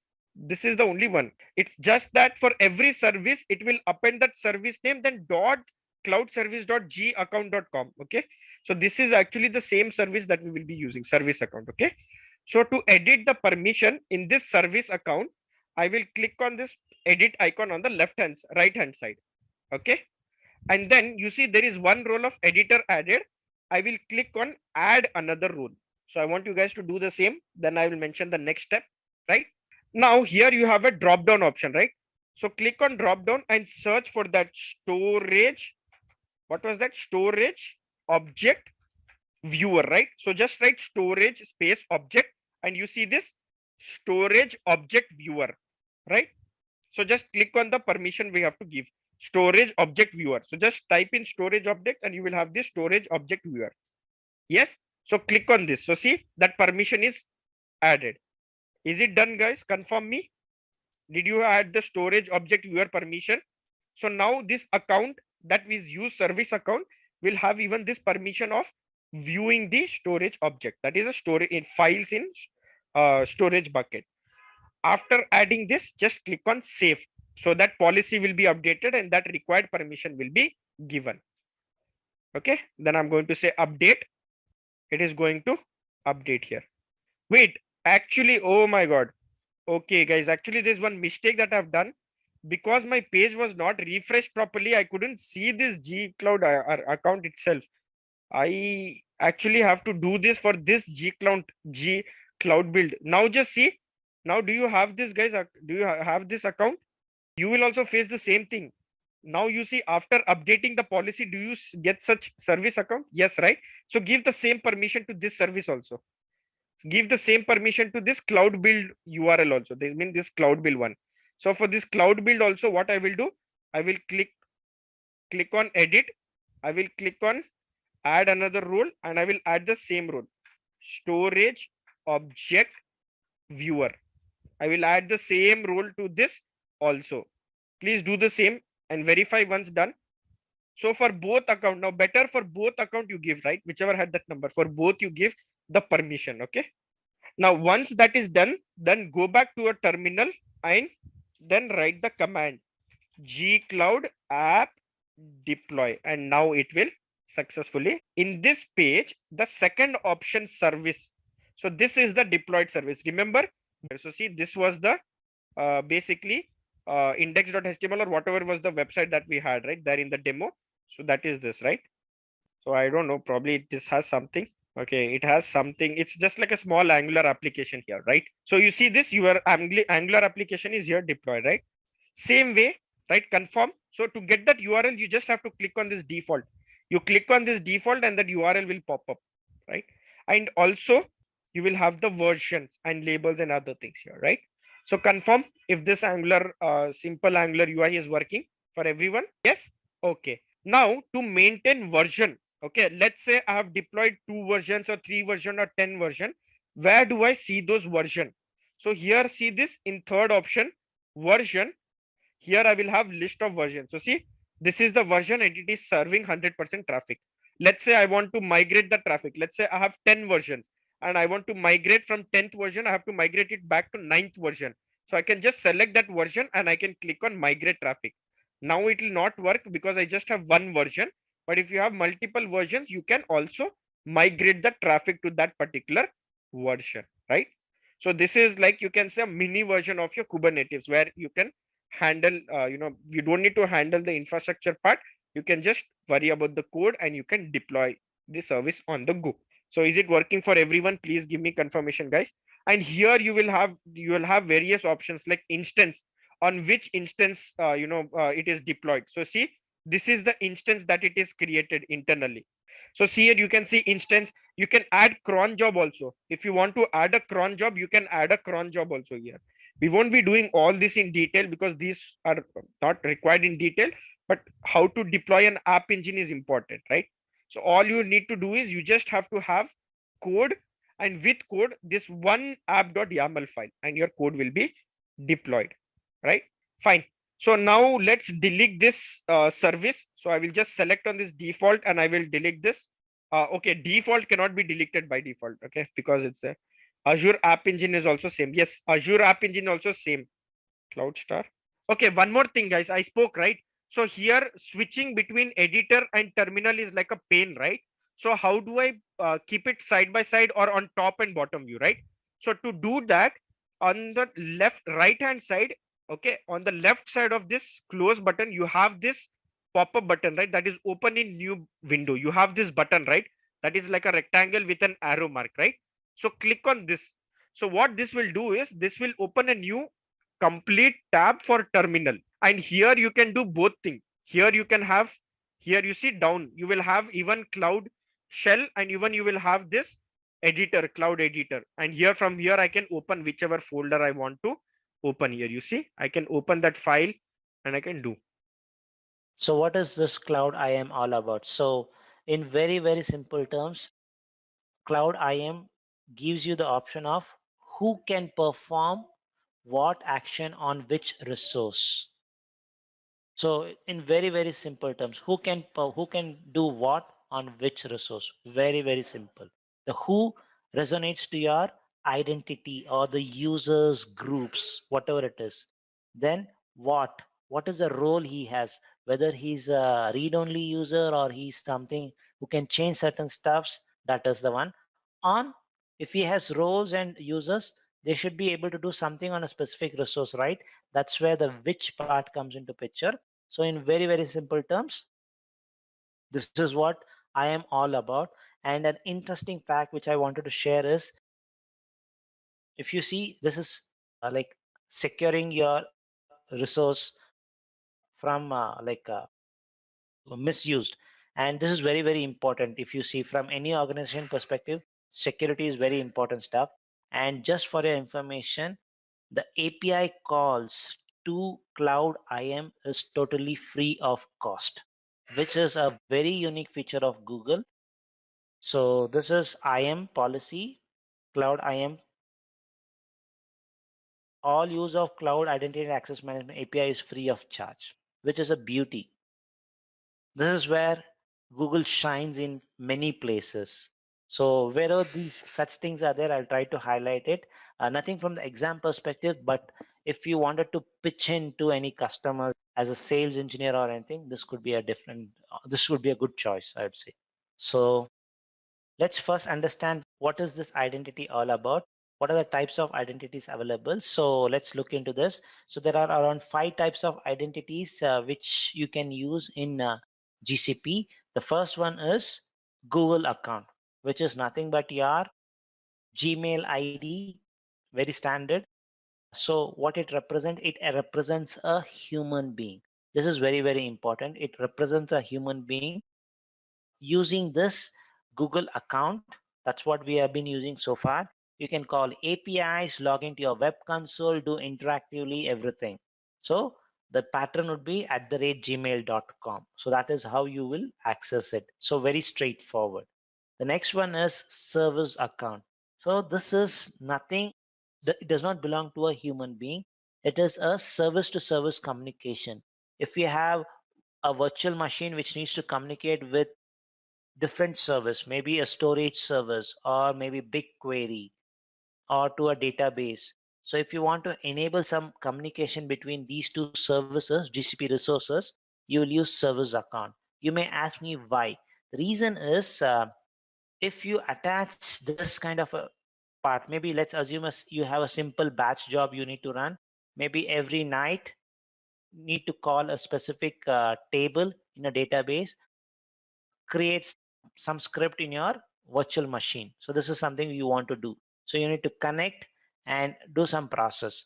If you attach this entire stuff to a person, human account, something like @gmail account, what if he leaves the organization tomorrow? This batch job will fail. So the same concept is used even in on-premise. At least I have done this kind of stuff at least like 10 years back itself, where you create a service account which does not belong to any employee. It is like a generic account you create in Windows or Linux and use that to schedule your scripts. So that's where service account comes into picture. It is service to service communication. You can call APIs, use this account to log in interactively into the web console. And the pattern would be project number @cloudservices.gserviceaccount.com. So this is the only place where you will see that project number. Hope you can recollect what is project number. When you create a project, you have 3 options.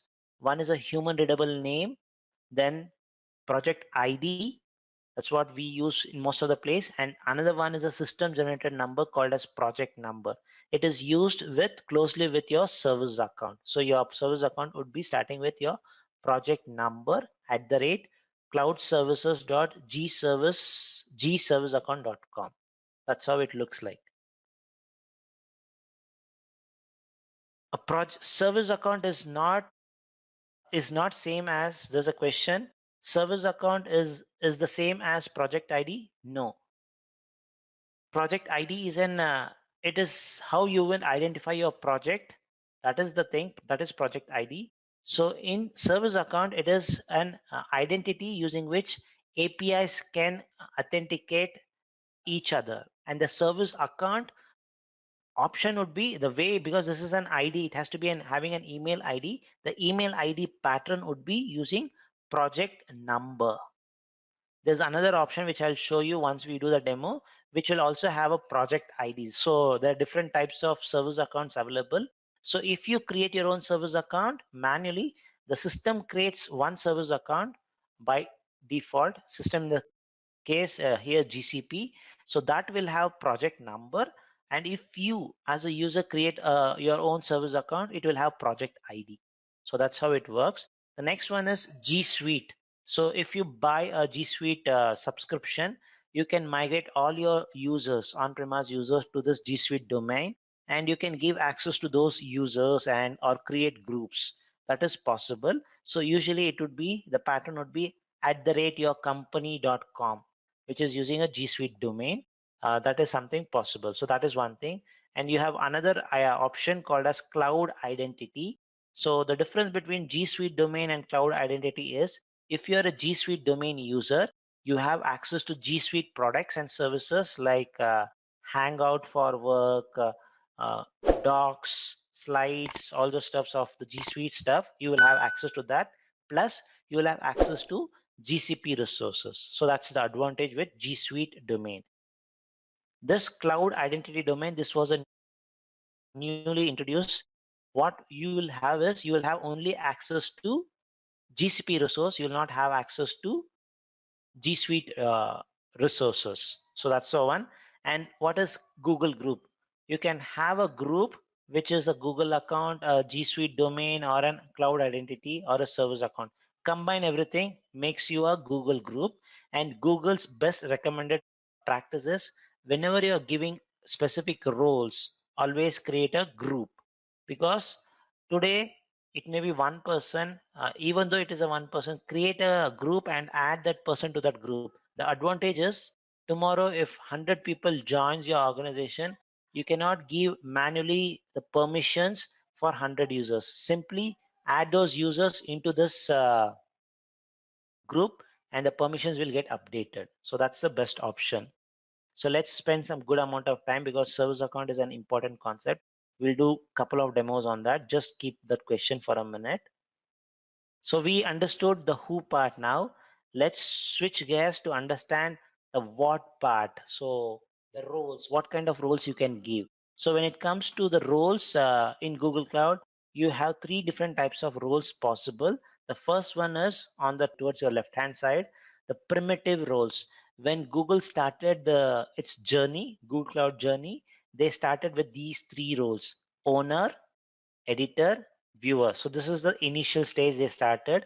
And if you look, these have a very broad access, meaning owner is a one who can add users, delete users, create projects, delete projects, enable billing, all those stuffs.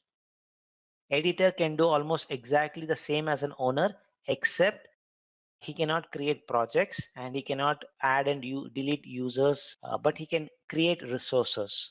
Viewer, very straightforward, is like read only. He can just view how many virtual machines are there, how many storage buckets are there, but he cannot do anything.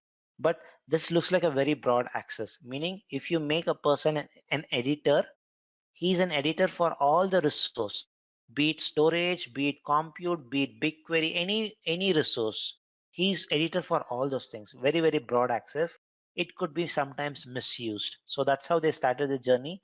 Then they later realized this does not work in the production, does not makes. So that's where they started with predefined role, which are very granular roles, meaning if your job is to just create virtual machines, you just give a specific permission related to compute engine. Don't give him editor permission.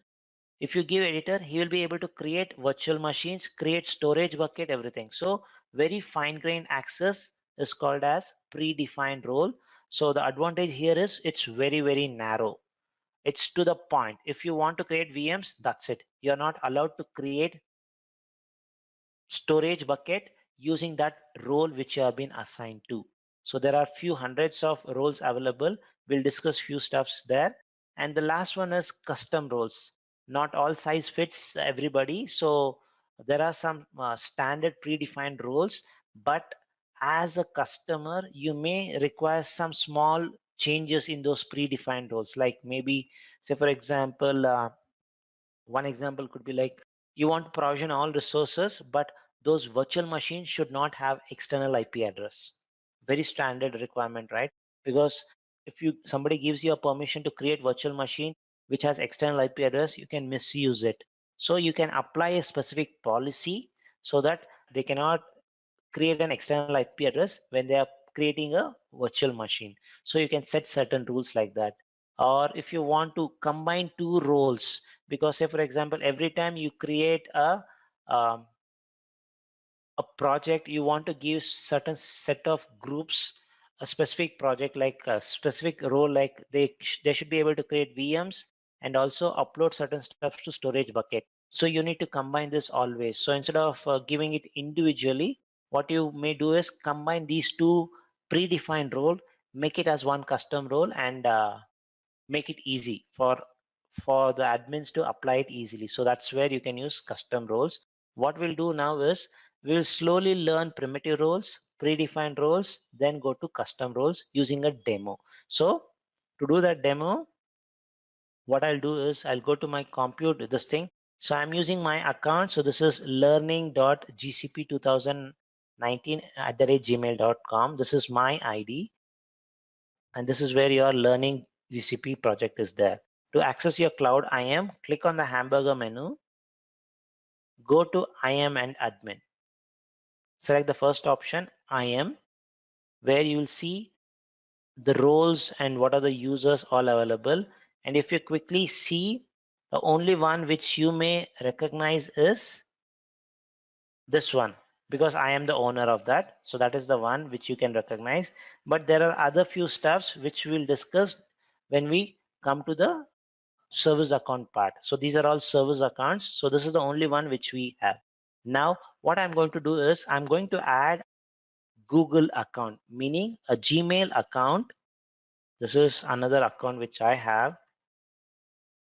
I'm going to give a role, which is a primitive role. I'm not going to make this user a owner. I'm going to make this user a editor. He can edit, he's having access to all the resource. Let's see that. Just add it. You see it should be reflected here. You see it's been reflected. Editor, Gmail ID, all good. Now I have another browser instance opened. This is my browser instance open, and this is the account which I added just now. Let me do a hard refresh so that that project gets allocated here, and I can use this user and get access to that project. Now let me click on this project. I should see, okay, it's not reflecting. Maybe I should refresh it again. You can add n number of owners, no issues. Because owner is already there, I wanted to show you this editor option. That's the only thing, nothing else. I'm just doing a refresh so that I can see that project. Okay, you see learning GCP. This is the project ID which we have just allocated. Switch to that project. Now I'm an editor. What can I do? Can I come and add users? Let me see. I have another Gmail ID. Can I add users? Let's see. I'm in the cloud IAM. You see the add button gets disabled. It tells you need permission for this. So I can just view users. I cannot create. And that is the thing which you cannot do here. So that's the one. But as an editor, I can go create a virtual machine. Create a virtual machine. So what I'm doing is, as this user, the editor, I'm able to create resources. So let's wait for it. Leave everything default. Let's see whether I can create it, whether my permission of editor works or not. Let's see that. But the intent of the owner was this user should be only able to create virtual machines only. But you have given him a very broad access of editor. What he will do is he will try to misuse it, meaning he will not only create VMs, which he's supposed to do, but he will, along with that, he's also going to create, he can create other resource. He can create storage buckets, upload anything if he wants and make it public. He can misuse it. So there's a chance of misusing it. Let's see whether with the same editor permission can I create a this thing learning GCP demo. Let's see.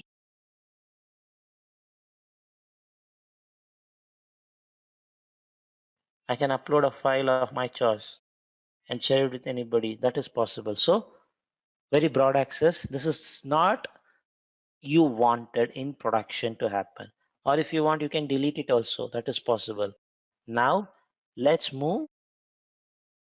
This is what we had tried, editor. Let's now move to a predefined role. We saw the drawbacks of it, right?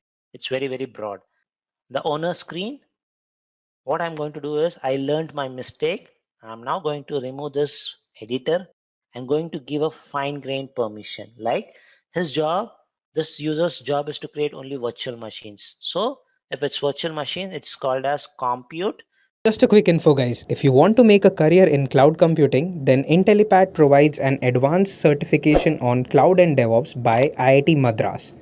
This course is taught by industry experts and IIT Madras faculty. This course is designed to upskill and land your dream job. Now let's continue with the session. So just scroll for the option compute or just type in here. It's your choice. Which one you want, you can try. I prefer using the options here. Compute engine. So there are various predefined roles available. Compute admin looks like something like full control to all this thing. Looks like good option. Let's enable it. Only compute. Let's save it. Now what I'm going to do is I need to do a hard refresh because I've applied a new role or updated the role. I'm not an editor anymore. I need to refresh it. So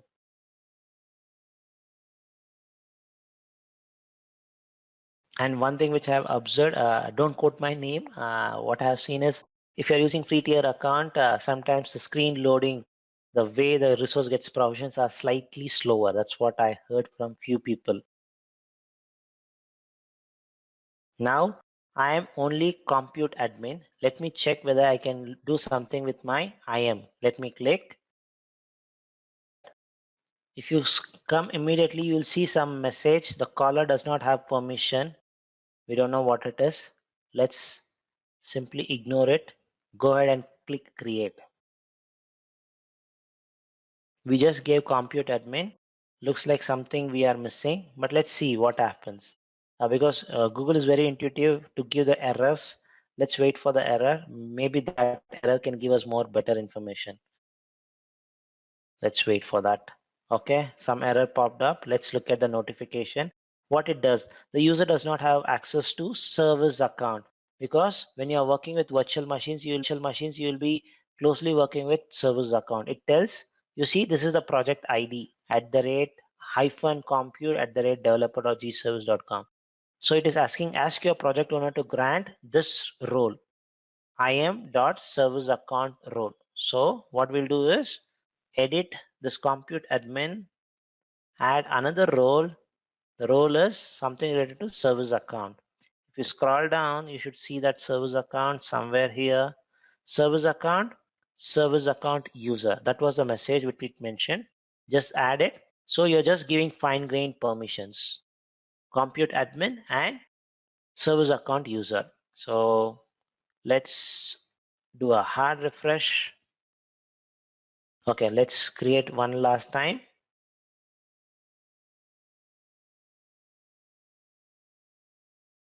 So Now the permission, that message is gone because the service account is visible.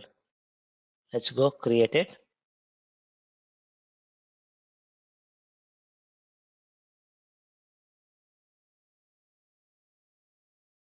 Looks like it is getting provision.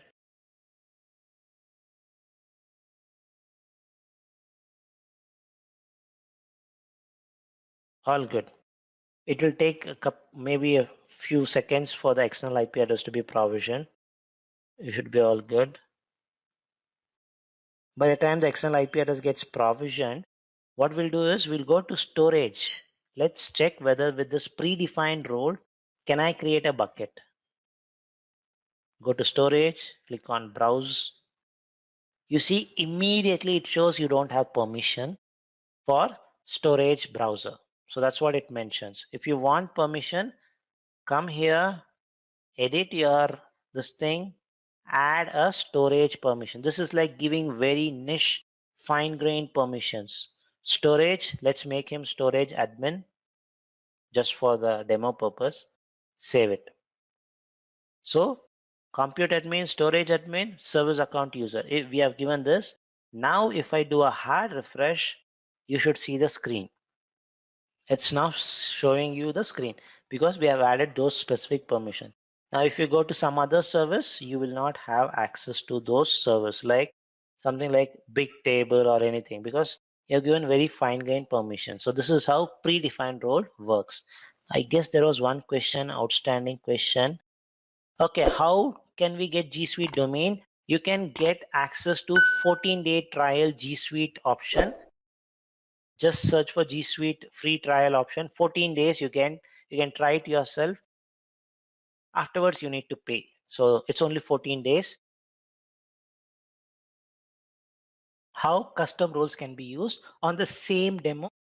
Now, instead of using the predefined role, we are going to combine it because we see as a user, he needs to get access to compute admin and storage admin. Both he needs to access. So similarly, tomorrow, if some other user comes in, as an organization policy, you need to give always these two permissions always. This is a repetitive process. So what you feel is, instead of always giving this way, you may combine these two roles and give a that new user permission to that thing. So that is possible. So that is one way. But since we are working on a, we are not working with a G Suite account, so what we will usually be doing using a free tier account, what we usually do is we will be directly assigning the roles to a specific user, not to a group. But in production, or the best recommended practice from Google is always to use groups, even if it is a single user. So just keep that in mind. There's a chance that you may get a question on that kind of topic. So we'll discuss such questions also at the end of this topic. So what we'll do, instead of giving it two times like this, instead of giving two different permissions, what we are going to do is we are going to combine storage admin and compute admin. We'll see how to do that. To do that, click on the roles and you can click on create roles, creating a role from the scratch. That is one way, but I prefer a different way. If you click on storage, search for that, you get those rules. Click on that storage admin, you will get see all the permissions. So storage admin is comprised of 380 permissions, and usually the permissions would be of this format. I'll explain the format in a minute or so. So but this entire role is a combination of 380 permissions. Now what we'll do is create a new role from this. If you click on this, it gets preloaded with all the 380 permissions. So some permissions cannot be inherited or made as a custom role. So around 7 permissions goes off, and the name is custom compute admin. ID needs to be unique. You have the privilege of creating the custom role with the same name, which is very exactly similar to your predefined, but that's not recommended, but you can do it. There's no harm. The only thing is that make sure the the ID is unique. So let's make it custom compute storage admin. So what we'll do is we'll add few more permissions. This time it is storage admin permission. So in the role, if you search for storage, you get the storage admin. Just select it. There are around 15 permissions. Just select it. And the UI is slightly bad in this way, I would say, because there's no option of select all here. So if you see a small observation, and you cannot navigate, you cannot increase the pagination more than 10. So if you remember, the number of permissions in store compute admin was 380, meaning you can just do a math almost like 38 times you need to click next to select all the permissions. So that's the reason I always choose create a custom role from an existing role permission. That is the way I usually do. So this is using the web console, but if you want to do it in the command line, it may become easier. So let's add this 15 permissions. So it's added. Now we have a combined role available. Let's click create.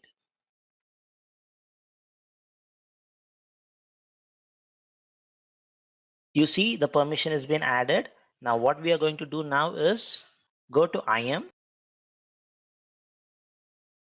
edit this demo 2000 demo.gcp 2018 user, remove these things and add our custom things. So custom roles are available under the name. You can see custom here. That's where you see here. Select it and save it.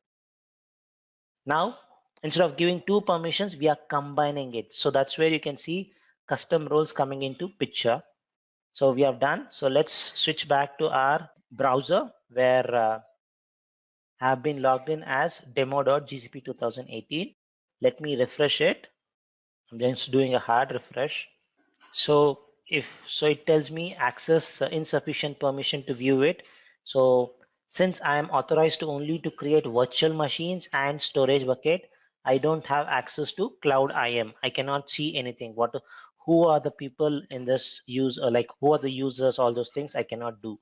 Similarly, if I want to look at some other features, like say for example, if you want to create compute Kubernetes engine, just for an example, you should get an error. You don't have any permission. Similarly, App Engine, we'll discuss all these things as it comes, but this is where we are seeing how permissions can be applied. So, but if you click on compute, you should be having full access because you're a compute admin. Click on this. The screen should open up and you should be able to provision the resource as usual. You see, quickly let's provision one resource just to show the permissions is all in place. It's the exact thing, but we have made our life simpler by combining the two roles. That's the only thing which we have done. Click create.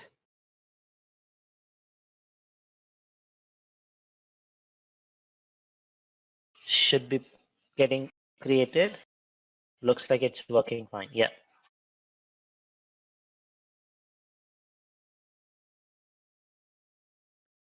Okay, so it's provision and the external IP address should be provisioned in few minutes, because usually provisioning the external IP address takes a longer time. That's what I have observed.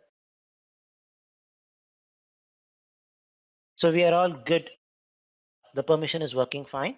As a best practice, to have the free tier being used fully, delete it. We saw the permissions have been all working fine. Let's delete the instance. Similarly, you should be able to create your bucket because it's a combined role. We should be able to create our storage bucket. Let's create it. I'm just verifying everything is working fine. So if it's working fine, the procedure which we followed looks good. So let me create one more. As I mentioned in the beginning, the bucket name should be unique. One of the easiest option is to use the project ID. That will be always unique. So it should be working. Let's create it.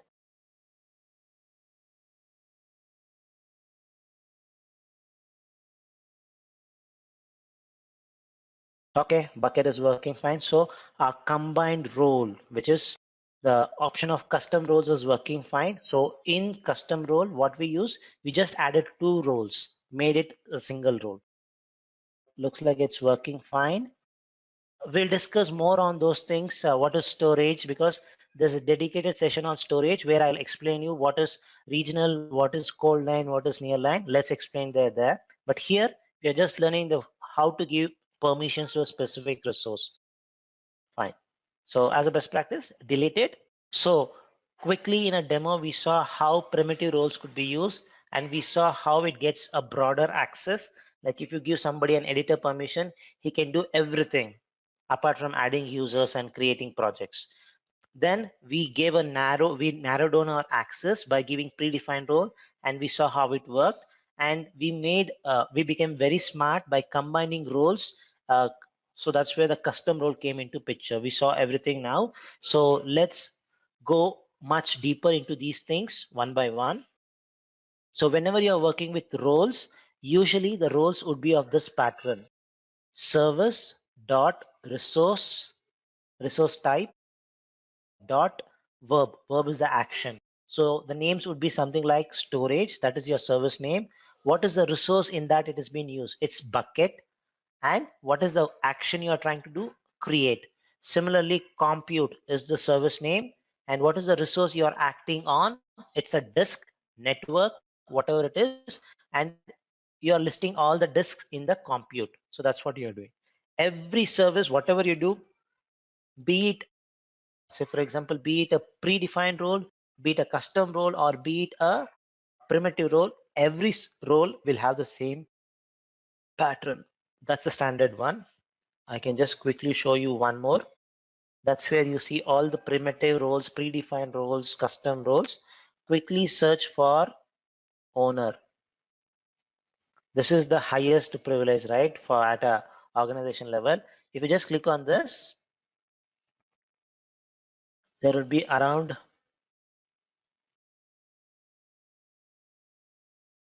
almost like a huge set of numbers would be there.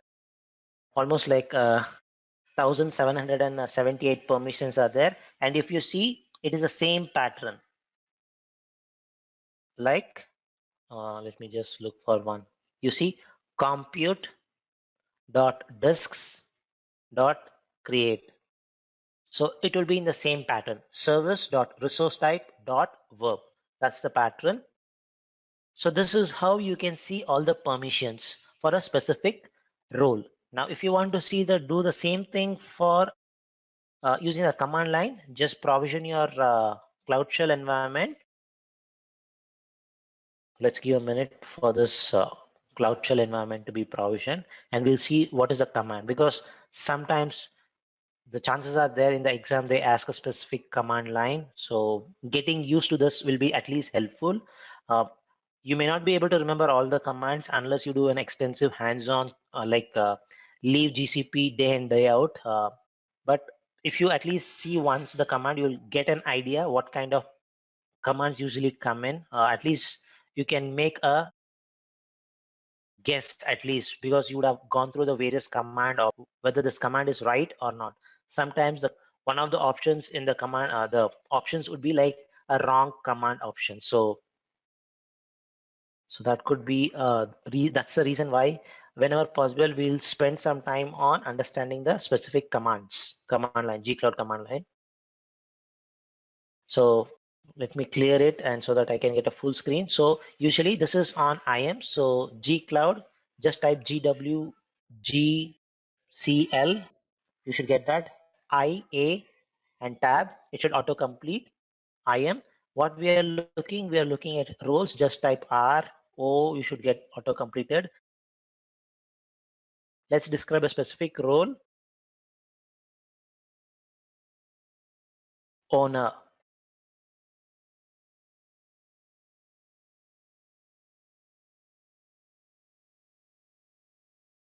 So if I hit, you should get all the permissions, like the same set of permissions which you're seeing, 1778. All the permissions will be listed, and it's a huge list. So you'll not be able to see it completely. Another small Linux command which you can use is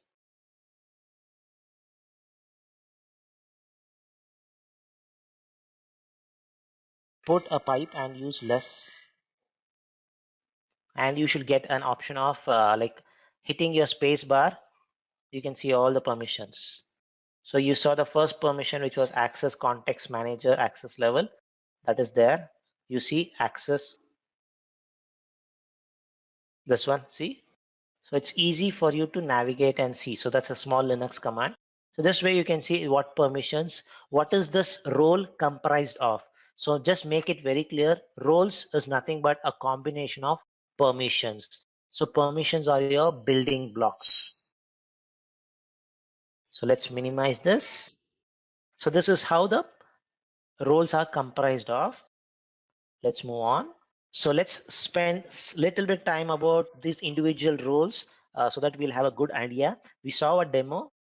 That's really good, but let's spend some time on these stuffs. The first one is primitive role. As I mentioned, you have owner, editor, viewer, and owner as a one who can do the entire stuff. He has full access. He can create projects, enable billing account, create users, and he can do everything. So next is editor. He'll be able to do almost everything as a owner except changing deleting or creating projects or adding users or deleting users. That thing he cannot do that. The last one is viewer, which is just read only permission. If you just want to give somebody view only permission, like for example, if it's a huge organization, there'll be a dedicated team called as a security team who wants to check whether your VMs or all those things are following some security standard. They'll not be modifying your VM content, but at least they need to get a view access. So in such cases, giving them view permission could be a better choice, because they will not be able to stop, delete anything, just view, okay, at least whether they have followed all the practice. And the buckets, what is the naming convention, have they followed the naming convention followed in the organization, what are the content put, so they'll be able to at least view it. So that would be a better choice if you want to give less permission. Their own primitive roles are only three: owner, editor, and viewer. The one which is in the braces, the common bracket, is the option for you to view it in the gcloud command. So if you type gcloud im roles describe role/viewer, you will see all the permissions. So that's the reason I have given this part. Moving on to predefined role. Predefined role, there are hundreds of predefined roles. Putting everything in a slide is not a easy task. So I have tried to highlight few important stuffs which could be helpful from the exam perspective, usually because what I personally suggest is, when you are having some good amount of time, just go to IM section, just maybe try to add a user, look at these roles option, try to explore what is it is there, what are the various options. Like for example, BigQuery, what are the various roles available?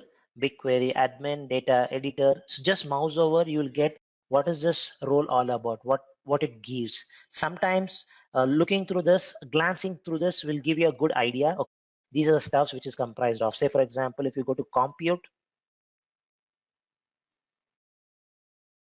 engine, you get compute admin, then you have if you scroll down, you'll have compute viewer. So very similar to your owner, editor, viewer. Sometimes the same pattern follows, but this is at a specific resource level. This is not at the entire project level. So you'll get an idea. So I strongly suggest you look at into few important stuffs. Maybe not now. Once we finish the entire course, by the time we finish the entire course, you will see various options like various resources like compute engine, app engine. Then you will have a better idea. Like if it's app engine, these are the permissions, roles available. So at least going through those things will give you a better understanding. So if you see some questions on what role to be applied, at least this glancing through option will help you. Have tried to make that very simple here. When it comes to compute, you get options like compute admin, compute instance admin, compute viewer. So admin, we had seen how it works, compute admin. Compute instance admin, if you give, it gives access, comes into picture. Similarly, you have network admin. The name itself mentions it is a combination. I would say it's a combination of admin, compute admin, and compute network admin. This instance admin, because it has option to storage, compute, networking, all those things. Similarly, if you scroll down, you should see something like storage admin. So compute storage admin, compute network admin, combine it, you'll get compute instance admin. So again, it's your Google already had made few roles, which is like you don't need to combine it. So if you still feel you need to do some combination, then you can definitely use custom roles. So these are stuffs. And when it comes to network, it's again part of compute. You see compute network admin, compute network user, compute network viewer.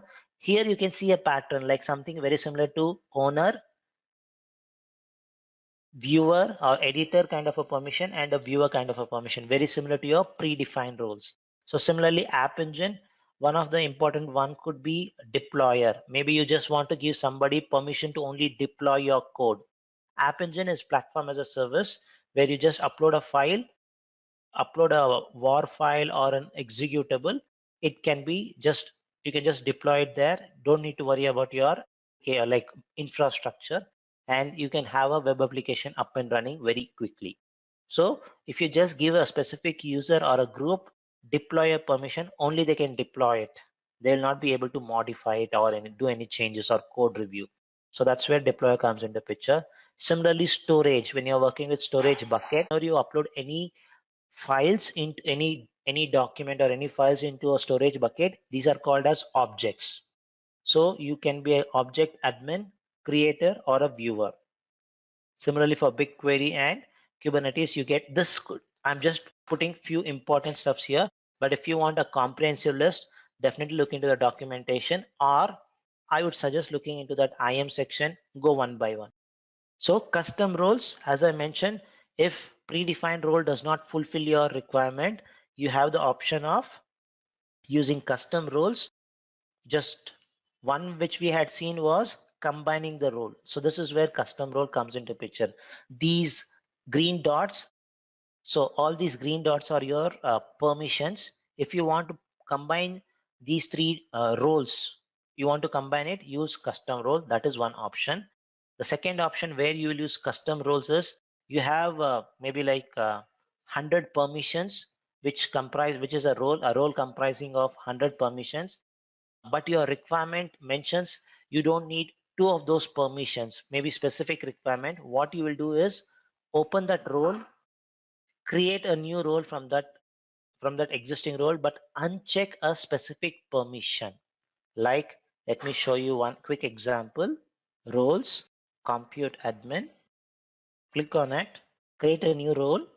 Last time we combined it, but this time what we are going to do is accelerated type. So this is something like GPUs, all those stuff. So your requirement says you don't need to have some access to GPU related things because it is expensive.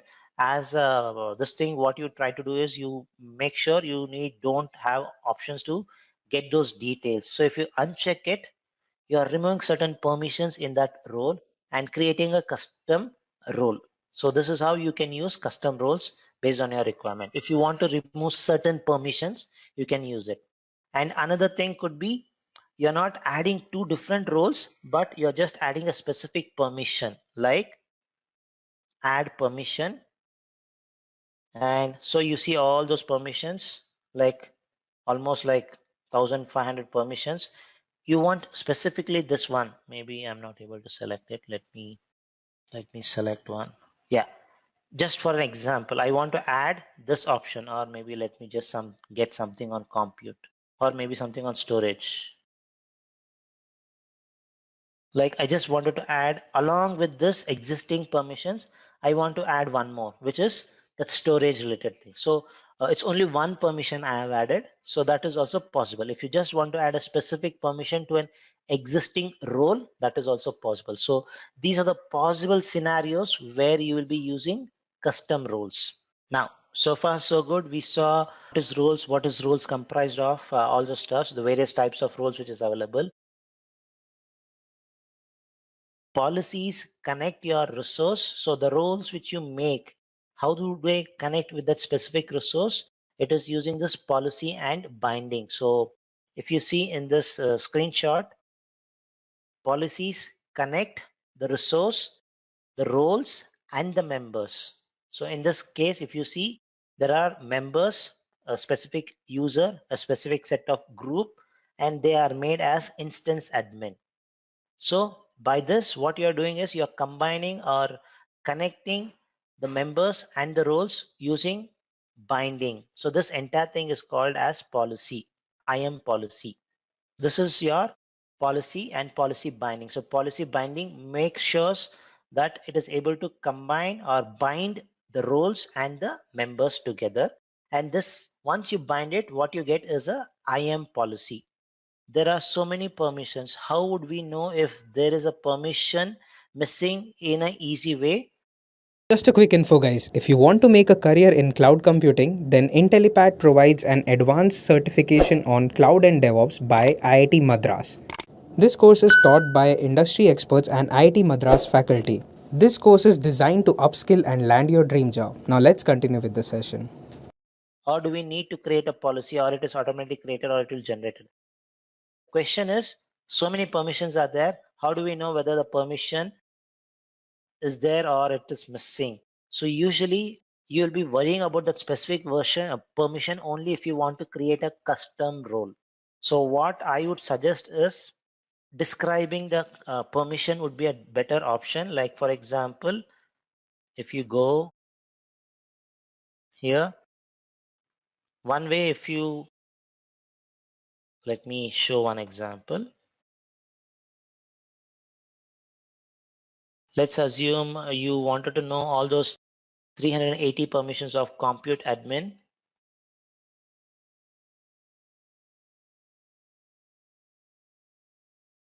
You run the same command. Okay, it's case sensitive. Compute admin. You should get all those permissions. It was updated on 28th of January. You see some new permissions have been added. So best practice, as what Google mentions, is whenever you're about to create a custom role, come to this page, look whether the role which you are expecting is being added or not. So this could be, it's a change log. So you can look into this. Maybe there's a chance that you already have, it's already there, and you don't need to create a custom roles. And don't be in a hurry to create a new role every time. Check whether the specific role exists, whether the role inside that has the exact permission or not. Do that thorough check before you do create a new custom role. The reason is, if you create a custom role, you need to manage it. Google will not manage those permissions, like, because usually the custom roles which you create are created from an existing predefined role. If the predefined role gets updated, your custom role will not be updated directly. You need to manually update it. So one of the drawbacks of using custom roles is manageability. You need to manage it yourself. But if your advantage based on what is your business use case. So these are the various options to check whether a specific permission and a specific role exists or not. This would be an important one. Change log, this thing. So this is how the policy, the binding and the policy works. It has to be combined only if the users and the roles. Users are nothing but your members or identity. Here, there's a set of, there's a group. This is how you add, and there's a user. That is the members. They are all instance admin. Similarly, there's only one user who is a owner. So here it is a primitive role. Here it is a predefined role we have used. This is our policy, IAM policy in short. So if you want to visualize or you want to see what is your IAM policy, one way is in your web console.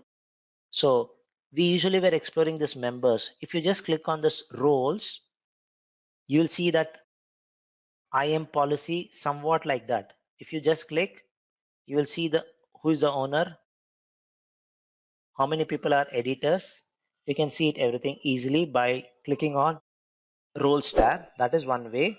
Another way is you just click on role, or you can just go to members. This is again a question which I had seen, where the question is, how can you find who is an owner in a specific project easily? So one of the options was come to Cloud IAM, put a filter with the role option. Just mention owner. It should list all the owners in this project. Luckily, there's only one user, so that's the reason it shows one. So if you put something like role, show me all the editors. There are two editors in this project. So this, even sometimes the question on UI comes in. So you need to be very fluent with the how to use the user interface, how to use the command line, both. So this is how you can quickly see who is their owner, who is an editor. And if you click on roles, you will see somewhat like an policy, the IAM policy in place. It shows all the things. This project comprises of these roles: compute, compute engine service agent, storage admin, the custom role which we created, editor, owner, and a service user account. More on service account will come. So this is what it's comprised of. So this is a way of seeing your IAM policy in the web console. If you want to see it from the command line, the option is clear the screen. So the command is slightly different. It's gcloud. It's not starting with IAM, but it starts with projects. Get IAM policy.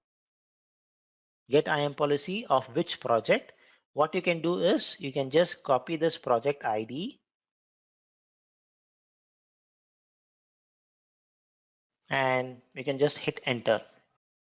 It should show you a format which is somewhat like this. It shows the binding, the members.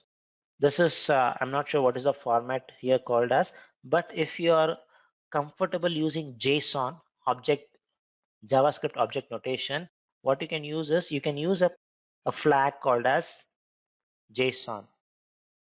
Now it will be in a JSON format, and in the slides what we saw was a JSON format. So this is one way, or you can redirect the entire stuff to a file so that you can view the entire IAM policy. Just use your editor of your choice. You can see the stuffs. See, it starts with binding, the members. This is the member who was a custom compute admin. The same thing which you saw in the web, you're seeing it in the command line. This is one way. Now, the command which I used works only in my Cloud Shell environment. The reason is I have hard coded my project ID. If I share this command with you, this will not work because this is a unique one, right? So what I can do is I can make this very generic by using an environmental variable called as dev shell underscore project ID. What it does is the moment you provision your Cloud Shell environment, from which project you provision, it will take that project ID and store it in an environmental variable. This is the name of the environment variable. If you hit enter, the same command will work. If you are curious, just do this, echo it. You should see the project ID. So this time, if I now paste this command in the chat window, you should be also able to run it. It's now not hard coded, it's very generic. Let me just put it. If you are curious, you can just try it yourself. So this becomes a handy option. So we will be using this environmental variable called dev shell underscore project ID heavily as we progress. So that's how you can see IAM policy and the binding using the command line. Get IAM policy. The next question which I have is, once we created a custom role, do we need to create a policy? Yes, definitely. If you have a role, you need to add that in the, you need to assign it. So policy is nothing but you have a role. Just having the role does not make any sense because it has to be attached to a specific identity. You need to apply it. Only then you can have a policy. You need to do it. It's not automatic.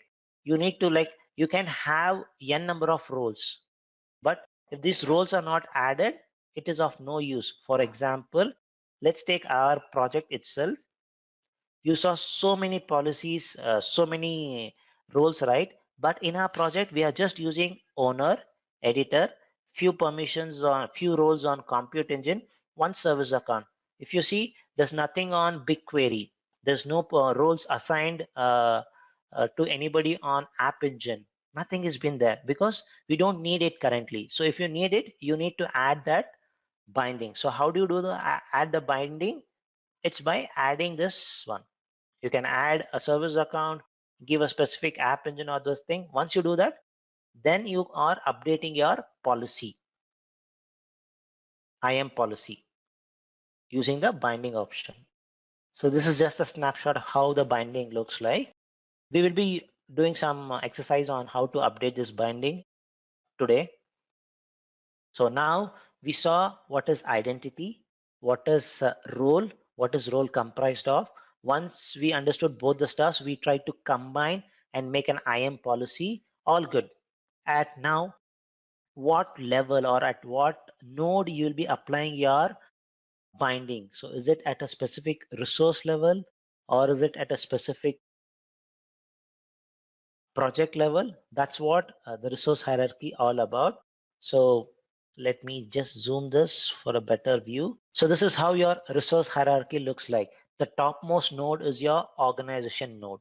If we are using a free tier, our organization node is no organization.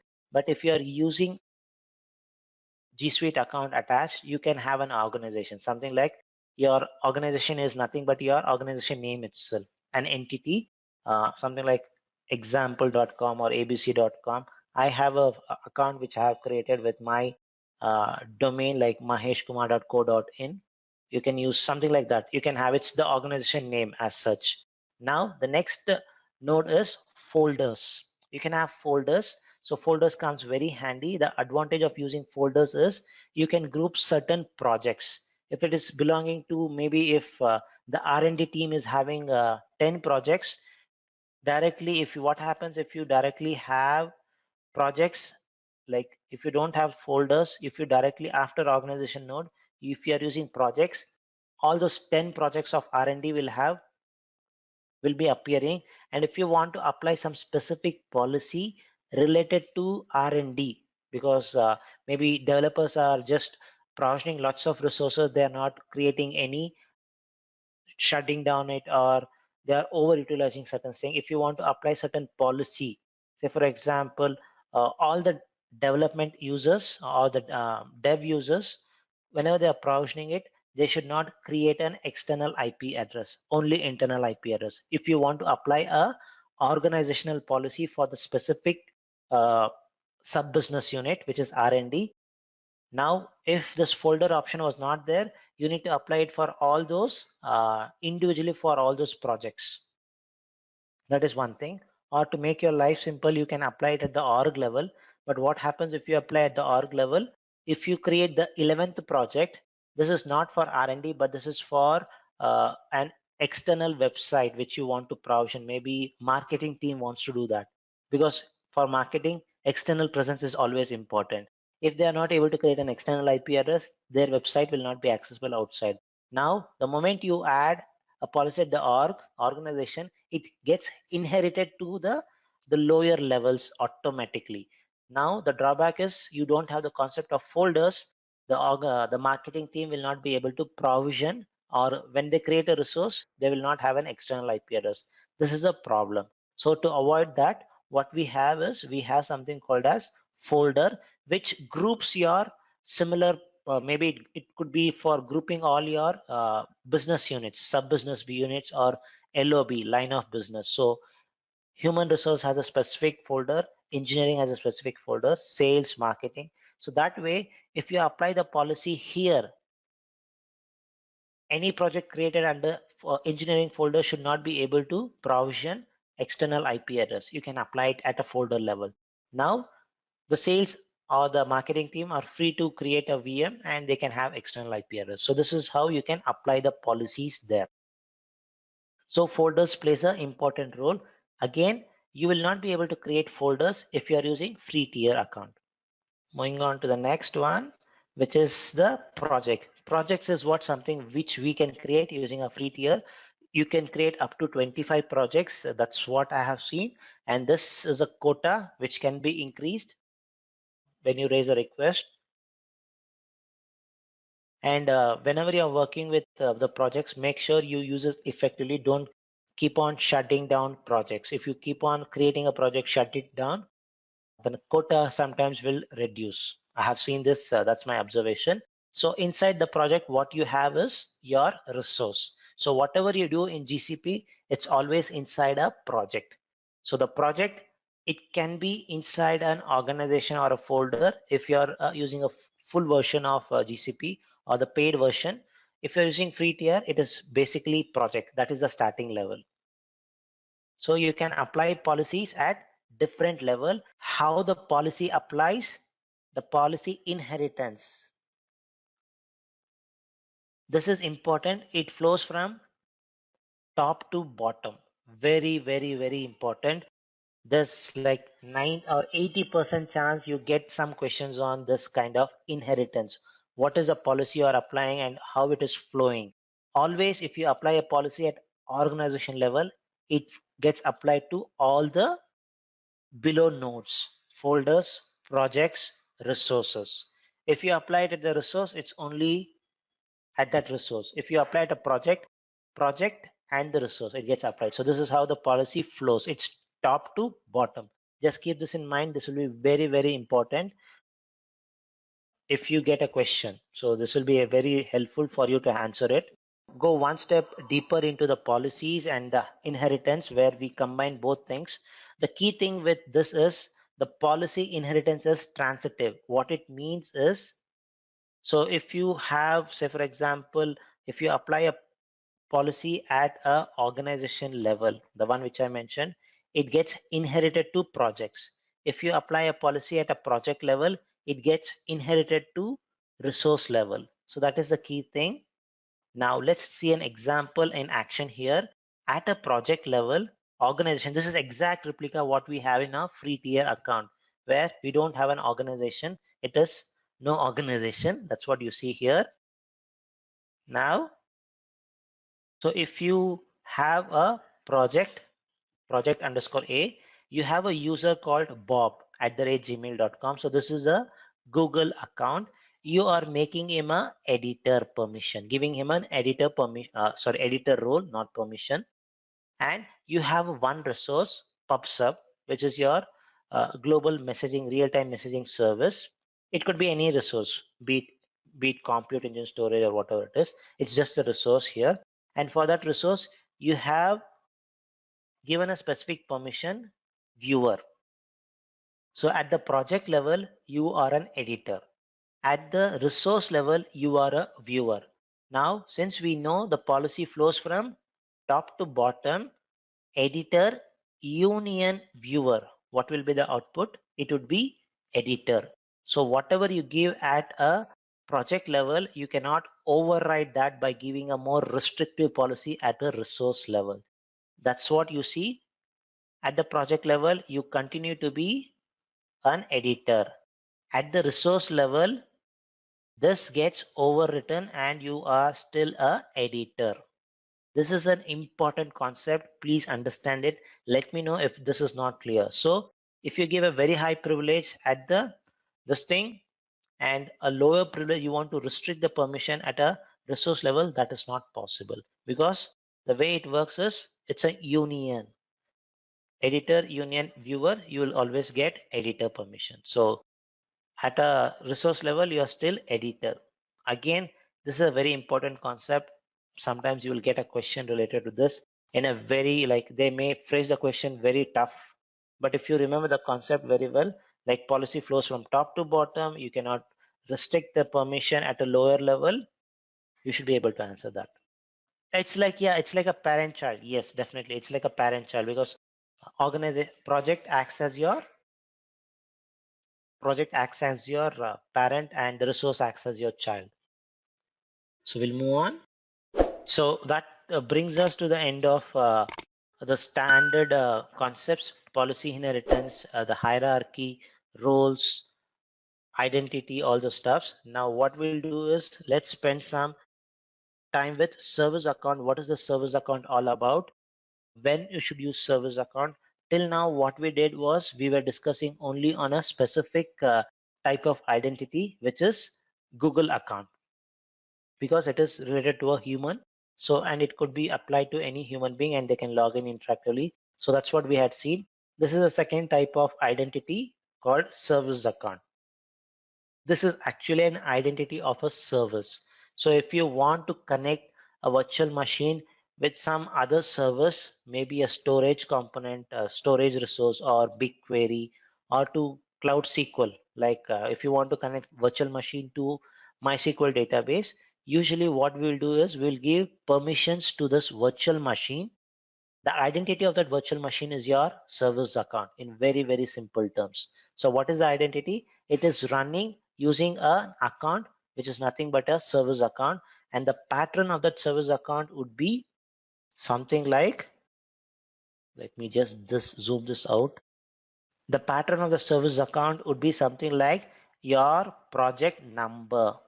This is the only place where you will see your project number being used, hyphen compute @ developer.gserviceaccount.com. So this is how the pattern looks like. And you may tell, I did not provision, I did not create this user, how it got created.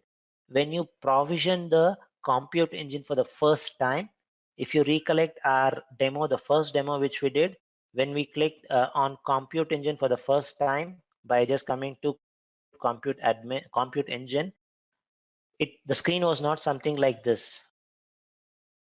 Let me wait. It was not like this.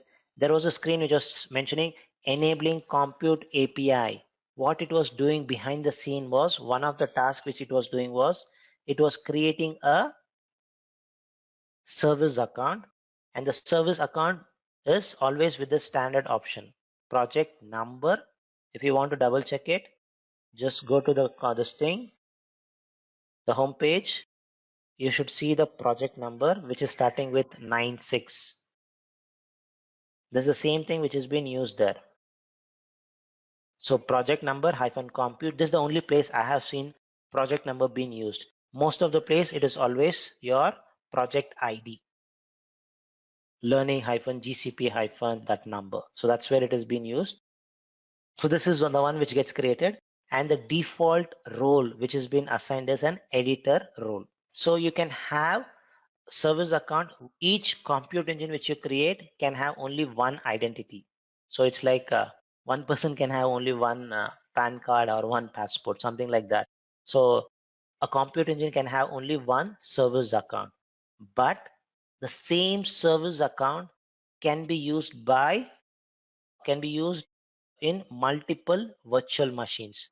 What it means here is the the roles and the permissions which you assign to that service account can be used by multiple virtual machines. So if you mention, maybe in your organization or in your project you have 10 virtual machines created, what you expect is all these 10 machines should have access to BigQuery, or all these 10 machines should have access to a database using this service account. So instead of creating 10 service accounts and giving permissions, what you do is create one service account, attach the service account to all those compute engine, and once they log in, they'll be having the right permission to access the specific resource from the compute engine. And you can create up to 100 service account in a project. This is including the default one which is already created, meaning so usually when you work with compute engine, one service account is already taken off, and if you work with app engine, another service, so you're left with almost like 98 or 99 service accounts based on what you are working. If you're just working on compute engine, you will be using almost, you may get almost 99 service accounts. If you create an app engine, you will be just left with 98 service accounts. And that is an important thing. This is at a project level. And there are two types of service accounts when it comes. One is user managed service accounts. That's the one which we'll be exploring more in the next slides to come. and there's another service account called as Google Managed Service Account.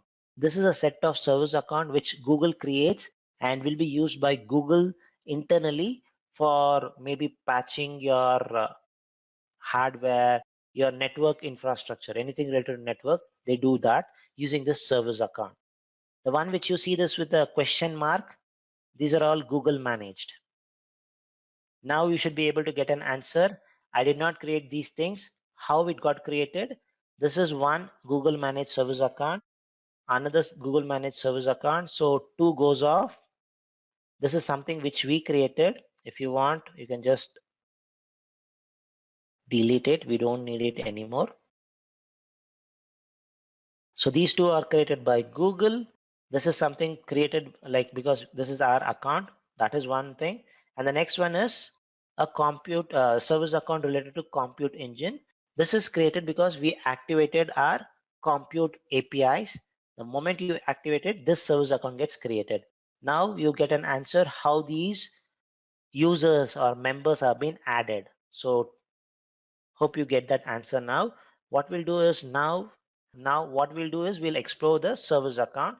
There's an option to create your own service account.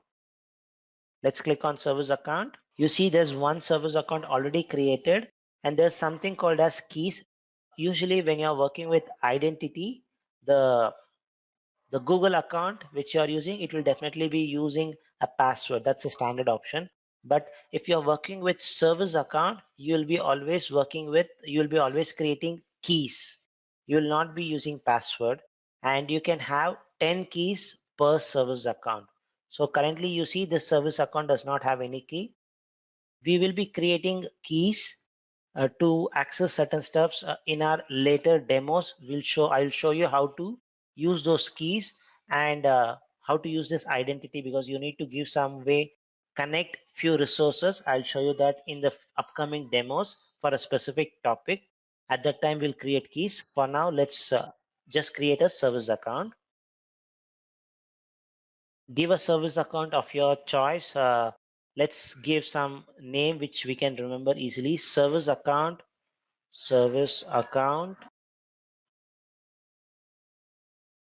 hyphen web console, just to indicate this service account is created using the web console. The moment you created the service account ID, it follows a different pattern. Here it is the name which we gave, followed by @project ID dot imgservice.com. So it is not using the project number, but it is using the project ID. So could be a question again. So if the service account is having this pattern @project ID, there's a chance that this has been created by the user, not created by Google. Give a description. Service account created in web console. This would be helpful later. Good. Click create.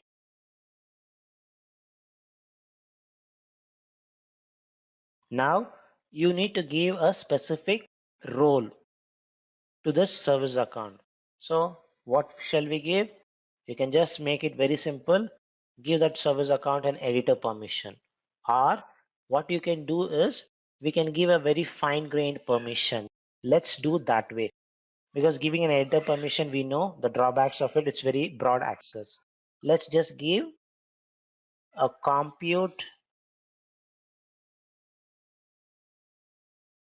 admin as usual. Let's just see what happens with that permission.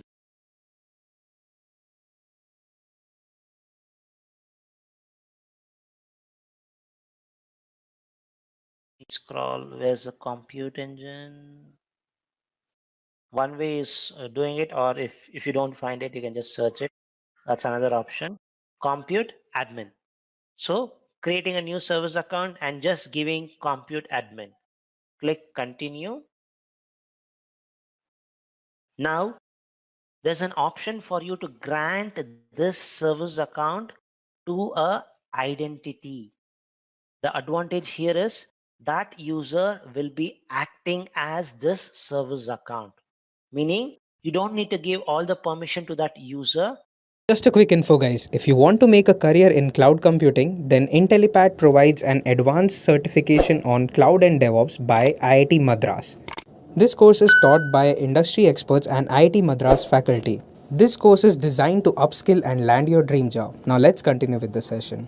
But the user can act as a service account.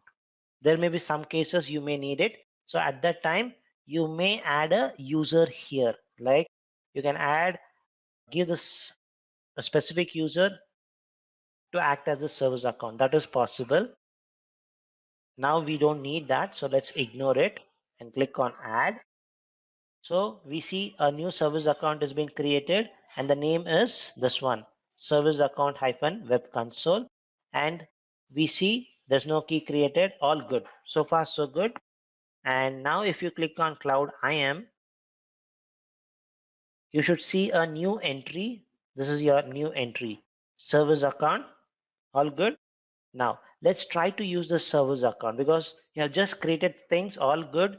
Now since you added a new account, the policy binding is also updated. Now if you click on the roles, you should see,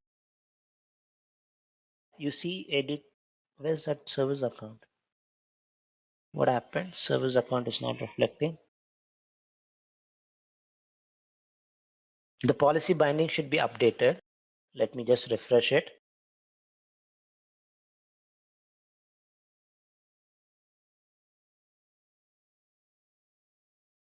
Okay, because we did not add, we added it to the compute admin. It's now reflecting in this compute admin. So good. So this is our current policy, IAM policy. It's under compute admin. All good. So far so good. Now let's use this identity, attach it virtual machine. So how do we do that? Click on the hamburger menu, scroll down to compute, click on VM instances. Now let's create a virtual machine. Give a name instance using service account or instance, or let's just give it as SCV demo, service account demo. Mumbai should be fine. Make it micro so that we don't incur much cost. This is a standard one. The important thing which you need to focus this time is this part, identity and API access. By default, it will be using the service account created by Google, the default compute engine service account. You see that? Now what we are going to do is we are going to change it to this one, the one which we created. Click create. The next step which we are going to do is we are going to SSH into this machine and we will upload we'll see can we upload a specific file to a Google Cloud Storage bucket. That's what we are going to do. And now behind the scene, it will be using service account to authenticate between your two different servers from your virtual machine to your bucket. So let's SSH into this. In the interim, I'm going to create a storage bucket.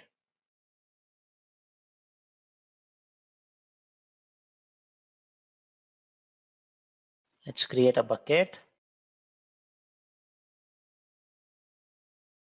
Learning hyphen GCP hyphen SCV service account. Just create a simple bucket. That should be all good. I'm into this machine. Now, a small tip which I wanted to share. If you just run gcloud authent list, it will show you with which account this service account, with which identity this virtual machine is running. So it is using this one, the star to which it has been attached. It shows that, meaning whatever you give as a permission to this service account, this virtual machine will be able to use that. Now we are only compute admin. Now let's see creating a like uploading a file to your this thing, the permission. Let's see. What I'm going to do now is I'm just going to create a file test.txt, pu in storage bucket. A small file. I'm going to upload it. So I need to upload it. What is the command to upload a file to your Google Cloud Storage? Anybody recollects it? What command we should use?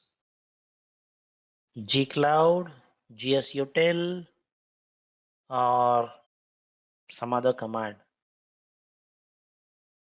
Let's use that gsutil cp test gs:// what was the bucket name?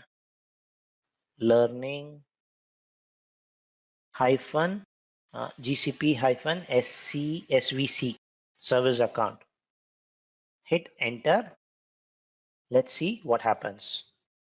So you get a permission access denied exception 403. It indicates this service account does not have the storage object permissions to create it. So what we are going to do is, so that's where you see fine grained permissions coming into picture again. So let's go back to Cloud IAM. The same concept, but we are seeing how it can be attached to Compute Engine and how you can see working with predefined role works. So click on this now. Instead of giving, you can directly give storage admin. Everything, the things will start working there. But if you just create a storage admin creator, you should be able to create objects in a bucket. Let's use that. Have updated it. It should get reflected. Let's try to rerun the command again. Let's see whether it will work this time. So sometimes for the policy to be propagated, it takes a minute or so. That's what I have seen. Let me try it once again. Or is the creator not enough? Creator should be enough. Access to create objects in this thing. That's what it should be. Let me try once again. Okay, maybe this is not the right permission. Let me make him an admin. Object admin. I can just give storage admin. My job would be easy, but I just wanted to explore stuff. That's the only stuff. By that way, you'll also see how things works. Okay, storage admin makes more sense. Now I'm able to upload the file. Now, if I just list it or cat,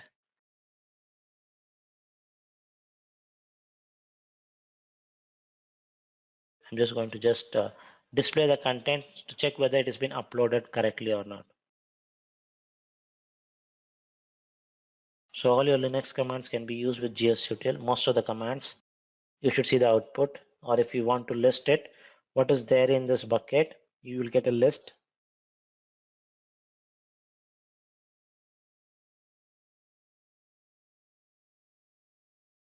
So the permissions which we have given looks all good. So with these fine-grained permission to your service account, you are able to do the job you wanted to do. So giving an editor permission does not make sense there. And important stuff is when you are working with Compute Engine, let me show one more instance creation. A key thing is the access scope. This is something which we'll discuss in our compute section in a greater deal. This gets activated only if you are using default compute service account. The moment you use your own service account which you have created, this option gets disabled. And just for your information, access scope are legacy way of giving access to a specific resource. This is not recommended if you're doing it in production. In production, the recommended option is you create your own service account and give fine-grained permissions. Don't give primitive role like editor or owner. That's thing. So that's how you can use service account. Now let's try to do the same demo, but instead of doing it in the command in the web console, we saw how we were able to add a new service account using the web console. We'll do the same stuff. We'll try to update the policy also, but everything we'll try to do it in command line. The only intent is you get used to the command line. That's the whole intent, nothing else.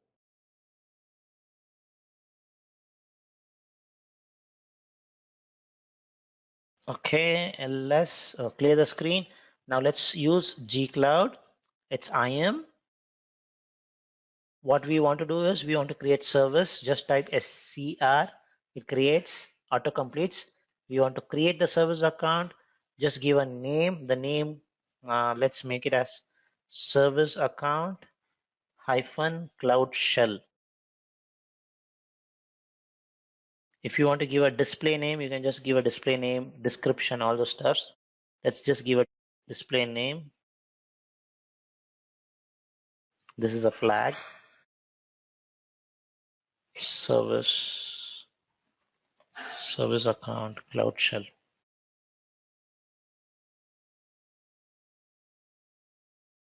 Let's see whether the command works. So the account is created. So how do you verify it? If you refresh it, again a small tip, if the cloud shell environment is open and if you refresh the screen, the environment will close. One way is open this in a new window so that you can refresh all those tricks. That is one thing. The another way is open a new tab, refresh that tab and see it. Or if you want to do something with the command line, what you can just do is gcloud IAM service account. We are not going to create it, but we are just going to list it. You should get 3 entries. One which is your default compute, the one which you created using the web console, now the one which you created using the cloud shell. So you see, this is your service account which you created using the cloud shell. Same pattern, only the starting thing is changed. The @ after @ it's the same pattern. Project ID .im .gservice.gserviceaccount.com. So far so good. Now you need to assign this service account a specific role, editor, compute admin, whatever it is. You need to assign it and then create a policy. So there are 2 ways you can do this. The first way is a slightly harder way, but we'll try to learn that also. So what we'll do is add an IAM policy. So how do we do that? gcloud projects. Last time we used projects to get IAM policy. This time we are going to add a policy. So just type add, hit tab. You should see this add IAM policy. Now to which project you need to do? It is for this project. Now we will use our environmental variable dev shell project underscore ID. To which member? You just need to mention the member.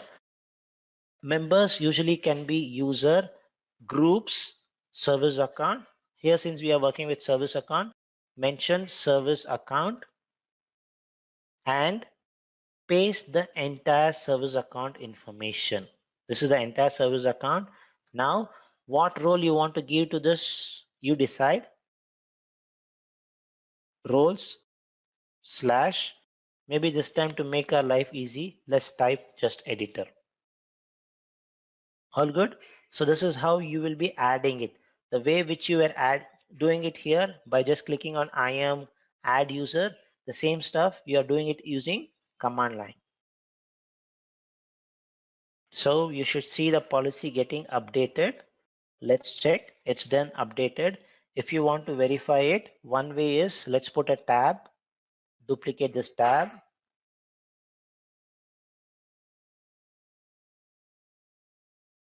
Go to IAM. You should see that new entry there with editor role. This is the one which we added using Cloud Shell and it is having editor role. So this is one way of doing it. I feel this is personally a very difficult thing. You need to remember lots of stuffs. There's an easy way to update your policy. The way is first get the policy first. Like by running this gcloud, which we had tried last time, gcloud projects, get IAM policy for this project. I'm trying to use project devshell project underscore ID every time because it's very unique. You get the project ID without doing any hard coding, and also you'll get used to this. That's the reason I'm doing this repeatedly. Let's get it in a format which we can do.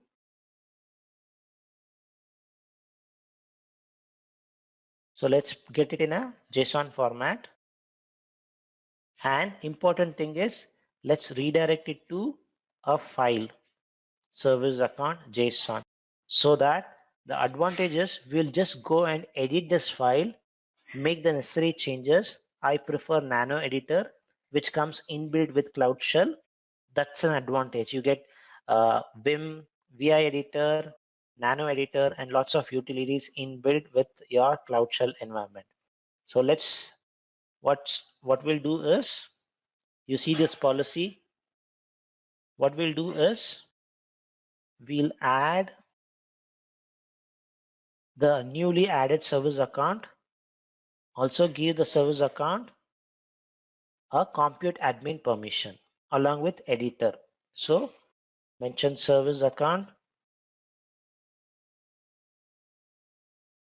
nano srv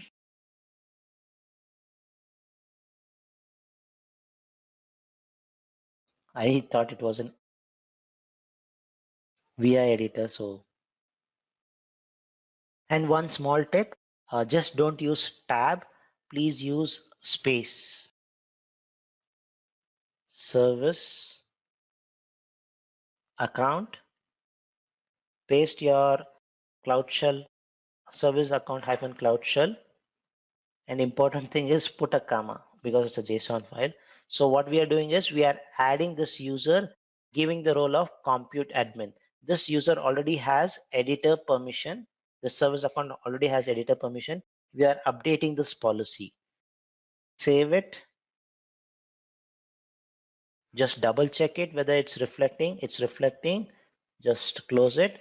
Now what we are going to do is we are going to set the policy. So how do you do that? Just run set.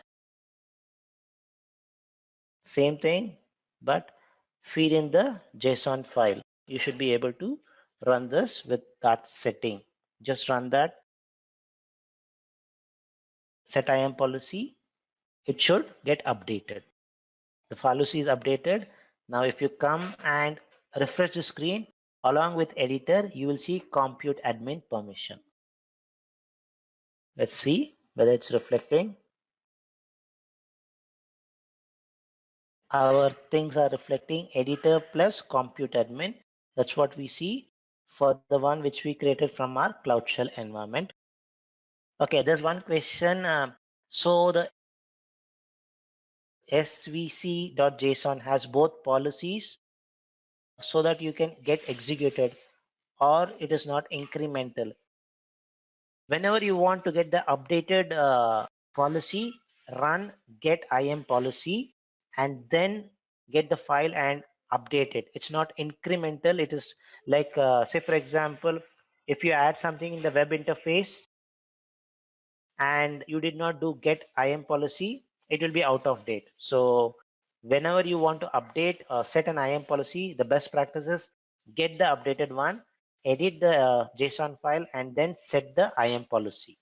Okay, so the next question is, yes, so gets the snapshot of the current and then update. Yes, correct. That's your right choice. Get the current snapshot or the current IAM policy binding, then update it and do the necessary change by running set IAM policy, get and set. Or if you don't like this two-way, because if you just do set and get and set, it's very easy. No need to remember a long command. The better option is just use add IAM policy. Just directly one shot. It's your choice. I've given two flavors of it. By that way, you're learning two different commands, so it would be helpful. When it comes to machine learning, there are multiple ways using which you can use machine learning capability in GCP, and based on your skill set which you bring in, based on that you have a specific service offering. So or let's start with the top one. That would be a really good option. ML APIs, machine learning APIs, where it is already pre-trained by Google. They give you an endpoint. So you just access that endpoint and send a specific data, whether you want to send an image or whether you want to send an audio file or a video file, and the APIs will do some kind of a machine learning capability, run on that data and give you some outputs. It could be like predicting what is there in that image, or doing a speech to text on that audio file, or doing some image analytics. In this video, a specific person comes or a specific celebrity comes. If it wants to do that, you can do that. So, and all these things you can do without writing a single line of machine learning code. You just need to have a web application. So this is primarily well suited for a web developer. If he's a web developer, he knows how to use APIs, endpoints, he will be able to do that easily. The second offering is using AutoML and BigQuery ML. So what is this? So if you're a business user who does not want to code and does not know how to code, but you want to leverage the machine learning capability, and you want a capability which you cannot use these existing machine learning APIs existing. Say for example, this is a standard example which I gave. So if you have windmills, and the windmills, if it's burning or if it's defective or if it's properly running, if you upload that image to these ML APIs, it will just tell windmill. That's it. But it will not say this is defective, this is normal. If you want something like this, a customized machine learning capability, and you still don't want to do any coding, what you can do is you can use this AutoML. This is currently in beta, not a GA product, so you may not get a question on this, but it's a good option. So as a business user, you will be able to just leverage, just upload huge amount of data, and the system will train it by itself. So that's the reason they mention it as auto ML. So machine learning by automatically by machines train themselves using this auto ML capability. That is a key here. And if you are a DBA, database administrator, you don't know Python or anything of that sort to write machine learning, no need. You can write your machine learning using BigQuery ML. So you will be writing it in your SQL command itself. So this is the second option. So AutoML for business users, no need to code anything. This is for DBA. The next part is Cloud ML Engine. So this is a managed service for running or serving your custom models. So assume you have a very niche requirement, only a data scientist can come and do that kind of a machine learning model. Then you need to give the data engineer an environment for him or her to develop this model and deploy it and productionize it. So this is for data scientist, DS, data scientist. And the next one is Kubeflow.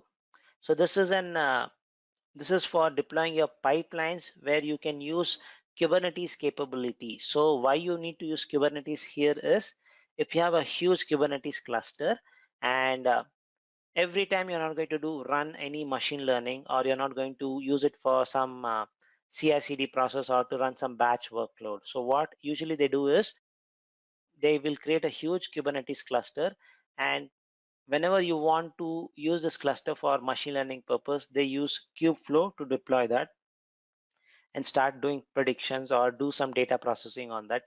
After sometimes, if it's like 10 hours, they use it, and the next remaining hours it can be used for some other purpose or to run a batch workload.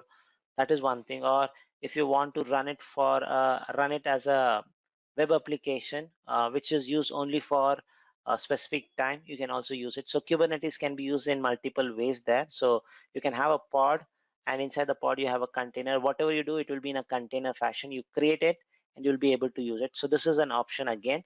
Kubeflow, this is again a new introduction to GCP's products and service offerings, Kubeflow.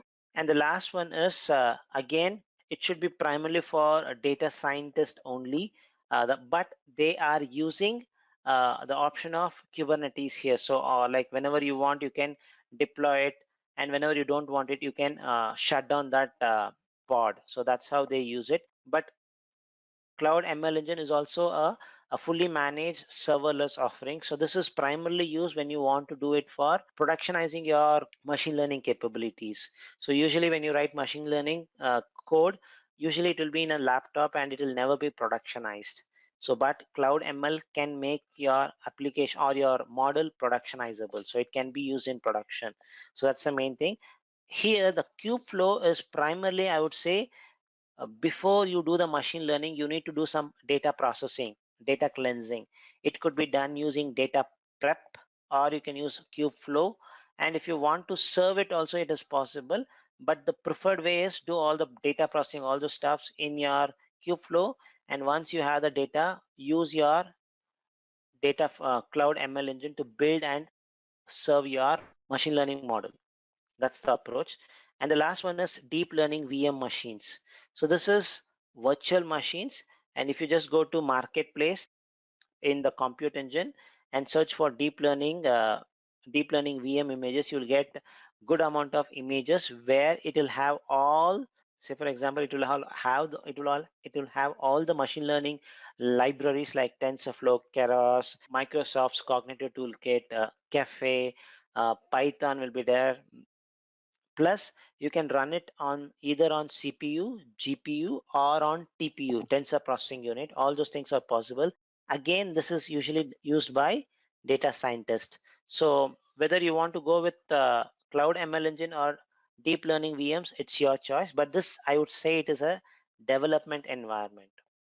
When you're doing it for productionizing it, the serving part comes into handy. So Cloud ML Engine is a good choice there. So for web developers, for DBAs, business users, and for data scientists, it serves almost all the users. So that's a good option, I would say. So now what we'll do is we'll spend some time on some individual machine learning capabilities and also see a small demos on those ML APIs. These are all your ML APIs. The first one is Vision API. The name itself indicates whenever you want to machine learning capability on an image. So the image could be having a photo which is a human being, or it could be a landmark, or it could be a scanned image where you want to do a optical character recognition, or it can have some adult related content, or it can have violence. If you want to do analytics on those things or want to understand what this image is talking about, you can use Vision API. So this is easily accessible by a endpoint by web developers, and they can integrate that into their application. So a simple use case is if you're using this Vision API in your insurance portal, and insurance portal, usually you'll use it for claiming your insurance. Like if there's a car met with an accident and it has got damage and you want to claim the insurance, there will be a wizard, right, where you need to upload your car image, all the details. And also when you upload the car image, if you want to do some machine learning capability there to detect whether that is really a car or not. If somebody wants to break the system, instead of uploading a car, they upload a two-wheeler or a image which is like a monkey or a donkey. If they upload it, if you don't have a machine learning capability there, the system will still proceed, and this error has to be found out by a human to figure out and call up the customer saying you have not uploaded the right car image. But if you have Vision API there, the moment you upload it, it can tell whether you have uploaded a car or something else. So that is where you can use. These are your real-time examples of Vision API. Let me quickly show you a demo on that. You can access those APIs. Usually to access those APIs, click on APIs and services, click on the dashboard. So these are usually endpoints. So I guess you should click on library, not on dashboard, sorry. Search for Vision API. This is the API which I mentioned.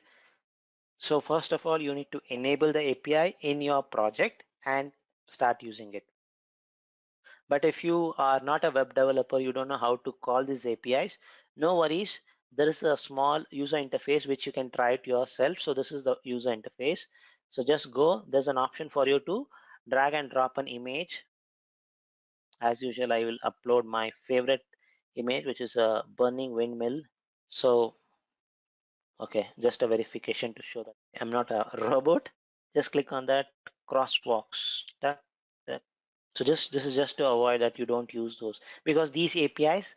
Just a quick info, guys. If you want to make a career in cloud computing, then Intellipaat provides an advanced certification on cloud and DevOps by IIT Madras. This course is taught by industry experts and IIT Madras faculty. This course is designed to upskill and land your dream job. Now let's continue with the session.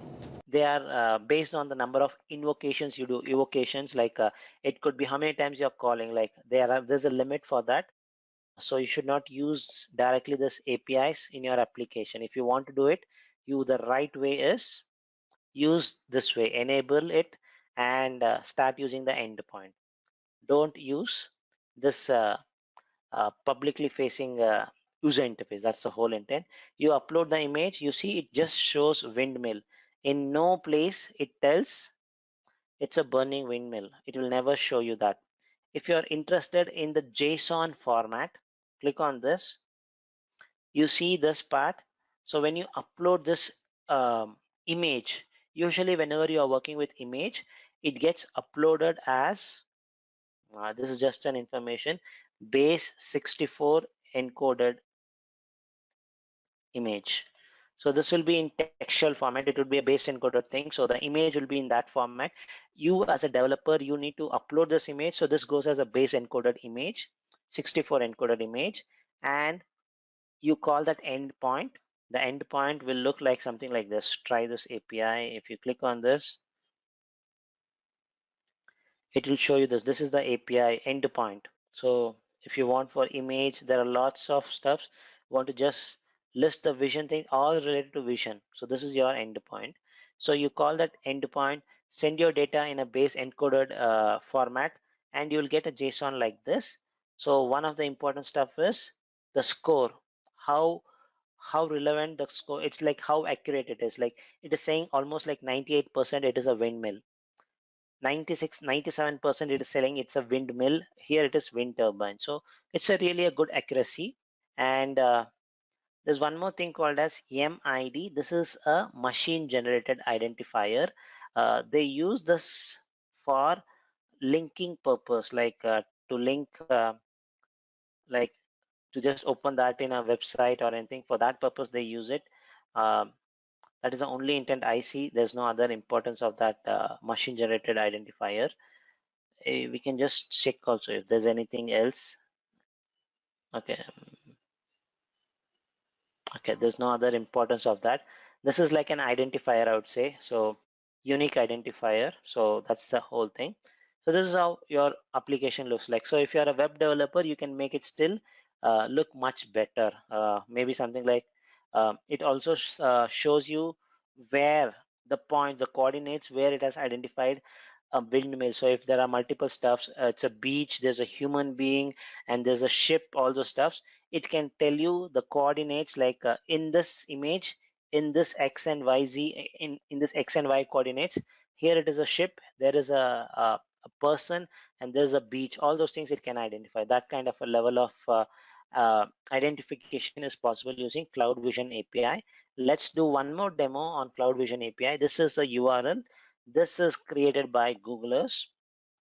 Let's launch it, and I'm going to use an image, I guess, which is in US.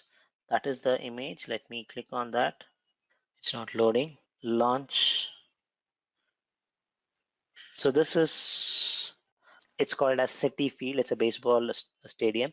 The moment you upload this image in a base 64 encoded format, the system Vision API is able to tell it is like 98% it's a stadium, it's a team sports, it's a ball game, baseball equipment. It's able to predict that kind of, that level of accuracy with this much of score. That's really good.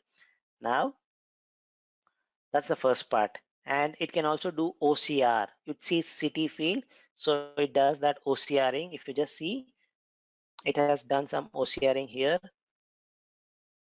I'm not sure where it has find this part. Should be somewhere. But I see this field, city, Pepsi. It is able to do that OCRing very well. That is also a good choice. And by any chance, do you guys find any face here? It finds a face. This is the face. It has find a face. Can anybody find a face? I cannot find it, but system is able to find it. So there's a small user interface here. Just click on this landmark.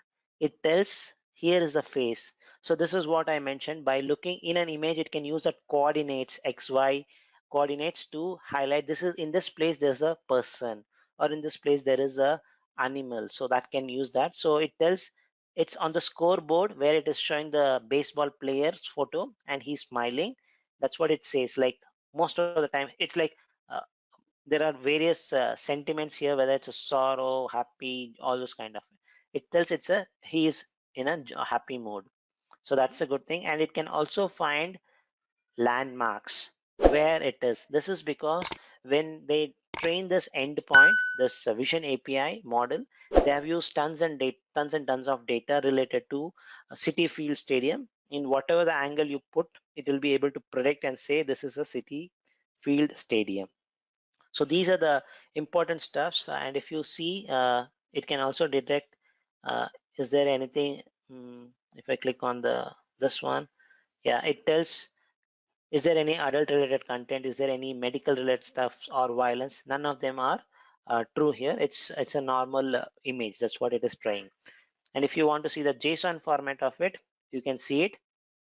The face which we saw, how it was able to highlight it here, it was using the coordinates x and y z coordinates, x and y coordinates to highlight it.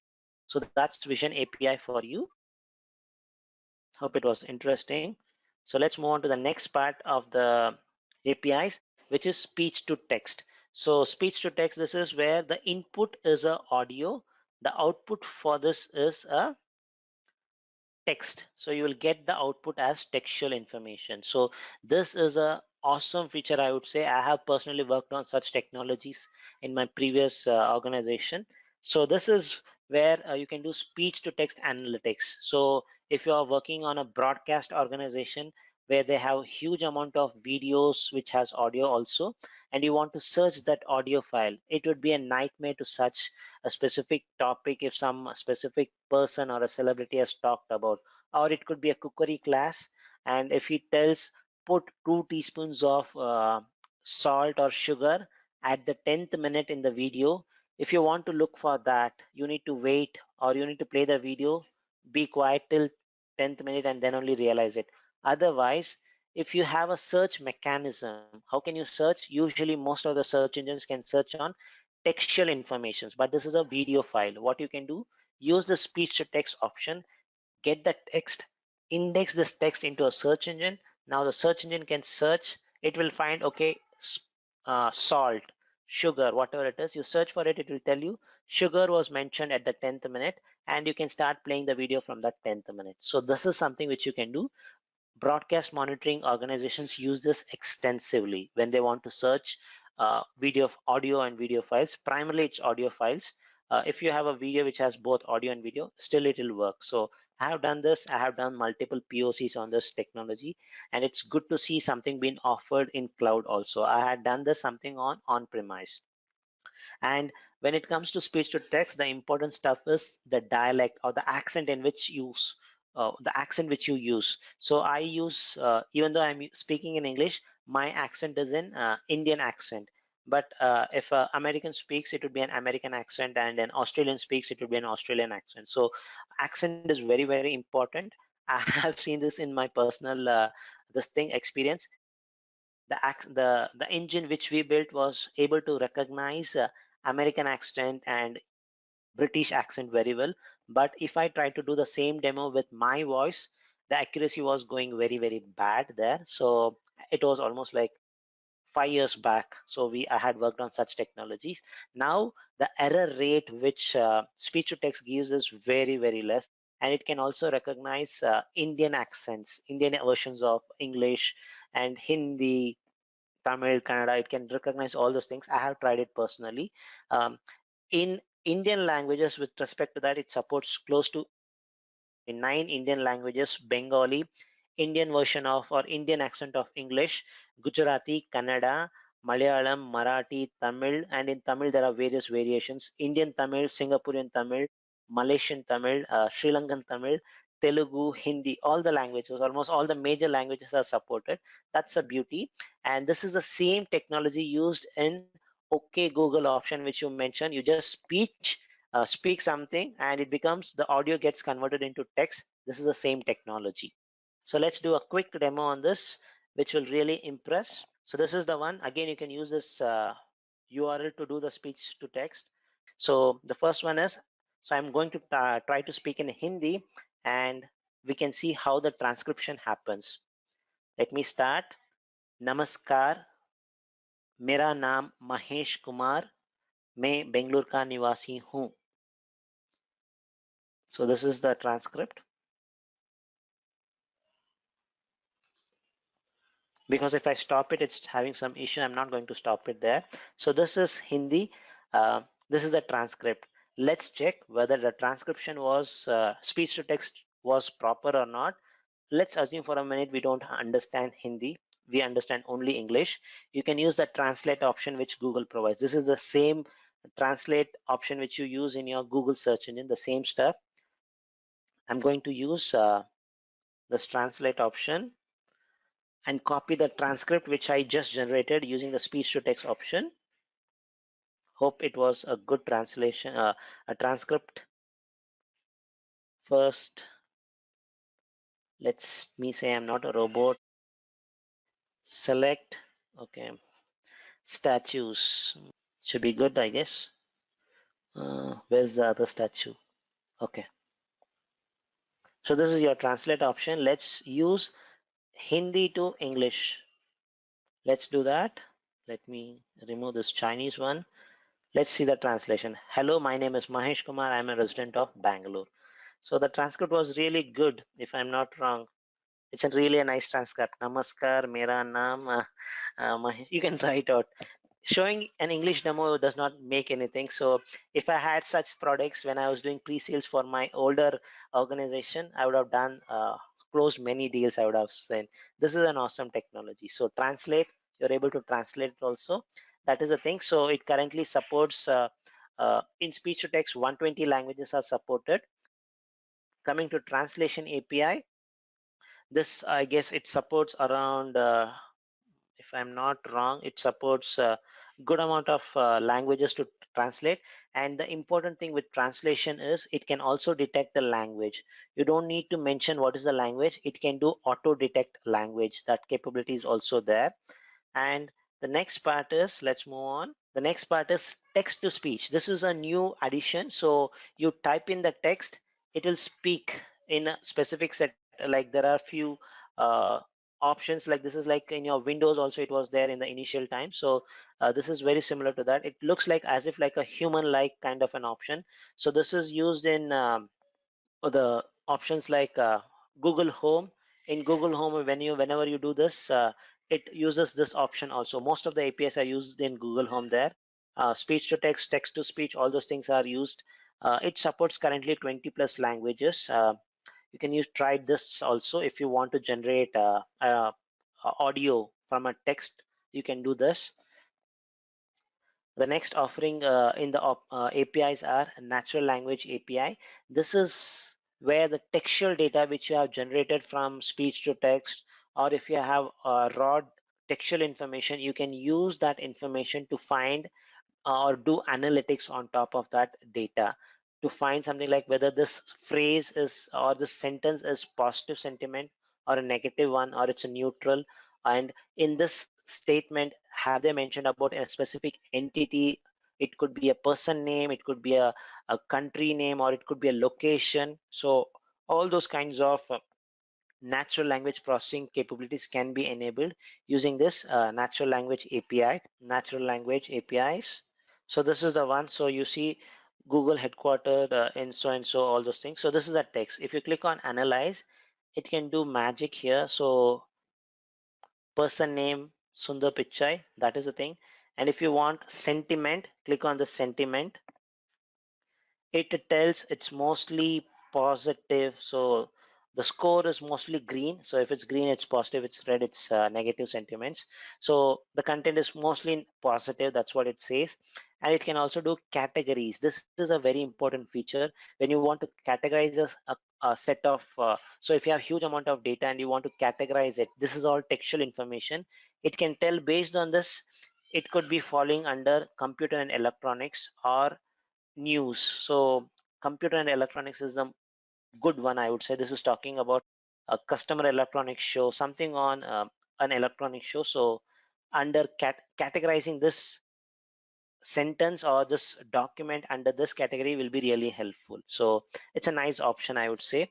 And there's a last one, which is one of my favorite. It's a video API, video intelligence. And this is the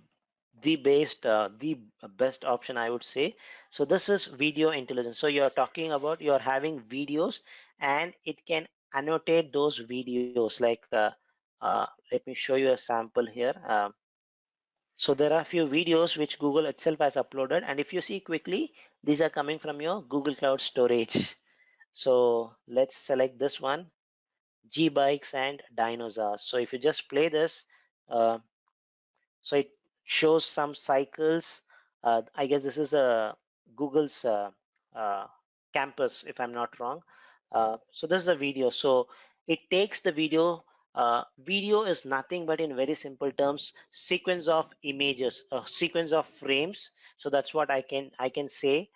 It takes that into consideration and tries to apply the same vision API capability, vision APIs, and detects whether there's a bicycle or here it is a dinosaur which you see, and plants where there are human beings were walking. You see these are the annotations which it can do. Again, this could be a wonderful tool for your broadcast monitoring stuff. You can also use the same video intelligence API for doing video analytics, like if the footage is coming from CCTV camera and if you want to do some analytics, you can use that also. So it's a nice option, I would say. It is able to tell it is dinosaur, vehicles.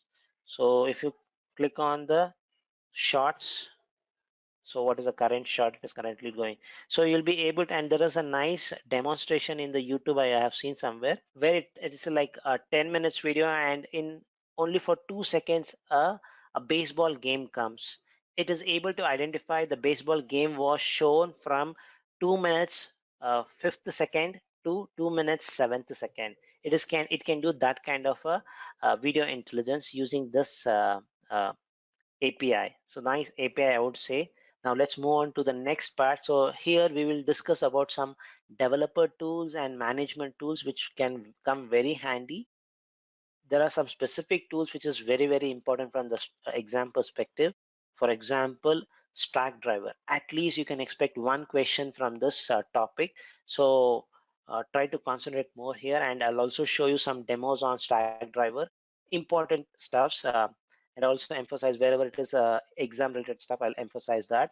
So what is the Stackdriver all about? First, let's understand it.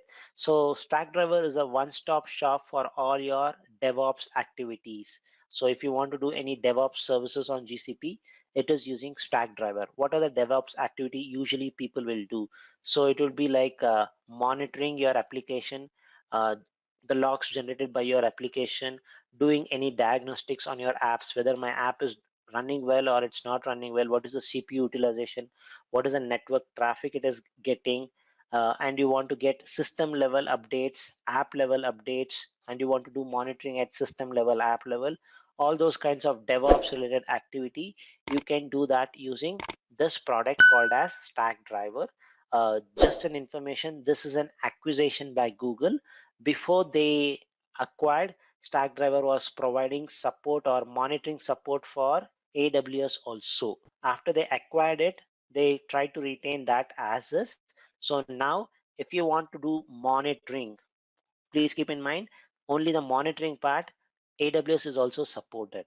But if you want to do logging, or say for example trace all those stuffs, that is not supported. Only monitoring is supported, and this is totally a software as a service offering. So no need to install anything. It's totally software as a service offering. Like just use it as like Gmail or your Office 365 kind of a stuff, paper usage, that's it. So in Stackdriver, there are actually 6 product offering. There's a 6th one that is currently in beta, so we'll not discuss that. It's called as Profiler. Let's focus on the GA version. The first one is monitoring. So the name itself makes it very easy. So this is primarily to collect metrics, events, metadata from GCP and AWS.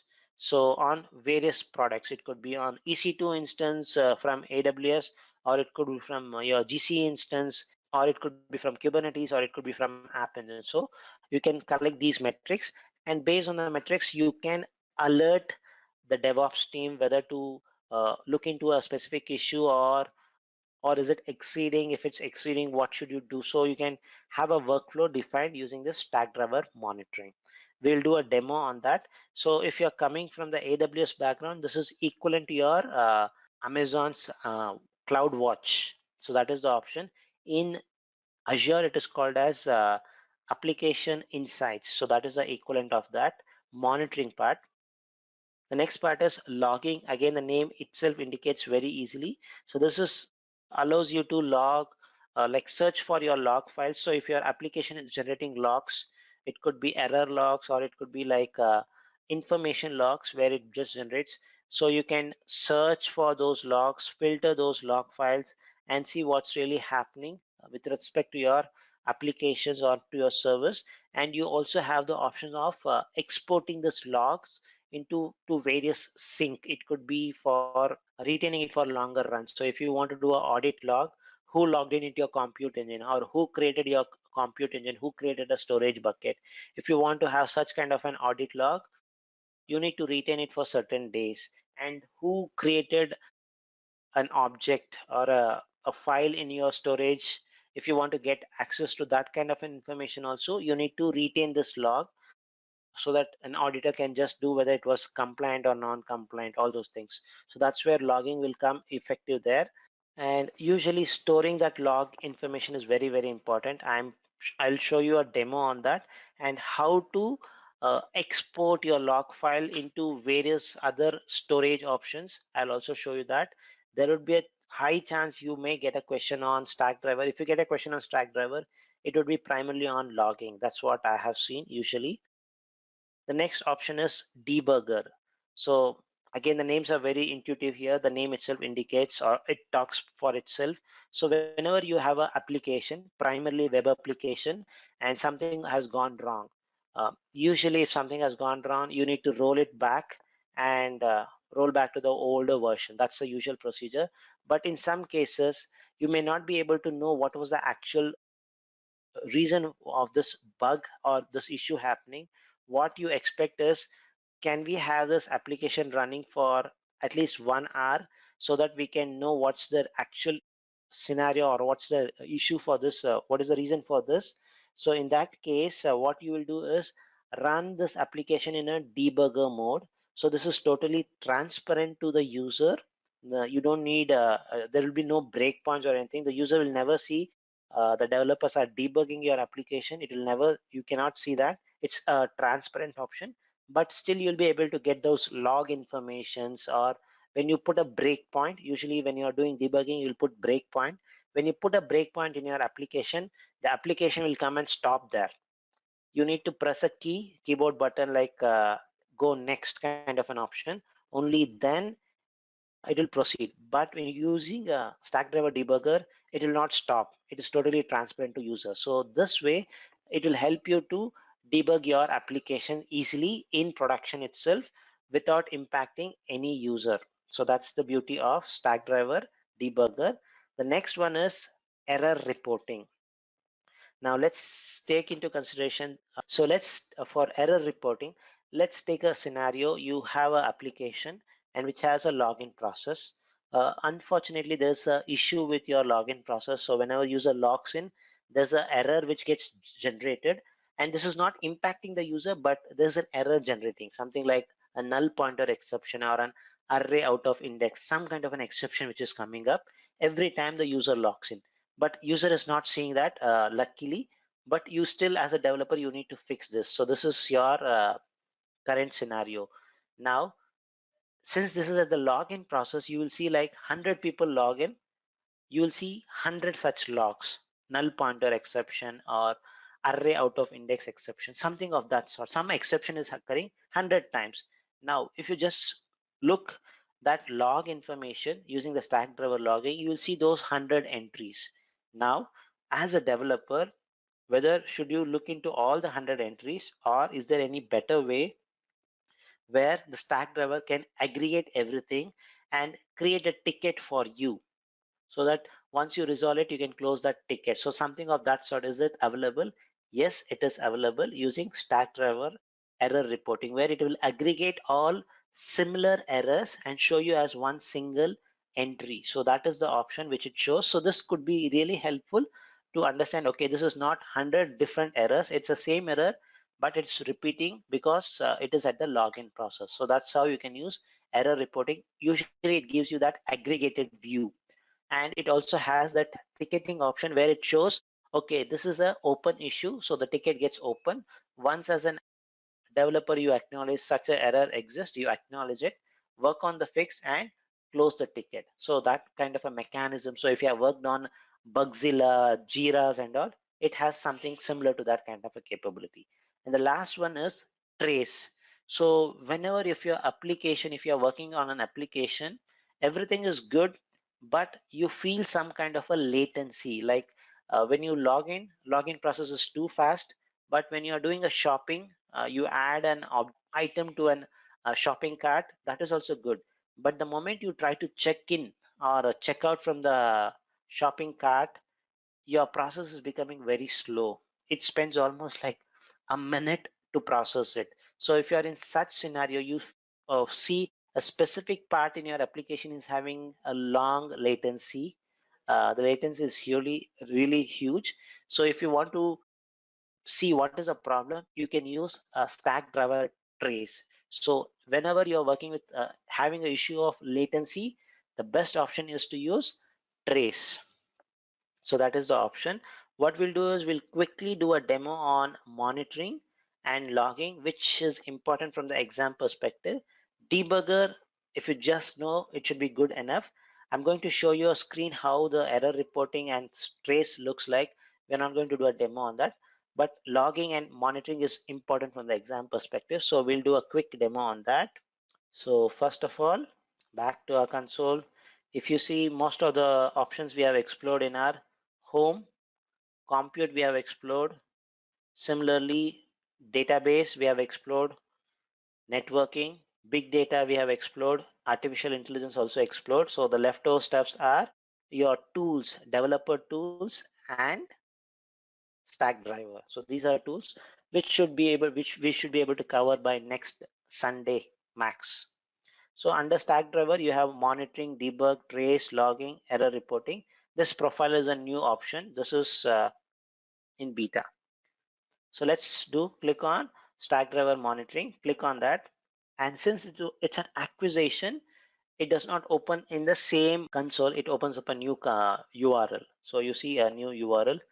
And this is the case with all acquired products. Whenever you acquire, you cannot try to merge that into your existing application. You just give a link. And this is also a software as a service offering, right? So just opening up a new link should be all okay. The moment you do this, let me just zoom this for you guys. So when you click on that, you will get a wizard where you need to do it. This is like one-time setup. You need to mention which project you want, the resource in which project you want to monitor. So just mention that GCP Learning, that's our project. Click a workspace. So it will go to the next screen and it will tell us if you want to add any additional projects. We are good with our current project. So let's just continue. And this is for your AWS stuff. So if you have your AWS account, you need to create a role, add all these things. So then you will be able to monitor your AWS resource like EC2 instance. But since we don't have any account and we are not doing AWS session, let's skip this setup. But there's an option with respect to monitoring. So at least when you see the screen, you will remember that's the whole intent of doing this demo. The questions would be like, you want to support multi-cloud monitoring option. What is the option you can use in GCP? Stack driver monitoring. So click on skip. Just a quick info guys, if you want to make a career in cloud computing, then Intellipaat provides an advanced certification on cloud and DevOps by IIT Madras. This course is taught by industry experts and IIT Madras faculty. This course is designed to upskill and land your dream job. Now let's continue with the session. The setup. The next part is something related to agents. So you need to install these agents to get more logging information or monitoring information. So what we'll do is we'll just copy this. You get the same set if you are installing a Windows machine and you want to monitor those machines. You can also get the equivalent of this stack driver agents for Windows also, but usually by default they show only the Linux machines installation. Let's make a note of this so that we can use it later. So these are things, one for monitoring agent, the one for logging agent. So we'll keep that in this thing. Click continue. And since we don't have any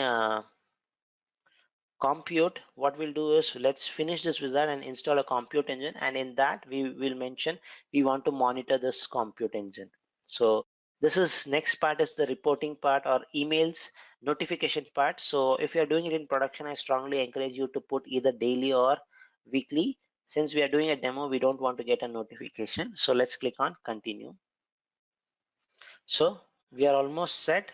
Launch the monitoring process, the final part. This is one time activity, and next time it will not ask you this, and the screen looks like this. So this is your monitoring part. So what we need to do is first have a resource which we want to monitor. These are the resources which you can monitor. Just click on the resources and you should see that option. Just a quick note here, not all the GCP products and services can be used in monitoring. There are only certain products only can be monitored, like your compute engine. Where is compute engine? You can have your compute engine should be there. I can't see it here. Maybe it's default, that's one it's not showing. I'll show you the option of there. Some other products are App Engine, BigQuery, PubSub, Dataflow. So if you want to do something with, say for example, Spanner, Cloud SQL, if you monitor those things, there's no option here. So it may come up soon, but currently it's not there. Strange to see that compute engine is not there, but our demo will show you that there's an option to do that. So those are the resources which you can monitor. So let's monitor a compute engine. So let's go to our hamburger menu, click on compute engine. It's been a while, we never created a compute engine. We used to create many compute engines during our networking and compute class. Let's create a compute engine after a long time. And what we are going to do is we are going to install a compute engine and install Apache web server as usual, and install this agent also, the monitoring agent. So let's name it as stack driver monitoring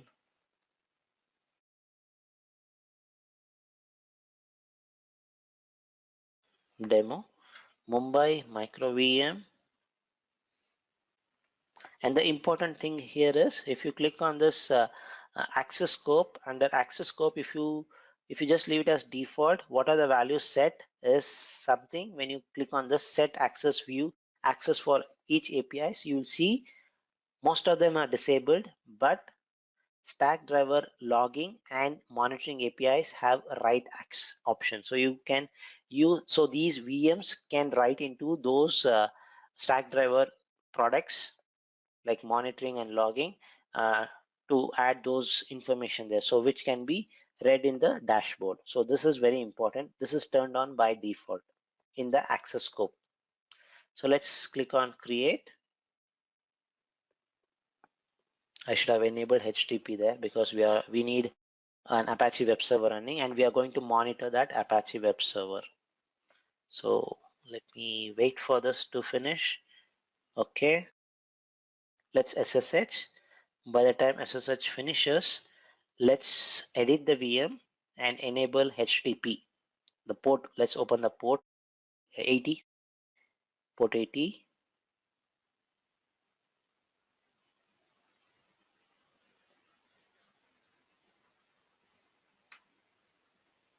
Click save.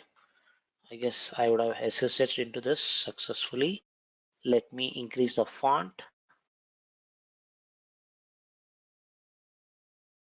So let's update the operating system as usual, and then install Apache Web Server.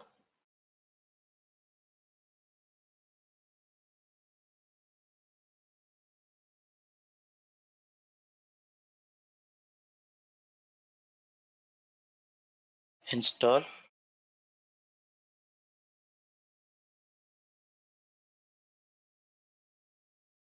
So it will not prompt me because I've already mentioned yes for the installation. So let's wait for this instance installation to finish.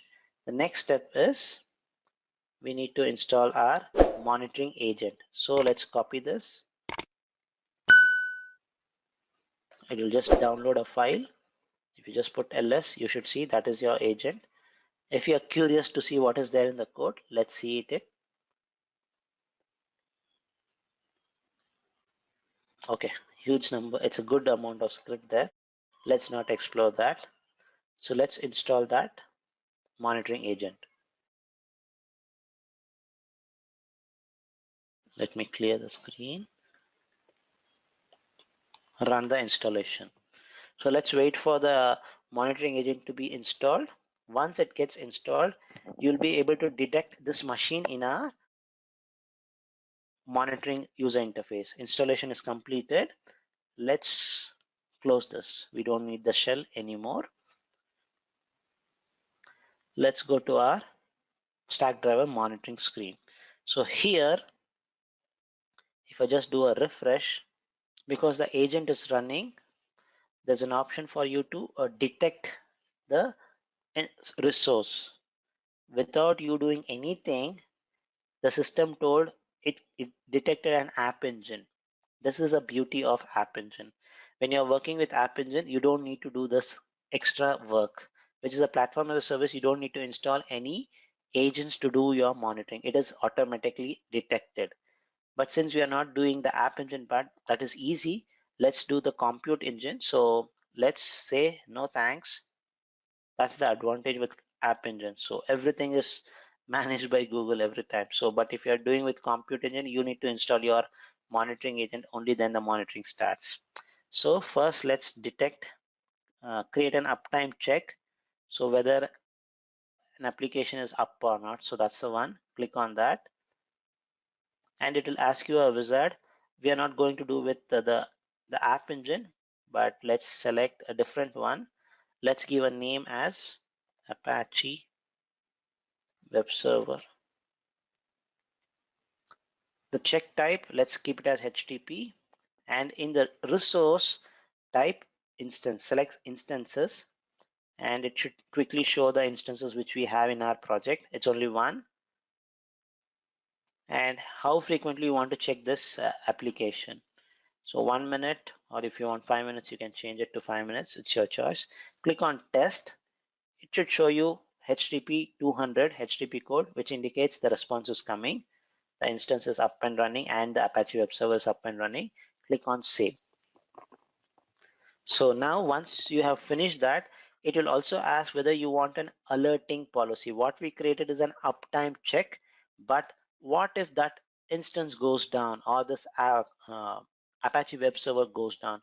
You should get an alert. If you want something of that sort, you can create an alerting policy which will send you a email or SMS or a chat based on the option which you select. So let's select this, give the name, send email. That is the name of our alerting policy. So what it mentions is whenever there's a violation, meaning whenever the resource fails, and you can have how long you should check, whether it's for 1 minute or for 2 minutes, how frequently you want to do this check. You give that information and click on save. Then if fails by chance, you will get a notification. And what kind of notification? You get this option, the notification channel. So these are the notification channels which you can get. So you can get SMS, or if you have a Slack channel, you can get a Slack input or the message, or the default is email. And these things are not enabled for free tier users, Slack, SMS, all those stuffs. So the only one is email. Let's enable that, and let's add our email address, learning GCP learning.gcp 2019 @gmail.com. So that's the stuff. Click on save, or just give a name, demo should be good. Now we have the alerting policy also created. So if something goes wrong, you should get an alert. Now currently there's no, everything is going fine, so there's no ticket rise or anything, so all good. Now let's go back to our monitoring, and this entire process, you see this, the Apache web server, currently there's no check yet run, so it takes time. By the time we finish the every check should have been done, we can see a demo at that point. At that time it has to become green, only then we can do that check. And we will purposely shut down that machine, and we'll see there's a notification which we will get when this goes down. So first let the initial check happen. Let's leave this as is.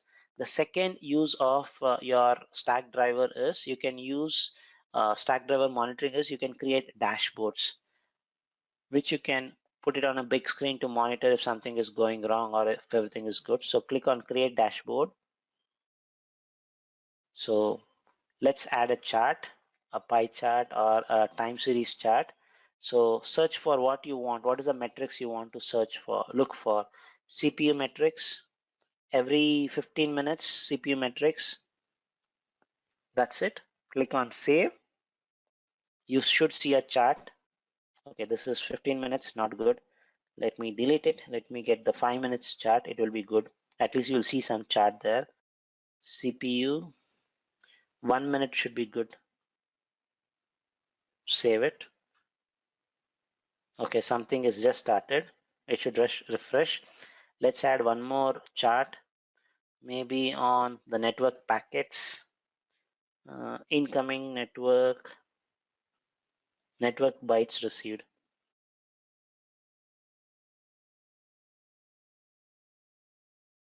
Some other charts we'll get. I just want to show you something there.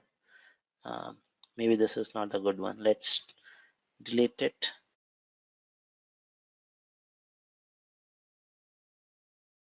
Memory usage. Okay, when it comes to memory, you can use also monitor this thing also, Cloud SQL. I was not knowing that. Memory or network itself, let me see.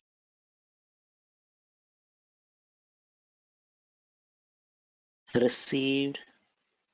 Okay, I have to select the right one. Okay, network. It should be, okay, network packets, GCA instances. Maybe I chose the wrong one. Okay, now I have something. Let me refresh it. You see this, there's an auto refresh option.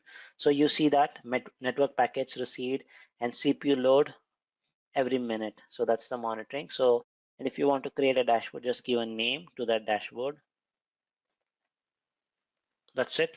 And if you want to publish this and give a public access also, you can have this option, share this to a specific team or to a individual. You can also do that. So if somebody wants to monitor it, you can do that.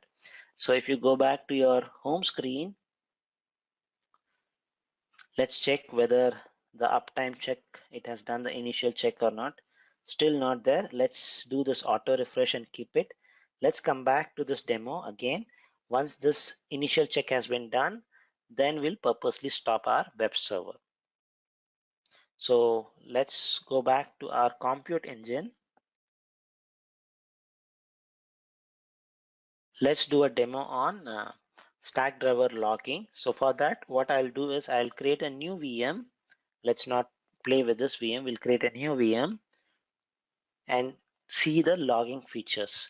So let's name it as Stackdriver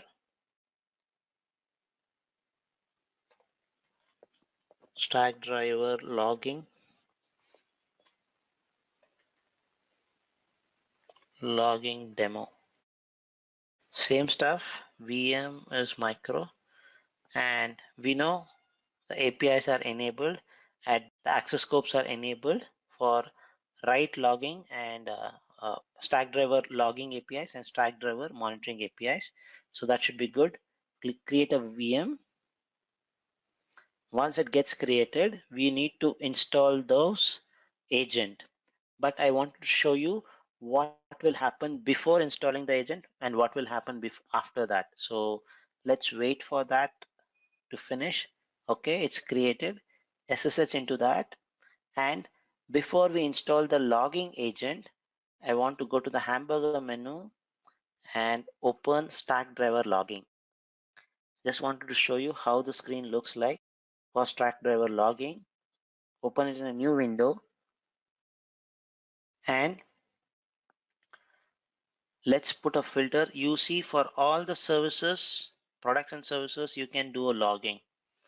It's not like you're monitoring where for only few products it is there. It's here for almost all products it is there.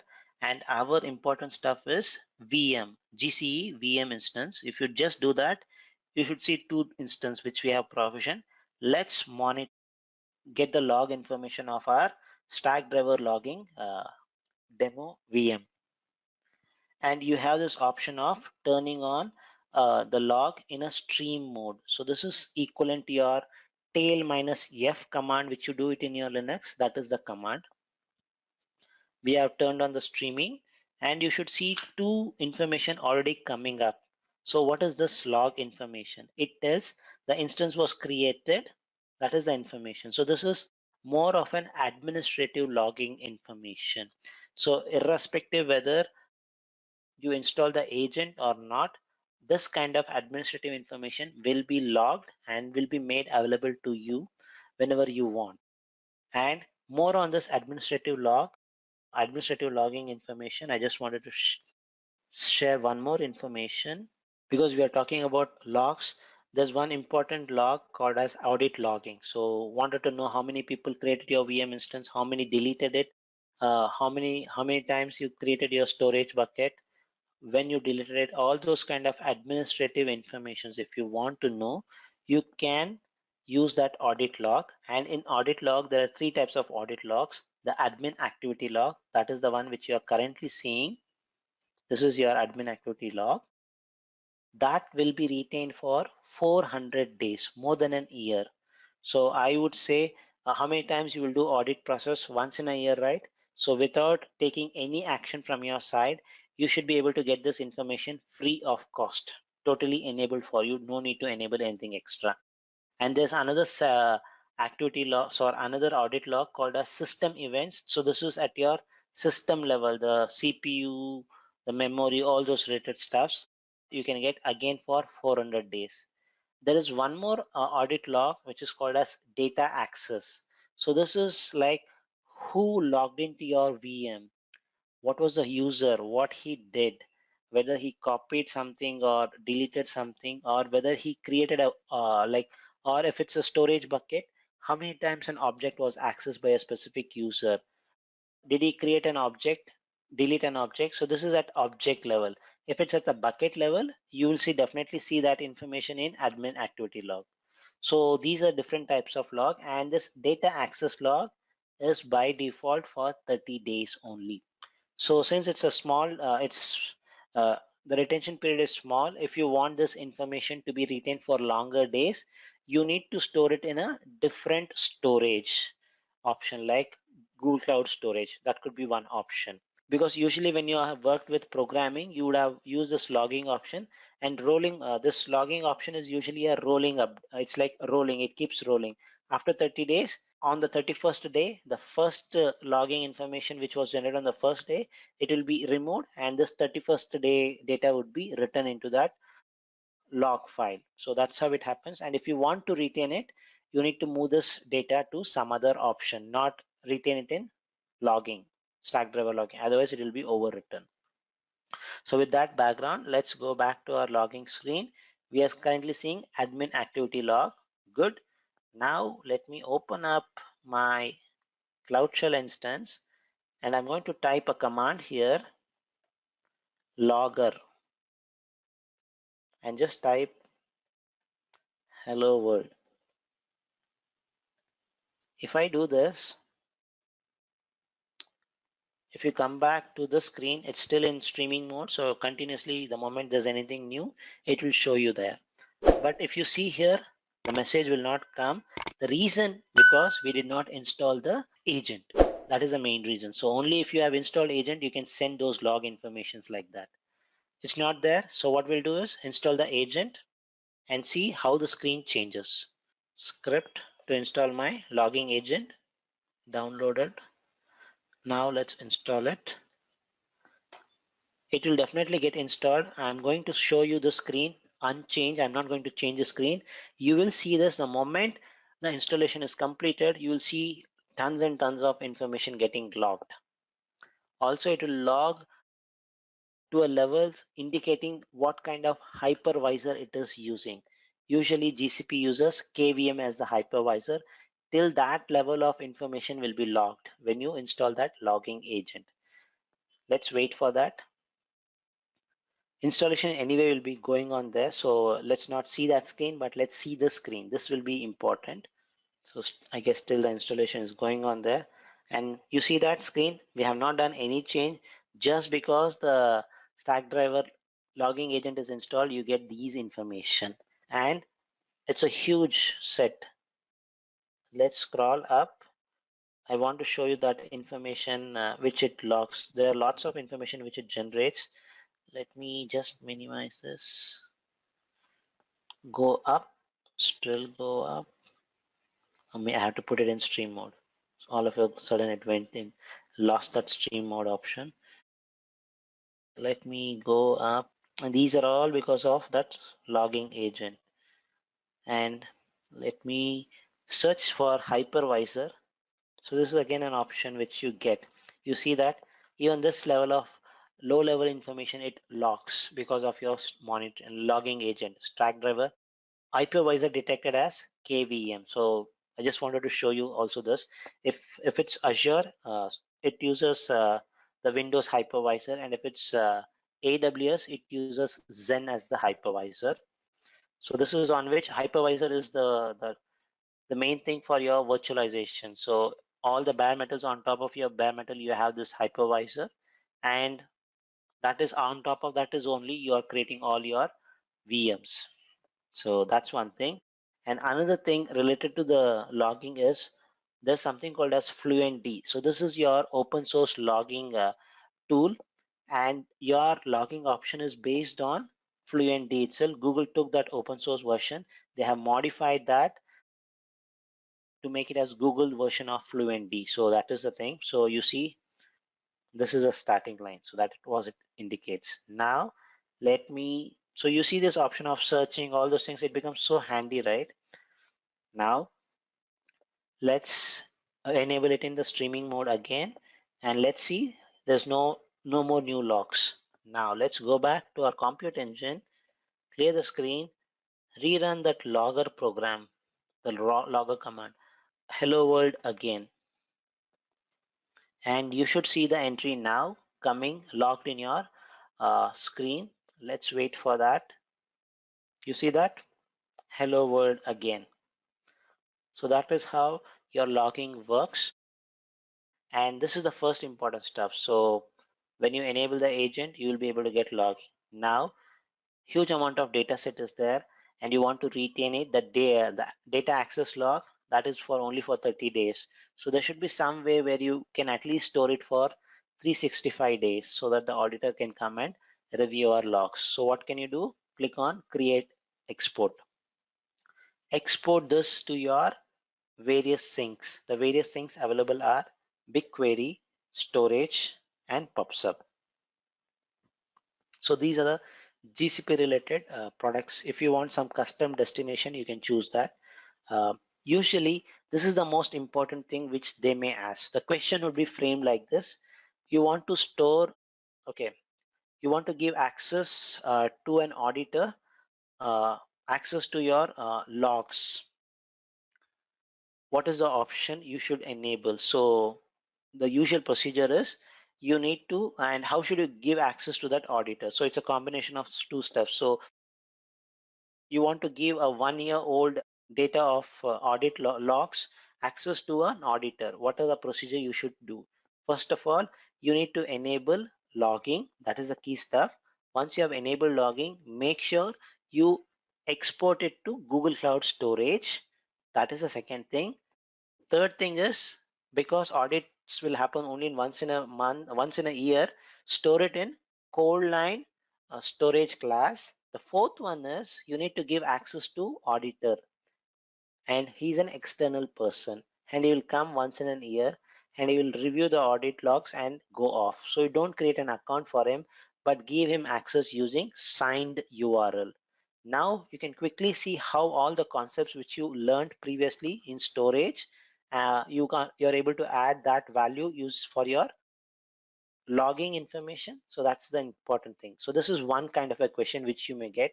The second kind of question is, you have analyst who understands only SQL and they want to analyze what's happening in your logs.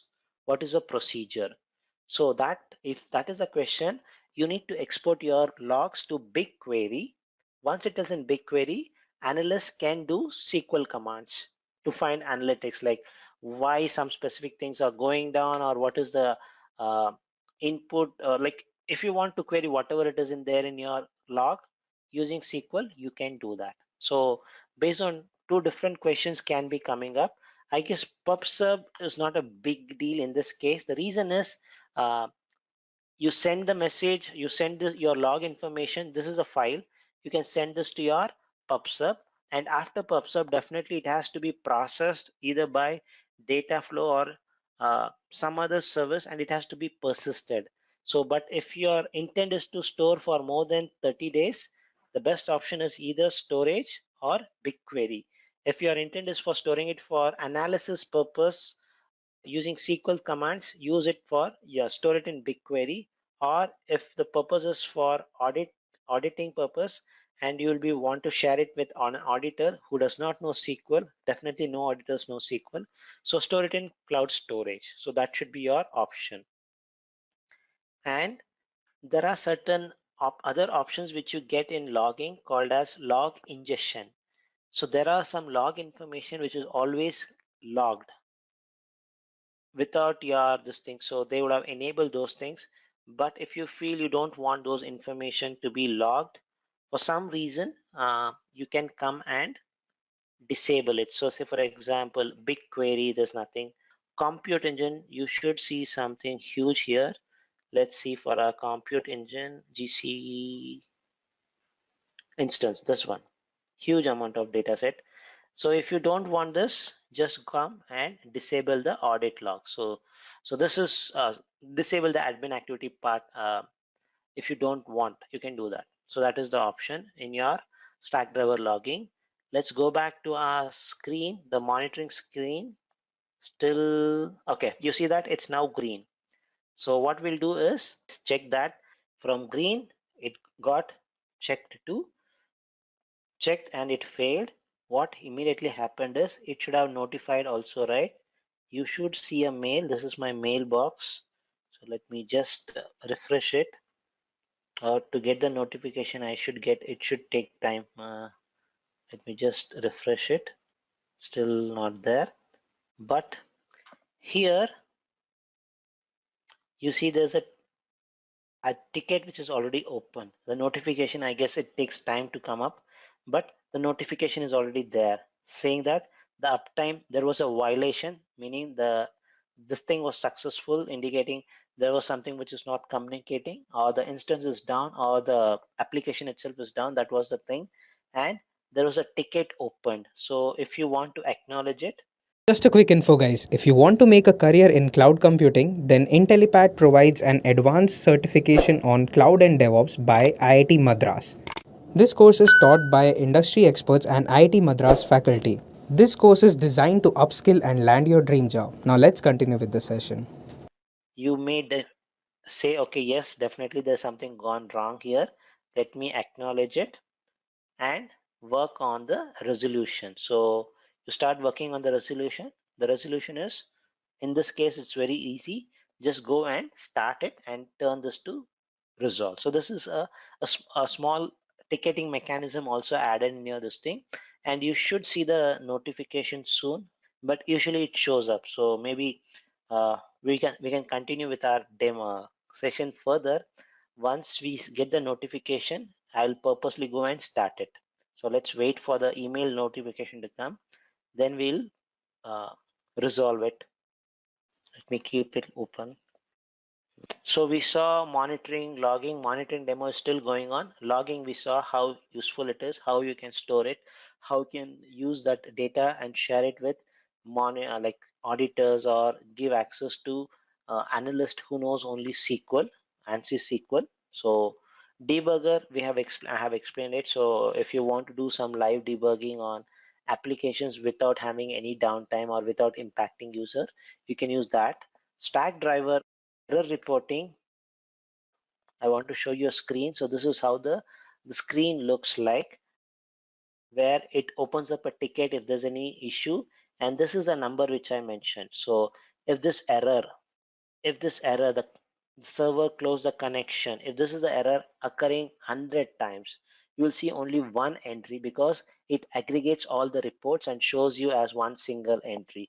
Now as a user, as a developer, it is easy for you to work on this and close this, and even though there are 100 errors, these are all single error which is occurred multiple times. So you just work on one solution and you can just close it. So that is the option which you can get with Stackdriver error reporting. Let me check whether I can show you that in the real screen. So if you just click on the hamburger menu, go to Stackdriver error reporting. Let's see if there's any error which has occurred. So this is an error which usually occurs in a app engine. If something is not configured properly, if you just leave it like this, it shows you this message. So as an app developer, you acknowledge it, close it, and once you finish it, you close it and do it. So something very similar to what you saw in your monitoring also. So this is the ticketing mechanism is inbuilt here. The next part is your trace.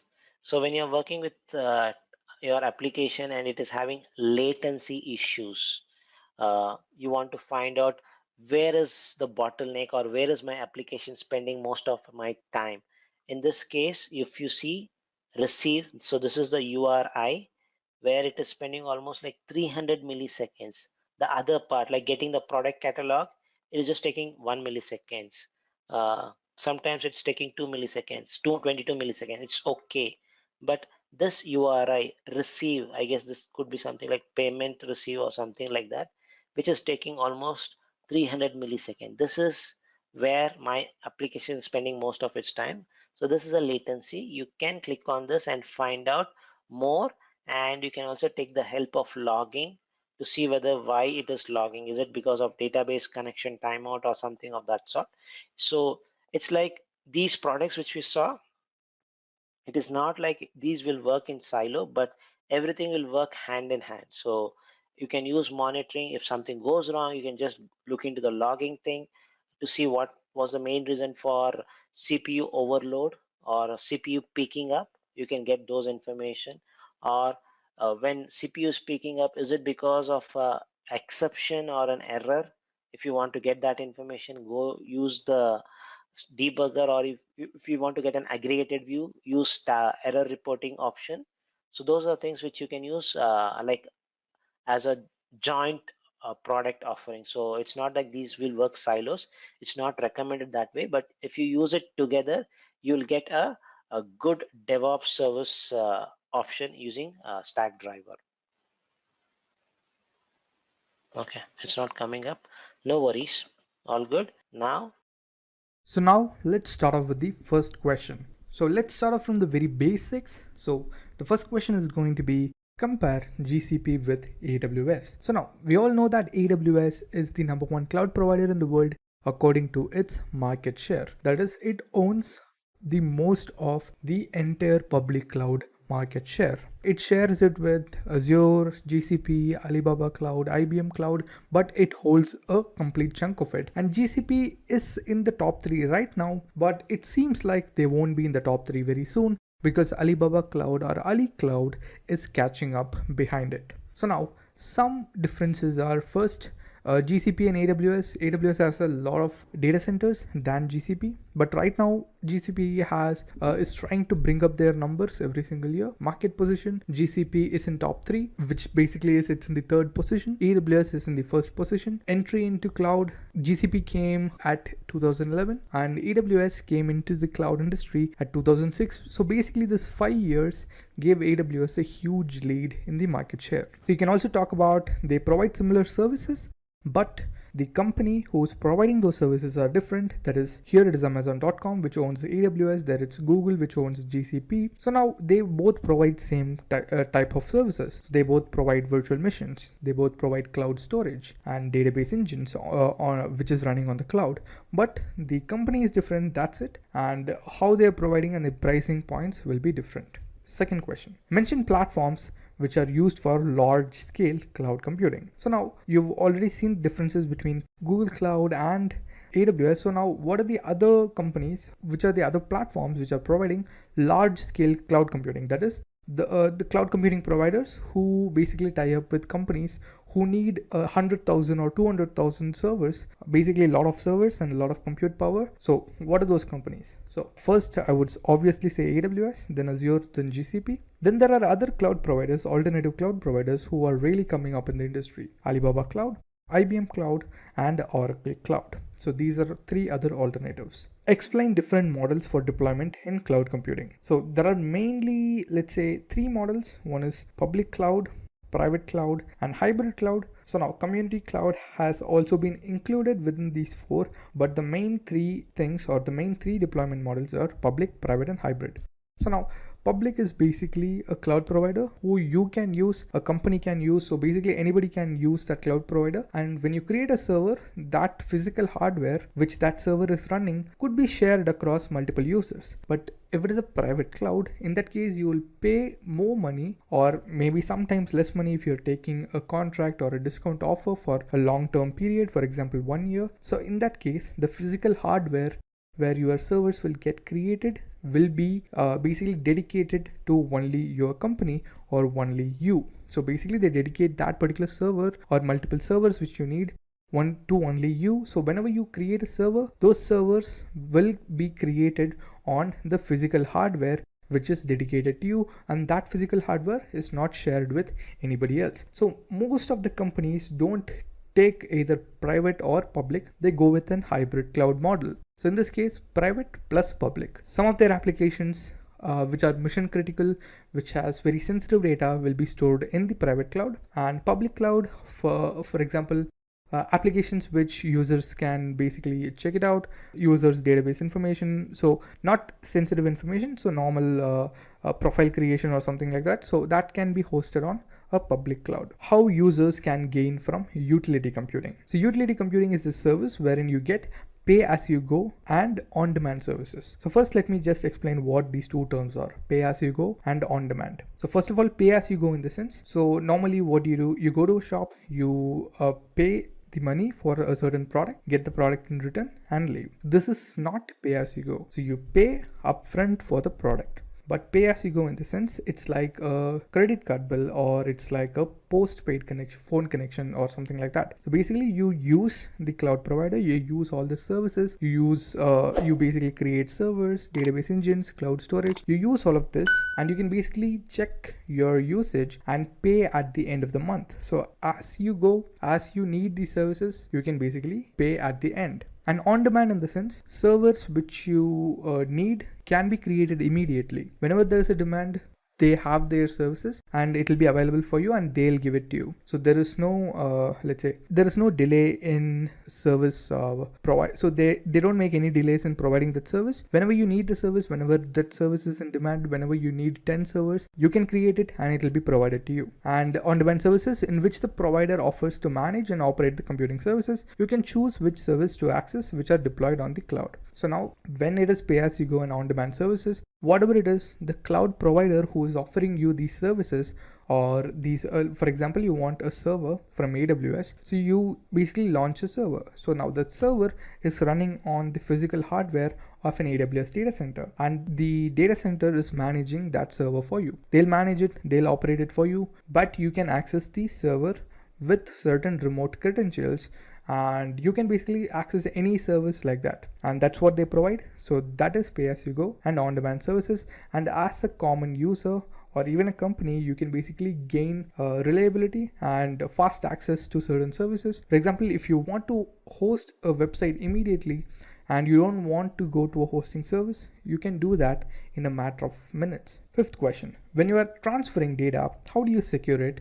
How do you ensure it is secure? So to ensure that data which is being transported is secure, you should check the encryption key implemented and there is no leak in the data. So it is 50-50. That basically means it's a shared responsibility of you and also the cloud provider. So the cloud provider should make sure the cloud storage or the physical hardware which the data is being stored is secure and safe. Their network should be safe enough so that there is no unauthorized or any attacks. And your part, that is the data which you are storing, also should be stored in a proper way, and it should be encrypted. Only if it is encrypted, even though some data leaks, it cannot be decrypted and viewed until they find out what is the key to decrypt it. So you can use public key cryptography, so where a physical key is visible to everyone. For example, when the encrypted data is moving, public key will be attached to it and it will move with the data. Even though the hacker gets the public key, they cannot decrypt it unless they get the private key. So the private key is not stored in the cloud storage, it's stored in your local PC or in your local server. So now when the data is before getting into your system, you will have to use the private key to decrypt the data.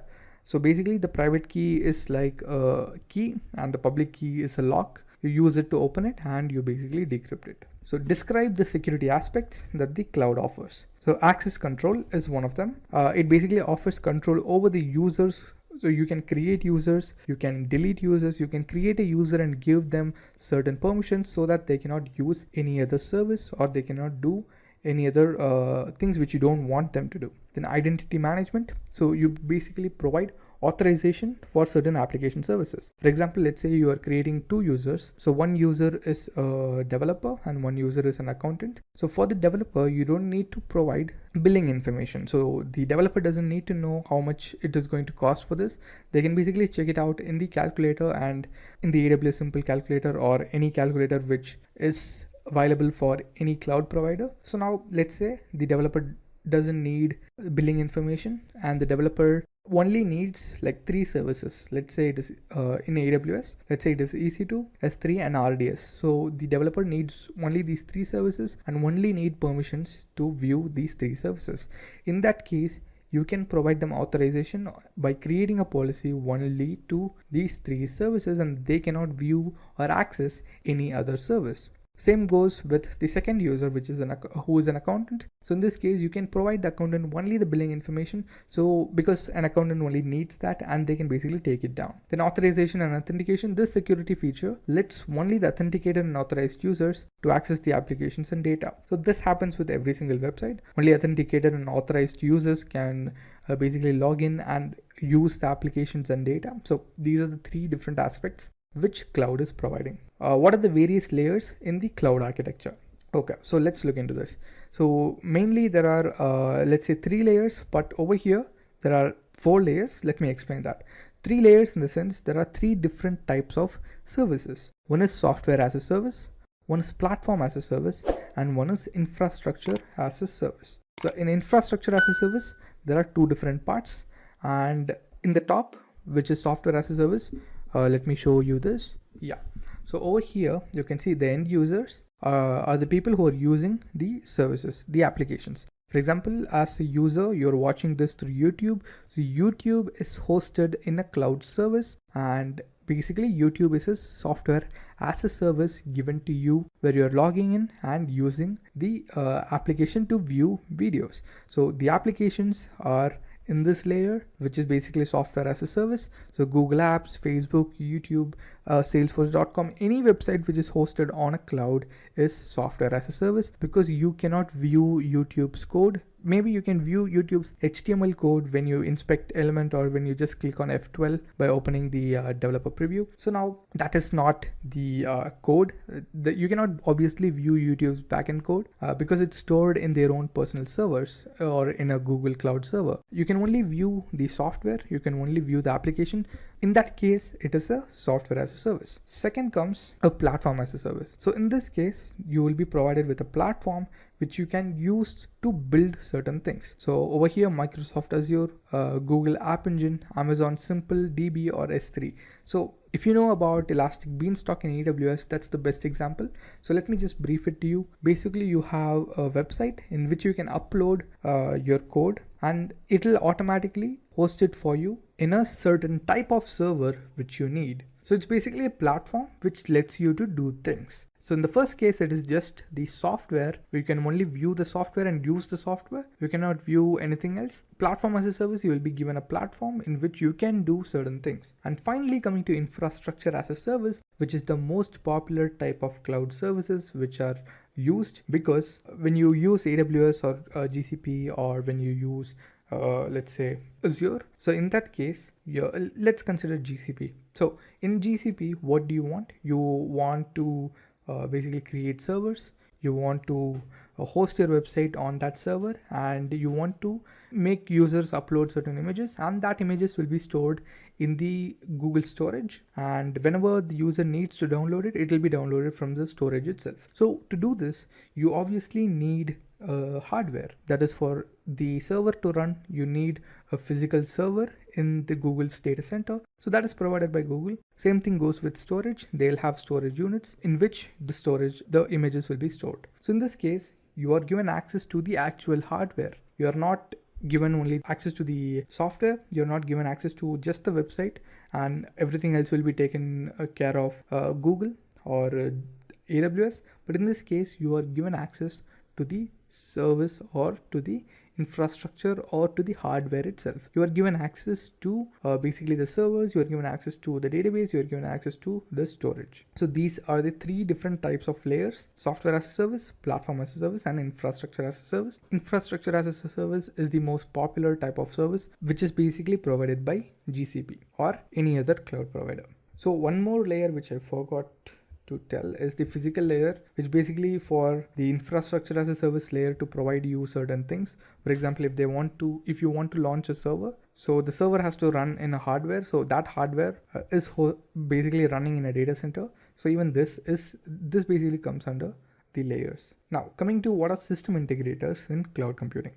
So the cloud can consist of multiple components that can be complex. Now the system integrator in the cloud is the strategy that provides the process of designing the cloud, integrating the various components for creating a hybrid or a private cloud network, among other things. So basically, a system integrator is a strategy in which you can combine multiple cloud providers. For example, right now you're using GCP and you want to use a certain service from AWS and connect it with your GCP architecture. So you can do that. And system integrators, again, it's not a tool or something like that. It's a strategy or a concept which you can use to create a hybrid cloud network. Okay, so we've seen the basic questions. Now let's get into the intermediate questions. So now first, what's the eucalyptus in the context of cloud computing? So we already know what is eucalyptus. It's basically a plant. It's also famous for its medicinal abilities, but in this case, eucalyptus is basically the abbreviation for Elastic Utility Computing Architecture for linking your programs to useful systems. So it is basically an open source cloud computing infrastructure which is used for deploying cloud clusters. Now you can use Eucalyptus. You can basically build your own public, private and hybrid cloud platforms. You can even have your own data center in the cloud, and this can be used to harness its functionality in your organization. So now the Eucalyptus concept in cloud computing, basically it's way of doing something, that is the way of creating your own public or private or hybrid cloud platforms, or even host your own data center. So you can use the Eucalyptus principles to do this. So it basically is called elastic utility computing architecture for linking your programs to useful systems. So you're basically making your own data center, or you're using a cloud provider to establish elastic utility computing. That is for example, if you want to create servers, it should be easily scalable. Now, why do you need the virtualization platform to implement cloud? So cloud is basically virtualization, to be frank. Without virtualization, you cannot have cloud at all. If there is no virtualization, then the companies should provide individual computer systems to every single user who wants a server. In that case, there won't be enough space to hold all of that computer systems. There is no space to hold that many electronics. But when virtualization comes into place, you can have a single hardware which runs something called an hypervisor, which basically creates these virtualized servers. So now, if you want 1,000 servers, all of those 1,000 servers could be created in one single physical hardware. So now virtualization lets you create virtual versions of storage, operating systems, applications, networks, and so on. If you use the right virtualization, then it helps you to augment your existing infrastructure. You are able to run multiple apps and operating systems on existing servers. So in one single server, even in your own computer, you can basically download Oracle VirtualBox and you can run any operating system on it. So you can create an operating system with, let's say, Ubuntu. You can create one with CentOS. You can create one with Windows itself. So you can basically run multiple applications and multiple operating systems in one single physical server, and that can be done using virtualization. So you can virtualize a desktop, you can virtualize an application, a complete network, you can virtualize storage, and also you can virtualize servers. And that is the main part. Virtualizing servers basically changed the game for cloud. Basically, you can get a data center where you have thousands of physical servers. So in those physical servers, you can create 10,000 of virtualized servers. So you can basically have one hardware which runs multiple servers in it. Let's say 10 users need 1,000 servers for them. So all of those users can have their servers running in one single physical hardware, but if there is no virtualization, they cannot do that. Basically, they would need 1,000 different computers to do that, and that would be a lot of money. So basically, virtualization helped the cloud platform like this. You can virtualize anything, and when you virtualize it, it basically makes it easier for you to access, and it makes the cloud cheaper and cheaper. What are the things to consider before you make a move to the cloud? So now this is a common question. Before moving to the cloud, what are the things you should make sure that does not happen or should happen? So first, you should not lose any of your data while migrating from your on-premise data center or a different cloud provider to a different cloud provider, for example, from AWS to GCP. So you should not lose any of your data. You should have a proper data flow plan which works for you and which can basically transfer all of your data. You should be able to continue with your business within the shortest interval. That basically is planning is required. More than the technology, the planning to do this is really important, because the plan you make and the technology you're going to use will come together to make this process seamless. And when it is seamless, it will be like it should be done within a few hours if your company's data is small, or it can take very less time to do this. And you should make sure it takes, or the migration takes very less time, so that your business can continue and you can keep seeing profits. There should be fast uptime and data integration with the cloud. So basically, your data center or your cloud network which you're using, GCP, should never go down. Even if it goes down, you should have a failover setup so that when one data center goes down, your application is still running in the other data center and can be accessed. And also, data integration should be provided. what are some popular open source cloud computing platforms? I'll just name 5 of them. So Docker is not a cloud computing tool. It's not a cloud computing platform. It's a tool which can aid cloud computing, which basically helps in creating containers. For example, even inside the servers, you can have multiple containers and make it even better.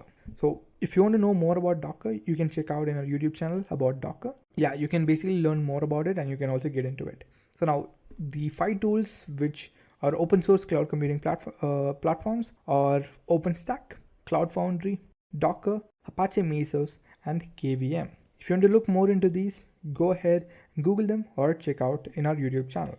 Compare a cloud and a traditional data center. This is pretty easy and most of you would already know the answer to this, but let me just give you a brief. Having a traditional data center and a cloud data center has a lot of differentiating factors. First, the initial cost is high for a traditional data center because you're buying things and setting it up by yourself. But in the cloud, if you're going to use cloud, in that case, everything is already set up in the cloud computing company's data center. You just have to use the product. Second, you can easily scale up and scale down in the cloud data centers, but in a traditional data center, you'll have to buy more servers if you want to scale up, and to scale down, it's practically impossible because you'll have to sell the servers which are idly sitting. Maintenance is a huge cost for traditional data centers, unlike the cloud data center. So if it is a cloud data center, if you are using GCP, GCP, for example, GCP obviously has data centers, and the managers or the security personnel in the data center will handle it. You don't need to maintain the data center. You'll just have to take care of your application which is running on their data centers. But if it is your own data center, in that case, you'll have to invest a lot in maintaining it and securing it. Finally, cloud offers excellent uptime. That is, your application will be up for 99.99% of the time. But if it is your own traditional data center, you will have to make sure that it does not go down. And even if it goes down, you should have a failover plan that basically makes your application stay up. The next question, which is the 14th question, explain what are the different modes of software as a service. So there are basically 2 different modes: single multi-tenancy, fine-grained multi-tenancy. Single multi-tenancy in the sense, in this type, you have your own independent resources that you don't share with anybody. So for example, this particular user has his own application to access their own database. Okay, so every user have their own application running on their own server to access their own database engine. If it is fine-grained multi-tenancy, in that case, so the thing is, even though they have access to these databases, for example, separately, they will be in a single hardware. But if it is fine-grained multi-tenancy, in that case, all the users will have a single application to access each of their databases or each of their data. So in this type of software as a service, the resources are shared between multiple tenants, even though the functionalities remain the same. For a very simple example, if you're using Gmail, the application is going to be the same for every single person, but the data stored is separate for every single person because your mails will be different from the other person and it should be stored in a secure location, and that basically is multi-tenancy. Single tenancy is an application which you create or which you take up or buy and store your own data in it. What is the benefit of API in the cloud domain? So API means application programming interfaces. So basically APIs are used to access a certain code. For example, if you use mobile applications to pay money through online. So for example, I'm from India, there is something called UPI. So when you're using UPI and you're trying to pay a certain amount, and let's say you're buying some food and you're trying to pay through a Google Pay or through Paytm. And while you're doing that, when you click on Google Pay and click to pay, it'll basically show you a simple window which asks you to pay over there. So basically the food delivery app is using the API of Google Pay to access it. So in the same case, how does the API benefit in the cloud domain? First, you don't have to write the complete program.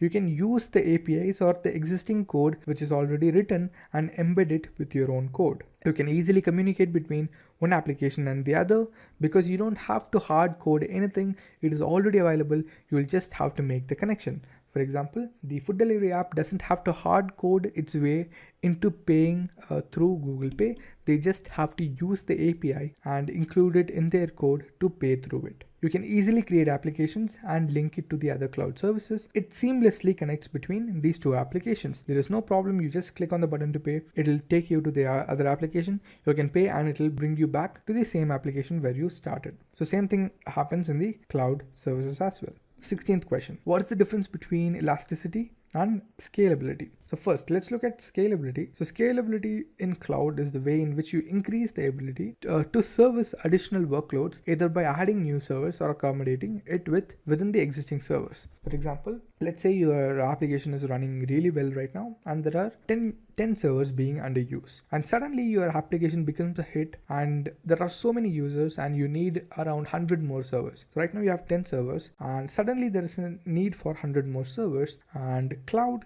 Just a quick info guys, if you want to make a career in cloud computing, then Intellipaat provides an advanced certification on cloud and DevOps by IIT Madras. This course is taught by industry experts and IIT Madras faculty. This course is designed to upskill and land your dream job. Now let's continue with the session.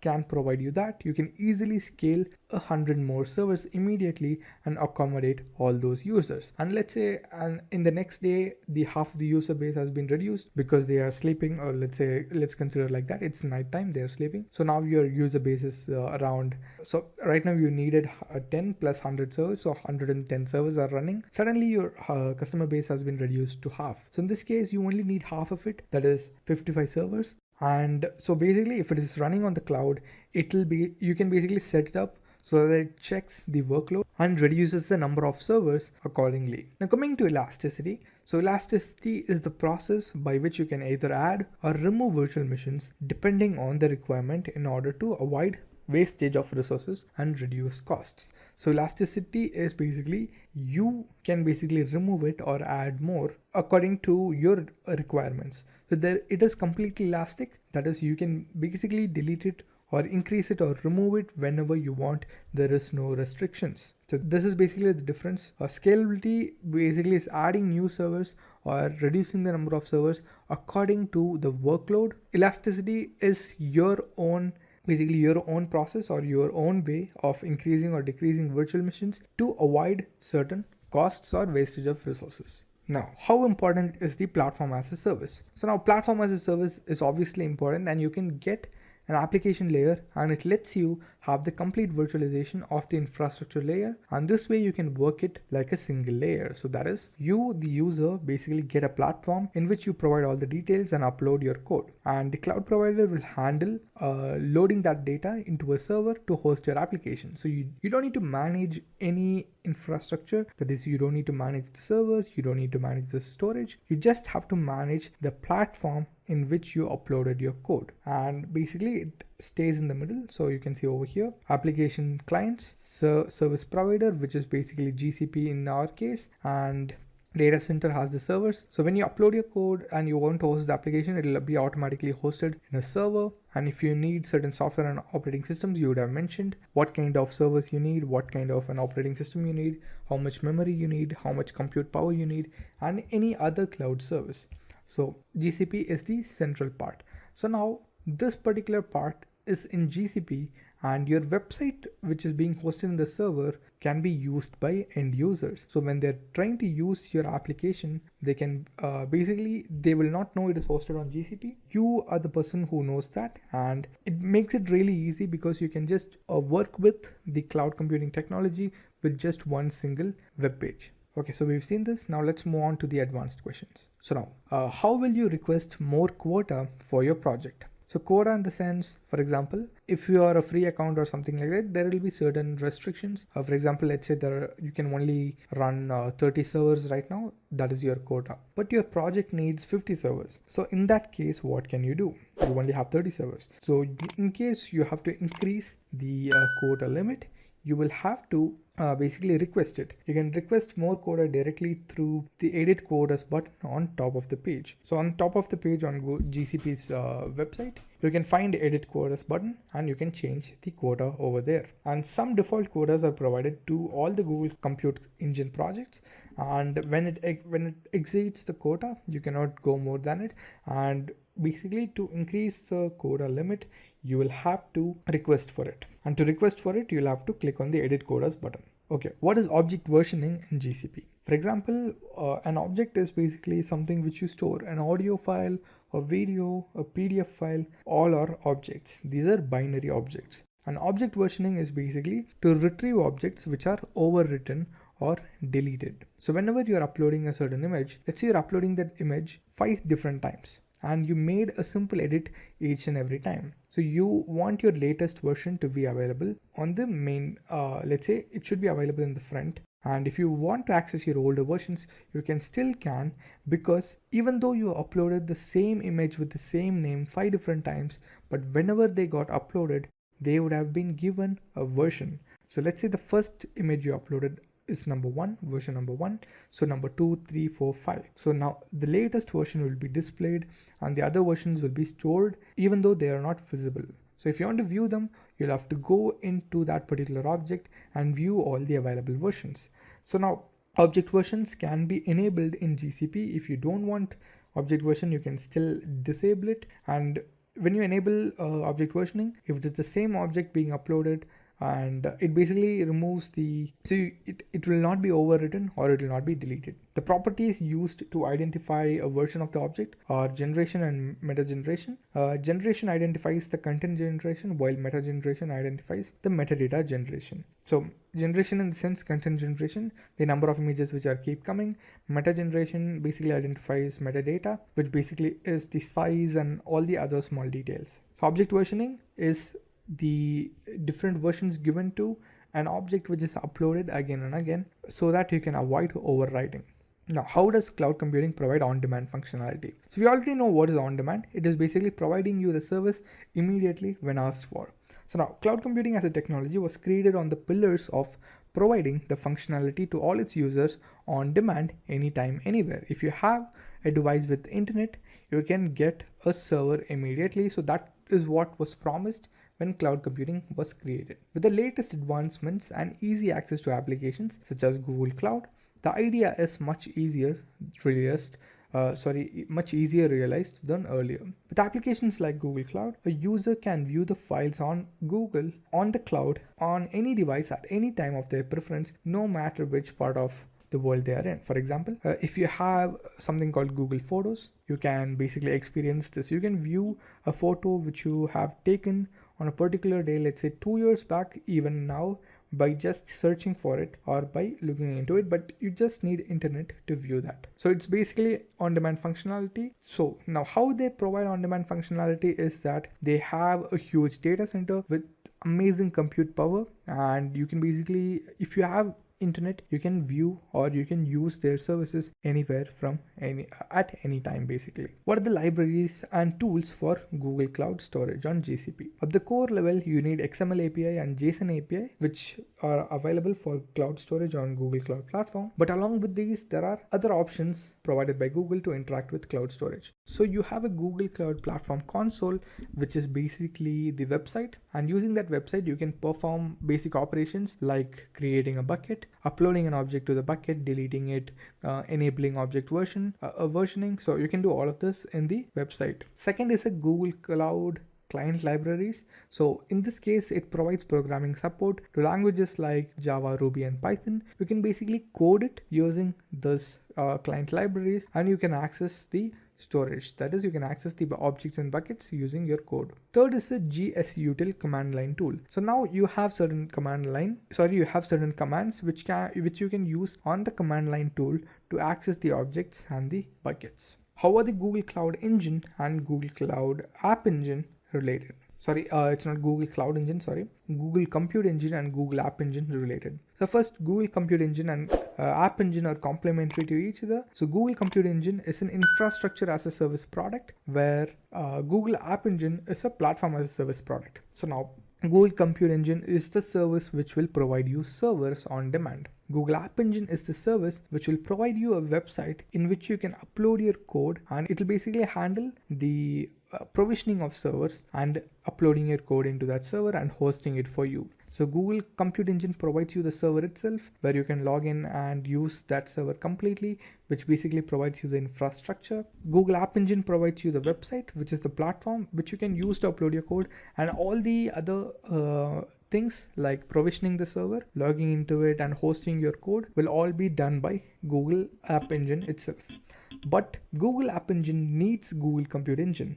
Without Google Compute Engine, it will not have a place to host the application. So now Google App Engine is generally used to run web-based applications, mobile backends, and even line of business. So if you want to keep the underlying infrastructure in more of your control, then Compute Engine is the perfect choice, because when you basically create a server using Compute Engine, you can provide your preferred operating system.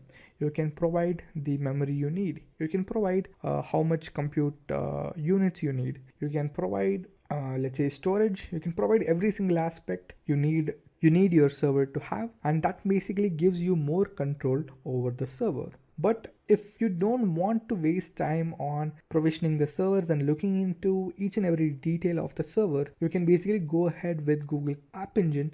And in this case, you are just uploading your code. You can concentrate more on your code and your application rather than the server itself. So once you've done with the application, you upload it to Google App Engine, and Google App Engine will take care of provisioning it for you inside the Compute Engine server. For instance, you can use Compute Engine for the implementation of customized business logic, or in case you need to run your own storage system. Okay, so now as I told you, Google App Engine, you can basically upload your code. It will handle everything else. If you want to host a website on your own inside a server, in that case, you can basically go ahead with Compute Engine, and you can basically install all the softwares you need, and then you can basically upload your code and host your application. Now, what is a bucket in Google Cloud Storage? So buckets are the basic containers that are used to store the data. So buckets are basically like folders where you can upload data. You can basically organize data and also give access to certain users, and you can basically restrict access from certain users. The bucket has a globally unique name with geographic location where the contents are stored. It also has a default storage class that is applied to the objects which don't have a storage class specified and are added to the bucket. So storage class basically means whether this object will be taken, downloaded or uploaded frequently or infrequently, or this has to be archived somewhere. It won't be used for multiple years. It has just to be stored like a backup. So these are different types of storage classes, and that will be assigned to the object or the files which is being uploaded. There is also no limit on the creation or deletion of buckets. You can create any number of buckets. You can and you can store any number of basically storage as well, objects, and it basically does not limit you. You can store 1 GB of data, 50 GB of data, 1 TB of data. So anything is fine, but you'll just have to pay the price for it.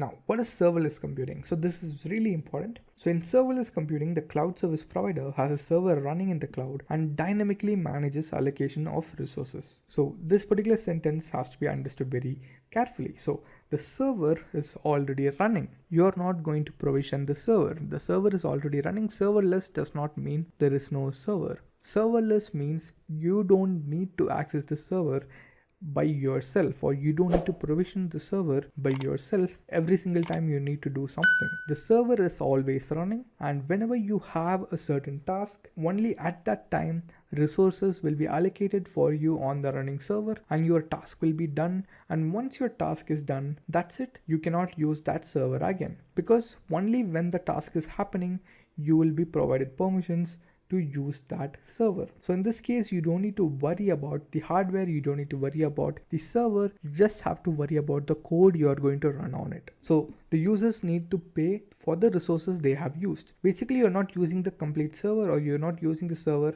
for the entire time, because let's say your code, whenever it is run, it takes 2 seconds to run. So every single day your code is run 100 times. So 100 into 2 is 200 seconds. So you'll have to only pay the money for the 200 seconds of the usage of the server which is running. That's it. So this basically decreases the cost you spend on a complete server which is running all the time. You don't need to do that because you're only paying for the seconds which your code has used the particular server for. Also, you don't need to worry about provisioning or scaling the server because whenever there needs to be more servers for your code to run, the cloud provider will automatically do it for you and they'll automatically maintain it for you. So this is what special about serverless computing. Serverless computing does not mean there is no server. There is a server or there are multiple servers which are already running. You will just have to basically concentrate on your code, and whenever your code runs, the code will be allocated certain resources on the running server and you will only have to pay for the seconds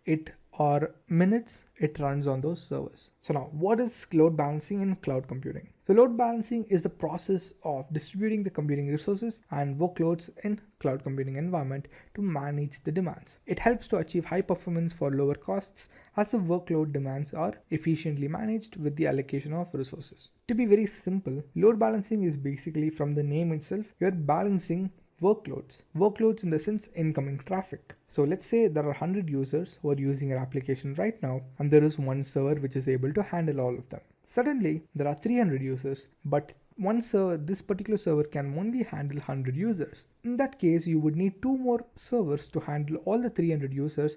Otherwise, your application will not be able to handle the incoming traffic and the server might slow down and crash. So you would need more servers.